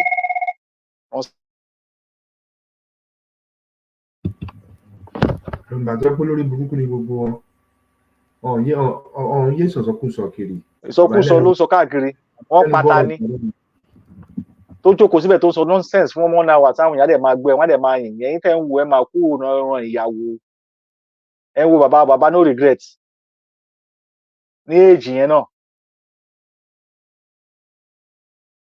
ló wá ń sọ nípa pé wọ́n ṣe kíní kan ẹ má máa dá wọn lóhùn o alákòóso wọn ò rí nǹkan kan ṣe mọ́ bọ́ ṣe wà yẹn wọ́n kàn ń recycle ní ọ̀rọ̀ wọn tó fẹ́ sọ ni onítìrí ló ṣe gbá kan fún wọn onítìrí ló ṣe ìyàwó kan fún wọn àwọn tó yẹ pé wọ́n ti yó sórí ká má sọ nǹkan míì àgbàlagbà tá a máa ṣe láńgbáláńgbá tẹ́ ẹ̀ mọ̀rọ̀ tó yẹ kẹ́ ẹ máa sọ à ń sọ̀rọ̀ nípa sovereignty ẹ̀yin náà ṣẹ̀fẹ̀ máa kọ lẹ́tà ẹ lọ kọ lẹ́tà sí Nigeria government ẹ wá ní pé báyìí la fẹ́ o àwa báyìí la jókòó àwa ní ká lè gba agboolé kan ìkàkàkẹgbà agboolé kan ẹ̀yà àtàwọn kan tẹ́ jókòó àtàwọn alliance yín kan ẹjọ́ fẹ́ gba gbogbo ẹ̀ papọ̀ ẹ̀yin tẹ́ ti yá wèrè lẹ fẹ́ declare ṣé nígbà tó ń sọ nípa self determination tẹ́ bá understand self determination sir torí kò yé yín ó rẹ̀ need láti kọ lẹ́tà lọ fún anybody pé ẹ fẹ́ dìde fún self determination yín àbí kò yé referendum kan náà fi ń gbàlú ẹgọ ó kù díẹ̀ kò yé yín ẹ̀lú tẹ́ fẹ́ kúrò lábẹ́ ọ̀dọ̀ ẹ̀kọ́ lè máa lọ ti gba permission pé fẹ́ kúrò lábẹ́ kò possible the same person yín tẹ́ ń pariwo Sunday Igboho ṣífù wèrè tẹ́ ń pariwo ó ń sọ fún lọ́jọ́ sí lórí fídíò ń bí pé Tinubu lòun support Tinubu lòun ṣe tó ń sọ lórí fídíò tí gbogbo yín ń gbọ́ etí yín di ẹ̀yin aláìsàn létí etí yín di tó ń sọ ìyẹn ní ọmọ wọn lè ṣe dí bẹ̀rẹ̀bẹ̀rẹ̀ kan gbé kẹ̀kẹ́ ó ń sọ tó support ẹ̀ kó wọlé ṣé ẹni tó fẹ́ gbà lóṣó tó máa ń support ẹni tó fẹ́ lọ ṣèbó tó ń fẹ́ gbà lọ́wọ́ ẹni ṣé pẹ́ gọ̀ ṣé ibi tẹ́ gọ̀ sí torí ẹni tó sọ àwọn tó gbọ́ yé sí wọn wá gbá bọ̀ nísìn ẹ ṣe máa kọ lẹ́tà lọ bẹ́ẹ̀ nìkan tó ṣe máa wá sọ fún yín pé òkè kẹlẹ bẹ́ẹ̀ ṣe máa ṣe lè kẹ kúkú lábẹ́bẹ̀ ṣé wọ́n sọ fún yín pé àwọn fẹ́ ṣé ìgbésẹ̀ tó ń gbé sójọ bẹ́ẹ̀ pé wọ́n fẹ́ kú lábẹ́bẹ̀ tán wà ní àbí wọ́n máa wá àwọn ló bẹ̀ ṣe máa approve yín ẹ wá ń sọ pé àwọn kan ló máa ṣe kíní kan wọ́n máa lè ṣọlọ gbá àwọn wo ló fẹ́ ṣe nǹkan kan fún UN fẹ́ ṣe kíní kan fún yín ló fẹ́ ṣe fún yín ǹjẹ́ tẹ̀ mọ́ protocol bọ́n ṣe ń follow ẹ̀ ní ẹni àwọn kan ló máa wá jókòó àwọn ìgbìmọ̀ kan ló máa bá yín níbo ṣé wọ́n ṣe wá bá wọn ní Burkina Faso àti Mali àti Niger nìyẹn torí ẹ dọ́ọ̀lù gan gbà tán kó fún àwọn eléyìí hàn yín ìdí wọn ti fi hàn yín náà lẹ́ mọ̀ ibi tẹ́ mọ̀dé nìyẹn limited minds limited thinkers ní wọ́n limit mind yín tó tẹ́ lè think dáadáa ẹ̀yin jókòó ẹ̀ ń sọ̀rọ̀ ẹ̀yin accuse mu à pé kí ni ta ló kú bó lẹ ti gbọ́ ẹ̀yin náà èèyàn kú sí lọ́wọ́ náà ọmọ Yorùbá ló kù náà ẹ deceive wọn ni náà ẹ parọ́ fún wọn ni ẹ̀yin náà lè máa ní pé kó lọ ṣe ẹ tún máa rán ọlọ́pàá kó lọ máa mú wọn iṣẹ́ Sunday Igboho nìyẹn ṣé a fẹ́ máa repeat nǹkan tẹ́ ti ṣe ni àwòrán ayé yìí ni nǹkan tó wà nílẹ̀ yóò ju gbogbo dáadáa rédèrèdè bọ́n tí bá ti sọ̀sọ̀ kó sọ àmà tètè máa fún ilé ìsìn káyọ̀ tètè máa mọ̀ pé wèrè gidi yín wèrè òtán kò tán léegun kò tán lábẹ́ tán lẹ́ẹ̀kan náà yín ìsọkúsọ yín lẹ́ẹ̀ máa sọ káàkiri tílu yẹn bá da kílẹ̀ ń ṣe l'Amẹ́ríkà sà àbí kí lọmọ yín ṣe l'Amẹ́ríkà tílu yẹn bá da ẹ béèrè ìbéèrè yẹn àwọn kan náà gbọ́ ọmọ wọn torí pé náà fẹ́ gba position Fúlàní gbàṣọ fún yín ó gbé mọ́tò fún yín inú yín ń dùn ẹjọ́ káàkiri the same people tẹ́yìn ń sọ̀rọ̀ tẹ́sọ̀rọ̀ làwọn ilé yín accuse jẹ́ pé lórí burúkú ni òun làwọn people yín accuse pé nǹkan tó ń ṣẹlẹ̀ wọ́n sọ fún yín pé àwọn ìjọba yín àtòrí ṣíàmà yín àti chairman yín lẹ́kọ̀ọ́ àti gbogbo àwọn ìjọba yín tẹ́jọ́ ṣe papẹ̀ wọ́n ní àwọn ló ń train àwọn tó wá ń bá yín jà àti tó wà ń bẹ̀ tẹ́tẹ́lẹ̀ àti gbogbo tó ti wà ń bẹ̀ lọ́ ti ń jọ wọ àwọn mọ̀ nípa ẹ̀ àbí wọn fún wọn ní classified information ẹ ya wèrè gan abẹ́rẹ́ òbí abẹ́ṣe máa ń jókòó sí Tinubu akọ̀lẹ́ jókòó lọ́kàn president abáde ṣe pé onígbẹ̀ bọ́n ṣe máa operate bẹ́ẹ̀ president ṣe kò bẹ́ẹ̀ president akọ̀lẹ́ jókòó lọ́kàn lákọ̀ọ́ pé jẹ́ kí n mẹ́mu lẹ́nu ẹ jẹ́ kí n ronú ọ̀la ẹ jẹ́ kí n ta yín lọ́tùnla ẹ jẹ́ kí n mẹ́sàn sókè ṣe bọ́n ṣe máa ṣe president nìyẹn ni torí pé ẹgọ́ ni ẹ understand protocols ni ṣe òbí àwọn lọ́yún oyè ń bẹ̀ ni tó máa sọ nípa pé wọ́n ṣe president ìlú ni ẹ ní basic understanding ẹ kò máa sọ̀rọ̀ very limited ẹ wọ́n máa fi àwọn òwe Yorùbá máa fi back up káwọn èèyàn máa gọ̀ pé ẹ mọ̀ nǹkan tẹ́ ń sọ ẹ mọ̀ nǹkan tẹ́ ń sọ kí lẹ mọ̀ nípa declaration sir ǹjẹ́ tẹ́ mọ̀ túmọ̀ pé wọ́n ṣe installation Adele tó ń gbé Adele wọlé ǹjẹ́ mọ̀ nǹkan tó mean gan ǹjẹ́ mọ̀ nǹkan tó ń jẹ́ pé kán declare lu ibi tí kán ti declare lu ọ̀nà tó máa gbà tó fi ń declare lu ta ló máa ń declare lu tabade máa sọ̀rọ̀ sí ẹ̀kọ́ bíi pé tó máa sọ pé indigenous people ẹ̀kọ́ bíi pé kó máa sọ Yorùbá nìkan náà fi ń pè indigenous people ní ṣẹ́gun tó ń pè indigenous people nìyẹn kò ń ṣe ẹgbẹ́ kan tẹ́ máa dálẹ̀ lórí ẹ̀gọ́ ẹgbẹ́ ló máa ṣe wàá kọ lẹ́tà lọ bá ìlú tẹ́ ti fẹ́ kúrò tẹnu ń ní í lára ẹni ẹ fẹ́ gbòmìnira torí ẹ ti wá lòmìnira ṣe bẹ́ẹ̀ hate òmìnira ni ẹ̀yin tẹ́ hate òmìnira gan ẹ̀yin hate òmìnira like òmìnira gbà yẹn ẹni ẹ fẹ́ òmìnira fẹ́ òmìnira ẹ̀tún bẹ́ẹ̀ tí wọ́n pè òmìnira ń sìn ẹ̀yin tẹ́ like paperwork document ni paperwork ni ẹ ti wá sọ nípa paperwork àti document ń sìn ẹ jọba lè ṣe declare kílẹ̀ fi declare owó lẹ fi declare àbí declare wòlé tẹ lọ ṣe yẹ owó lẹ fi declare ẹ náà fẹ́ kọ documentation ẹ̀yin náà lẹ ti ní Swiss account àbí ẹ ti ní international banking yín síbì kan ẹ náà lẹ ti ní passport gbogbo wòlé tẹ́ ń ṣe yẹn dà kọ́tà tó tẹ́lẹ̀ lọ gbowó lẹ́kọ̀ọ́ àbẹ́ ẹ gbọ́ nípa ti Gani Adams tó sọ fún yín àní wèrè ni gbogbo yín pátápátá wèrè ni yín wèrè ọmọ Yorùbá tó bá kí ló ní kò máa understand nǹkan tá à ń sọ yìí accusation tí Gani accuse yín ẹ ṣe ń fa case yẹn lọ court à ń wò yín àwọn gbogbo yín ràn because ẹ mọ̀ pé ẹlẹ́yà ni yín níta torí ẹni tó bá ti ní tìjú lá máa ní pé kí ló kàn mọ́kàn sọ ni kó máa sọ lọ àwọn ọmọdé tìrí yẹn àwọn ọmọdé tìrí yín wò àwọn ọmọ IYP indigenous Yorùbá people ó dẹ̀ tí yàtọ̀ sáwọn wèrè kan tó ń pera wọn ní IYP o tàbá change orúkọ ẹ̀yin náà lẹ tún máa bá wa ẹ̀yin náà lẹ tún máa bú jẹ́ bá jẹ́ orúkọ kan náà àti change orúkọ títí fún yín kò tí tó yín náà àgbàtẹ́ fẹ́ tẹ́ pẹ̀lú àwọn ìwà àṣemáṣe yín tẹ̀ ń ṣe káàkiri àti Akíntólè ẹ ti retire nsìn ẹ fẹ́ step down olórí ti sọ fún yín ẹlòmíín ní inú pósí wọn á de chain mọ́ ẹlẹ́sẹ̀ ń bẹ̀ wọn ẹ̀ ṣẹ̀ sí yẹn wọ́n kún ṣe dáadáa igi lásán gan igi ń lọ jèlè tó bá pààyàn ẹ gbọ́ rí wọ́n á so mọ́ chain níbẹ̀ ni wọ́n á dẹ̀ kọ́ wọ́n á gbé plug sí lọ́rùn wọ́n á gbé plug sí níbẹ̀ ó ṣe nǹkan bí ó pààyàn ẹ lè escape ẹ ní tó ń bọ̀ yìí àṣírí èṣìfẹ́ tún dáadáa sí ni abáyín bò ni à ń bọ̀ àti lọ ẹ máa bẹ́tò lọ bàbá à ń bọ̀ ẹ ṣé.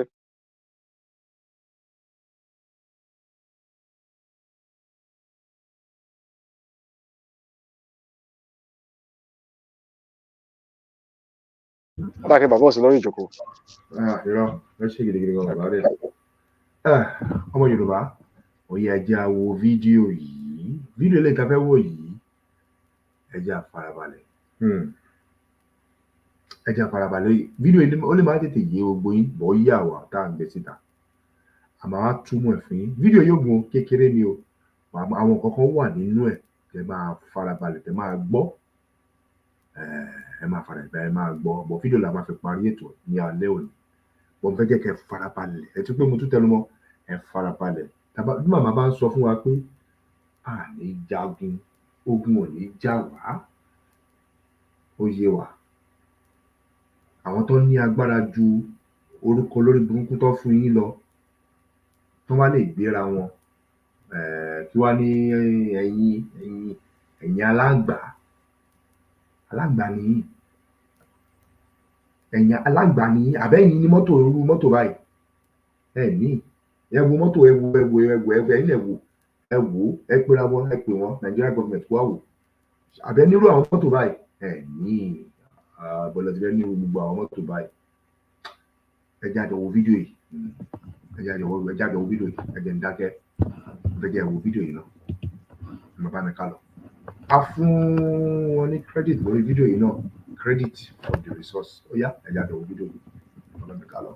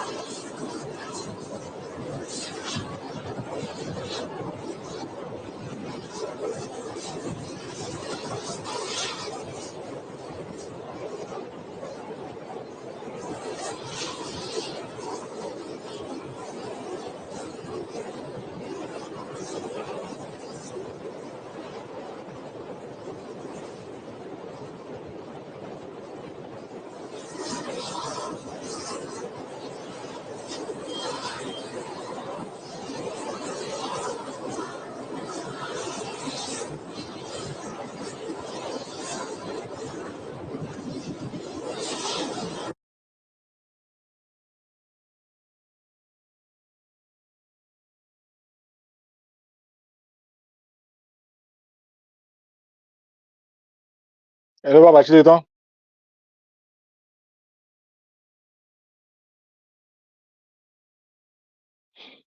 Mo kí gbogbo alẹ́ kan sí lórí ètò. Mo rò bá ti wo fídíò kékeré yìí, òun la máa fi parí ètò lálẹ́ yìí. Mo kí gbogbo alẹ́ kan sí ẹ kú kalẹ̀. Akíyàwá Chris. Ó ti tán àbí? Akíyàwá Christiana Ankara. Ẹ káàbọ̀ sórí ètò. Táíwò Olúbùnmi Adéyínbẹ̀wò Ìwàlẹ́wà Adé ẹ̀kúṣẹ́ takuntakun ẹ̀kúṣẹ́ ìrù. Akíyín. Ìyá wa Dayọ̀ Ògúnlẹ̀yẹ JP Akíyínbẹ̀wò. Ẹ̀kúṣẹ́ takuntakun Dayọ̀ Ọláìtàn bẹ́ẹ̀ náà la rí yín o. Ẹ káalẹ́ ẹ kú káàbọ̀ sórí ètò bí ẹ káàárọ̀ dẹ̀ ní ẹ káàsán bí kíbi tẹ bá wà. Ìwàpadà Israel TV Akínyìnbẹ̀sà ẹ̀kúṣẹ́ takuntakun. Ìwàlẹ́wà Adé Akínyìnlẹ̀ kan sí. Fáúsà Àtòkúnlọ́lá Akínyìn àrí yínbẹ̀yàn ẹ̀kúṣẹ́ ìlú ẹ̀kúṣẹ́ ìran. Ẹ̀kúfẹ́ ètò kò ní sún wa kò ní rẹwà. Gbogbo apápátá la kí o gbogbo apáta lórí ètò pápátá la ń pètò. Samuel Adébíyì àrí mẹ́ńbẹ́. Dayọ̀ Ọláìtàn Akínyìn o. Abíọ́dún Aláwọ̀dé Akínyìn náà ń bẹ. Ẹ̀kúṣẹ́ takuntakun The Truth Society Free àrí yínbẹ̀ o. Olúwasọ̀rọ̀mídayọ̀ TV àrí yínbẹ̀ o. Ìyá wa Kíkẹ́ lọmọ Láfíàjì Akínyìn ẹ kú kalẹ̀ sórí ètò. Akí gbogbo àwọn tó wà létò tó wọ́n tẹ̀ bá comment gbogbo apáta la kí ẹ kú kalẹ̀.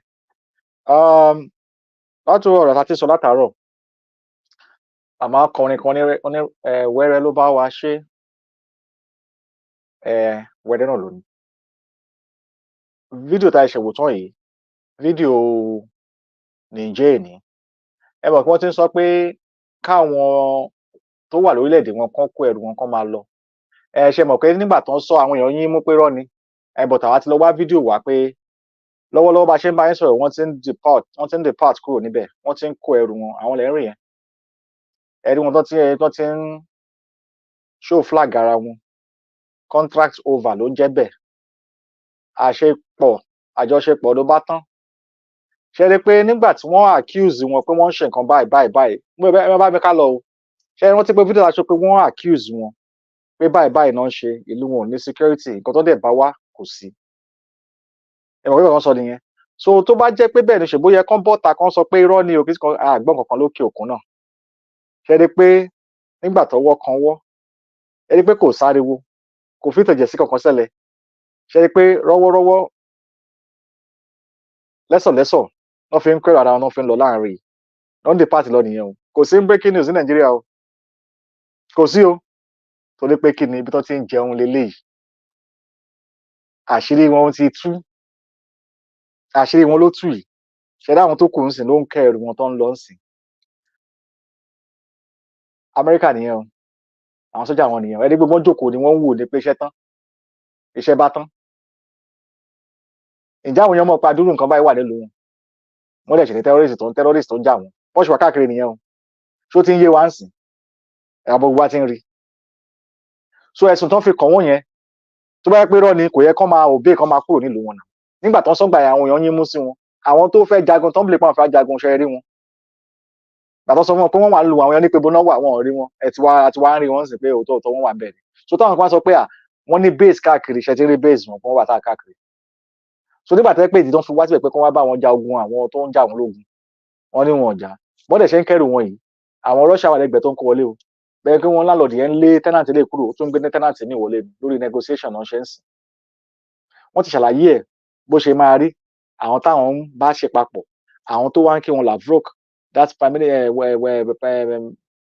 foreign minister Russia Lavrov ẹ̀rí pé òun náà wá sí Burkina Faso ó dẹ̀ ní òun ṣe ń lọ sí another country Guinea ẹ dẹ̀ mọ̀ pé AES ní Burkina Faso Mali àti Niger so kẹ́ bá lè rí pé gbogbo ẹ̀ ń lọ in accordance lórí paperwork lórí documentation lórí sovereignty total sovereignty kò yé yín location 419 tí yín ti bá yín o ṣe pé ó ti bá yín eléyìí túmọ̀ sí wípé ẹ̀yin lẹ́ ń fẹ́ máa dìwà lọ́wọ́ ṣe rí pé màmá ní ìwọ̀nba ní tàwọn tó wà ń ta oníṣẹ́ náà tó wà léyìn àwọn yẹn gangan lọmọ Yorùbá máa láti fèsì wọn ó yẹ kójú wa ti lànà ó ṣe rí pé normal diplomatic talk ló ṣẹlẹ̀ ẹ̀mí tí wọ́n kẹ́rù wọn tó ń lọ ń sìn àbí a sọ fún wọn pé different faces ní gbogbo ìrìn àjò yìí bá wá lọ́dọ̀ tiwọn ṣùgbọ́n kó bá lè máa yé wa dáadáa ni ṣé ẹ mọ̀ pé number one wọ́n ti kọ́kọ́ gbá CNN kúrò nílùú wọn gbogbo wọn bẹ̀rẹ̀ sí ń gbá gbogbo foreign media kúrò nílùú wọn ni wọ́n gbá gbogbo NGO kúrò nílùú wọn gbogbo pé wọ́n fẹ́ máa fún wọn ní gbogbo agroplanting seed gbogbo ẹ̀ wọ́n gbá gbogbo òṣì yẹn kúrò gbogbo climate change yẹn ẹ̀gbọ́n náà máa sọ ṣe ní adúrò tó sọ sí wọn dárúkọ climate change kankan bẹ́ẹ̀ o wọ́n sọ nípa sustainable development wọ́n kò lo àwọn ọ̀rọ̀ yẹn ní sustainable kí wọ́n lè sustain nǹkan ni so kò ń ṣe one big deal but for the fact pé àwọn kan wà tẹ́ pé wọ́n fẹ́ coerce papọ̀ tó ń yí tó ń sọ lórúkọ tó máa ń lò fún human sustainability country sustainability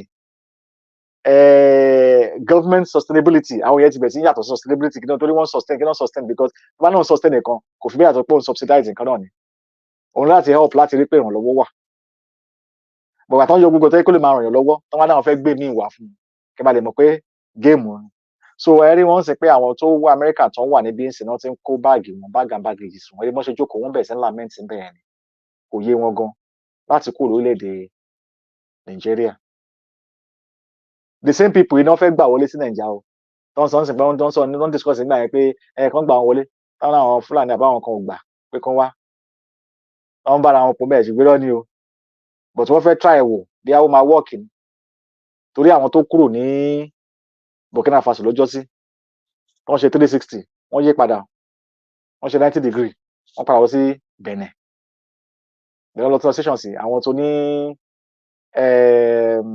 drone ti France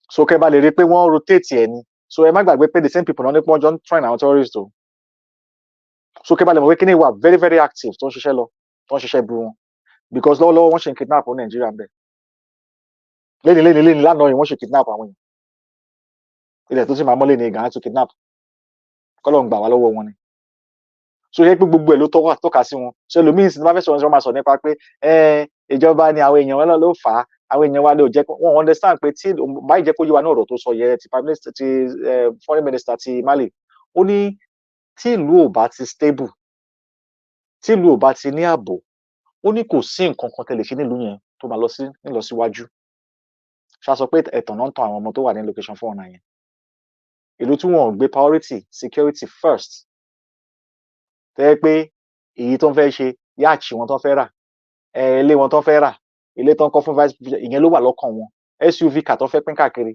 wọ́n fẹ́ sanwó fún judiciary àwọn judiciary kan máa fún wọn lówó kan máa bribe wọn ní kọ̀ọ̀kan àwọn yẹn gangan ni criminal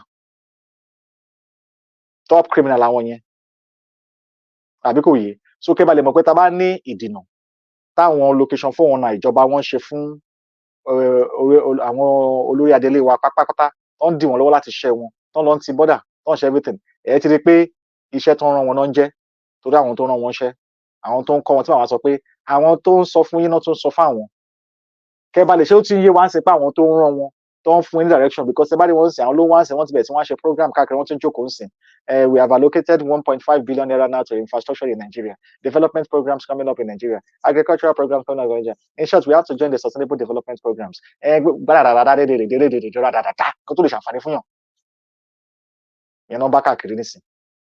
Climate change alarmist, any problem money.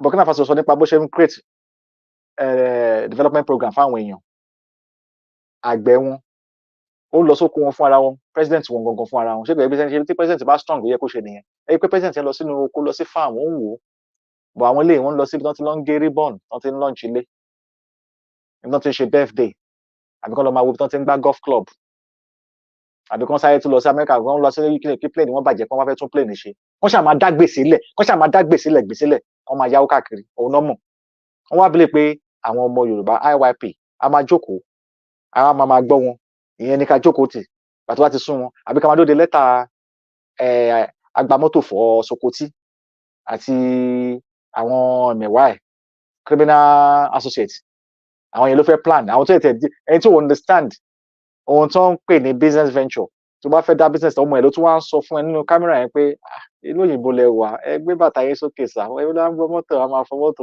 káwọ̀ ṣí wà ẹ dídì gbogbo ẹnu yẹn ni wọ́n bẹ̀ sí calculate owó èlò ní owó tó ń fi fọ mọ́tò nísìn èlò la máa pín sí tamáṣẹ́ so nísìn nígbà tẹ́ ní ẹ̀ ń support Tinubu yín tó wà Nàìjíríà tí gbogbo yín ní ẹ̀wà Nàìjíríà dọ́là lẹ máa ń ná ṣẹ́yìn gan ẹ̀ ti mọ̀ pé ti gbé power currency yẹn kúrò lọ́wọ́ yín bí tẹ́ ṣe gọ̀dé nìyẹn o Nàìjíríà ẹ̀ gọ̀gan dọ́là gan ló ń wà more exchange ní country yín jù so kí ni ẹ̀ túmọ̀ sí wípé currency ti yín gan ti weak as a citizen tẹ́ pera yín tẹ́ bá ná foreign currency nílùú yín ju owó tí yín gan lọ ṣé ẹ̀ mọ̀ kọ́ tẹ́ ẹ̀ ṣe ná ẹ understand ẹ gọ̀gàn ẹ máa rí pé ẹ fún wa dọ́là bẹ́ẹ̀ dé airport ló fẹ́ gba trọlé gan wọ́n á rẹ̀ǹtì náà ní dọ́là làwọn fẹ́ pounds làwọn fẹ́ àwọn ò fẹ́ currency the more tí ẹ̀ ń ṣe lójú àwọn èèyàn àwọn tẹ́ tó ná lórí ẹ̀yà náà ló support wọ́n Nàìjíríà but ẹ̀ ń gbowó yín ẹ̀ bàjẹ́ ṣe rí pé ẹ̀ mọ̀ kọ́ tẹ́ ń ṣe ẹ̀ lẹ́yìn kọ́ tẹ́ ń ṣe ṣe yẹ kẹ́yìn délé òyìnbó kẹ́ wá ní ẹ fẹ́ lọ máa fọ mọ́tò ló kàn yín kan tó bá ṣe pé nǹkan mi ti kọlù yín nǹkan mi ó ti kọlù yín so àtẹlẹ ẹdílé ń sẹ ẹ wà lẹ halẹ̀ mọ́ àwọn owó kékeré tẹ́ ti nílé àwọn owó pépèpè tán pé fún yín owó tó yín tó lè là yín ṣé ẹ ti na tán sìn ni ẹ wá ń ṣe interrogative ẹni ẹ fẹ́ máa gbọ́rọ̀ ká máa gbá àwọn èèyàn kankan kan àwọn ṣètò ní tìrì yẹn Sokoti ẹnu ẹ bẹ́ ó ti tẹ́ ọjọ́ sí wọ́n gbé jíìpù kan fún ẹ táwọn Fúlàní náà ṣògbó ẹ ẹ̀yin náà lẹ kọ́kọ́ pariwo ńgbà yẹn tẹ́ lọ ń bá àwọn ìyá jẹ́ àwọn ìyá jẹ́ kan máa ṣe kíní kan àwọn ìyá jẹ́ máa ṣe yayó yẹn àwọn ìyá jẹ́ kíní kan àní wèrè pọ̀ nù yín gan wèrè gidi pọ̀ nù yín mo kí gbogbo ọmọ Yorùbá lẹ́ẹ̀kan sí o ẹ kò kalẹ̀ sórí ètò kò ní sún wa kò ní rẹ̀ wá a kí gbogbo ọmọ Yorùbá lóòótọ́ ìjọba tí wá ti bẹ̀rẹ̀ ohun tó yẹ kí a ṣe pátápátá ìgbésẹ̀ jẹ́ kí màmá wa gbé pátá wọn ti gbé fún wa Olórí Adélé wà ń bẹ̀ o kò sí nǹkan tó mì gbogbo àwọn mẹ̀wọ̀ wa pátápátá náà wà ń bẹ̀ lágbá Elédùmarè ìrìn àjò yìí kò sẹ́ni tó mú manual wá Elédùmarè tó gbé wa débì ó máa gbé wa kọjá okùn yìí ó dẹ̀ máa fi orí Fáráwò á fi fọ́lẹ̀ ni èyíkéyìí tó bá dúró nu wọn tó bá nípa ọmọ Yorùbá ò ní lọ èyí tí wọ́n ti bí èyí tí wọ́n ti bí èyí tó ti kú orí ò ní sùn orí yẹn á máa dà yín láàmú níbikíbi tẹ́ bá wà ẹ̀yin tẹ́ ń bímọ tẹ́ ń jókòó Michael Jackson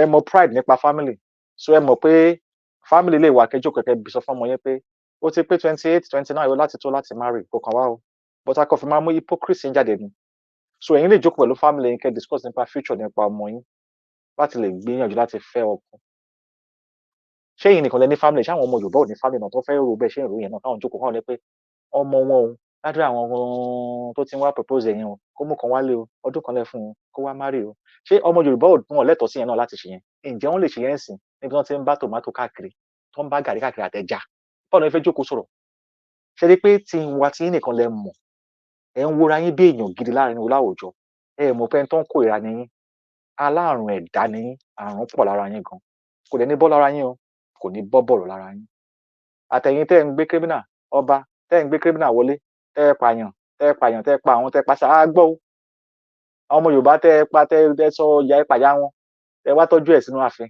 ẹni kan máa ṣe gbogbo ẹ̀ là ń gbọ́ àtàwọn tó sọ pé àwọn olórí tó ní wọ́n fẹ́ tì wọ́n mọ́lé àwọn ẹ̀mọ àtẹ̀ ń báwí àbá kan là ń báwí wọ́n á tún máa gbọ́ sórí yín á ti gbọ́ kò sí tá a gbọ́ nínú gbogbo ohun tẹ́ ń ṣe kò sí tá a kì í gbọ́ gbogbo àmì ọ̀rọ̀ ló kọ́ máa múrọ̀ wá tá máa kà sọ̀ débẹ̀ ni because talking about this is also a nuisance because when the man break we are very educated and very enlightened but ẹ gọ̀ gidi gan because ẹ bá wà enlightened ẹ máa mọ̀ nípa security yín ẹ mọ̀ nípa nǹkan tí Mali Burkina Faso ti Nigeria tó ń sọ ẹ mọ̀ nípa nǹkan tí foreign minister Russia tó sọ tó bá wà important ẹ ní máa ránṣẹ́ tí màá lọ síbẹ̀ náà ṣe bẹ́ẹ̀ gan ni ṣe bẹ́ẹ̀ ránṣẹ́ tí màá kọ́ represent níbẹ̀ àbí ẹ ti rán terrorist lọ síbẹ̀ kọ́ represent nígbà tá a rí picture tẹ́ pé ṣe tí màá jókòó terrorist to negotiate nígbà tẹ́ pé former president yín tó jẹ́ Buhari tó ń sọ fún òun máa negotiate on the behalf of terrorists tó tún gbé wọn wá tó wá jagun tó yẹ pé wọ́n fẹ́ gbà the same thing ni ọmọ yín wá bọ́ta kò sì bẹ̀bẹ̀ tó ní I will continue where Buhari stop ayẹyẹ máa bàjẹ́ gbogbo pápátá ni ẹ wá dé ẹsẹ̀ náà ẹ ọba ẹ fún wa láyè mo kí gbogbo Yorùbá lẹ́ẹ̀kan sí lágbàlẹ̀ Èdùmàrè iṣẹ́ wa iṣẹ́ ọmọ Yorùbá ìlọsíwájú ọmọ Yorùbá ó di ọwọ́ ọmọ Yorùbá ọmọ Èdùmàrè ó dẹ̀ ti fún wa ṣe akí màmá lẹ́ẹ̀kan sí o kò ní sún àkòrí rẹ̀ wọ̀ gbogbo àtàkì lórí ìtawá sórí ètò làkìlẹ̀ mi o lágbàlẹ̀ Èdùmàrè àwa là máa ẹ̀yin là máa dé bá àwa lè máa gbọ́ lágbàlẹ̀ Èdùmàrè ikú ò ní ṣe wá àṣàn ní gbọ́ oorun ayọ̀ lá máa sùn akí ọlá sọ̀dọ̀ wa o ó dàrọ̀ ẹ̀ ṣeun.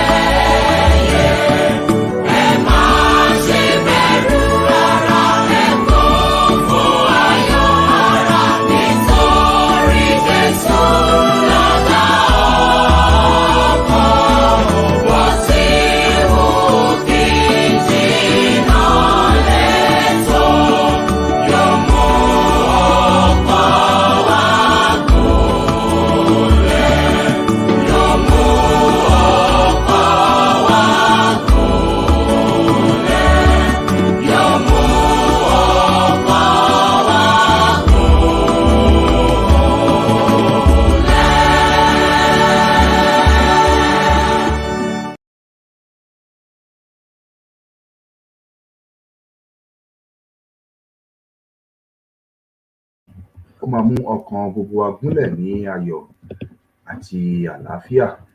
Bọ̀ká tó máa lọ ní ìtàlẹ́ òní, ẹ bá wa share, ẹ bá wa like, ẹ bá wa subscribe lé lórí, ẹ bá wa pín gbogbo ẹ̀ síta. Ó yá, ẹ jẹ́ àgbọ́ ilé ká máa fi lọ àṣẹ lọ.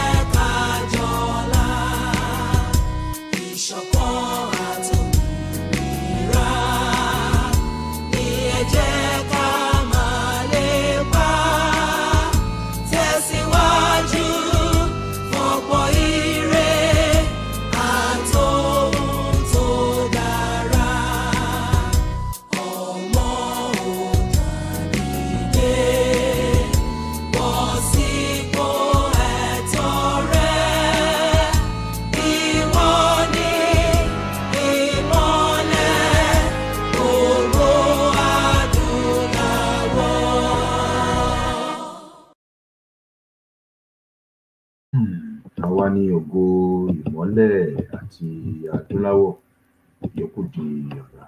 Oorun ayọ̀ la máa sùn. Nítorí oorun lójú kú. Ó dàárọ̀. Bye.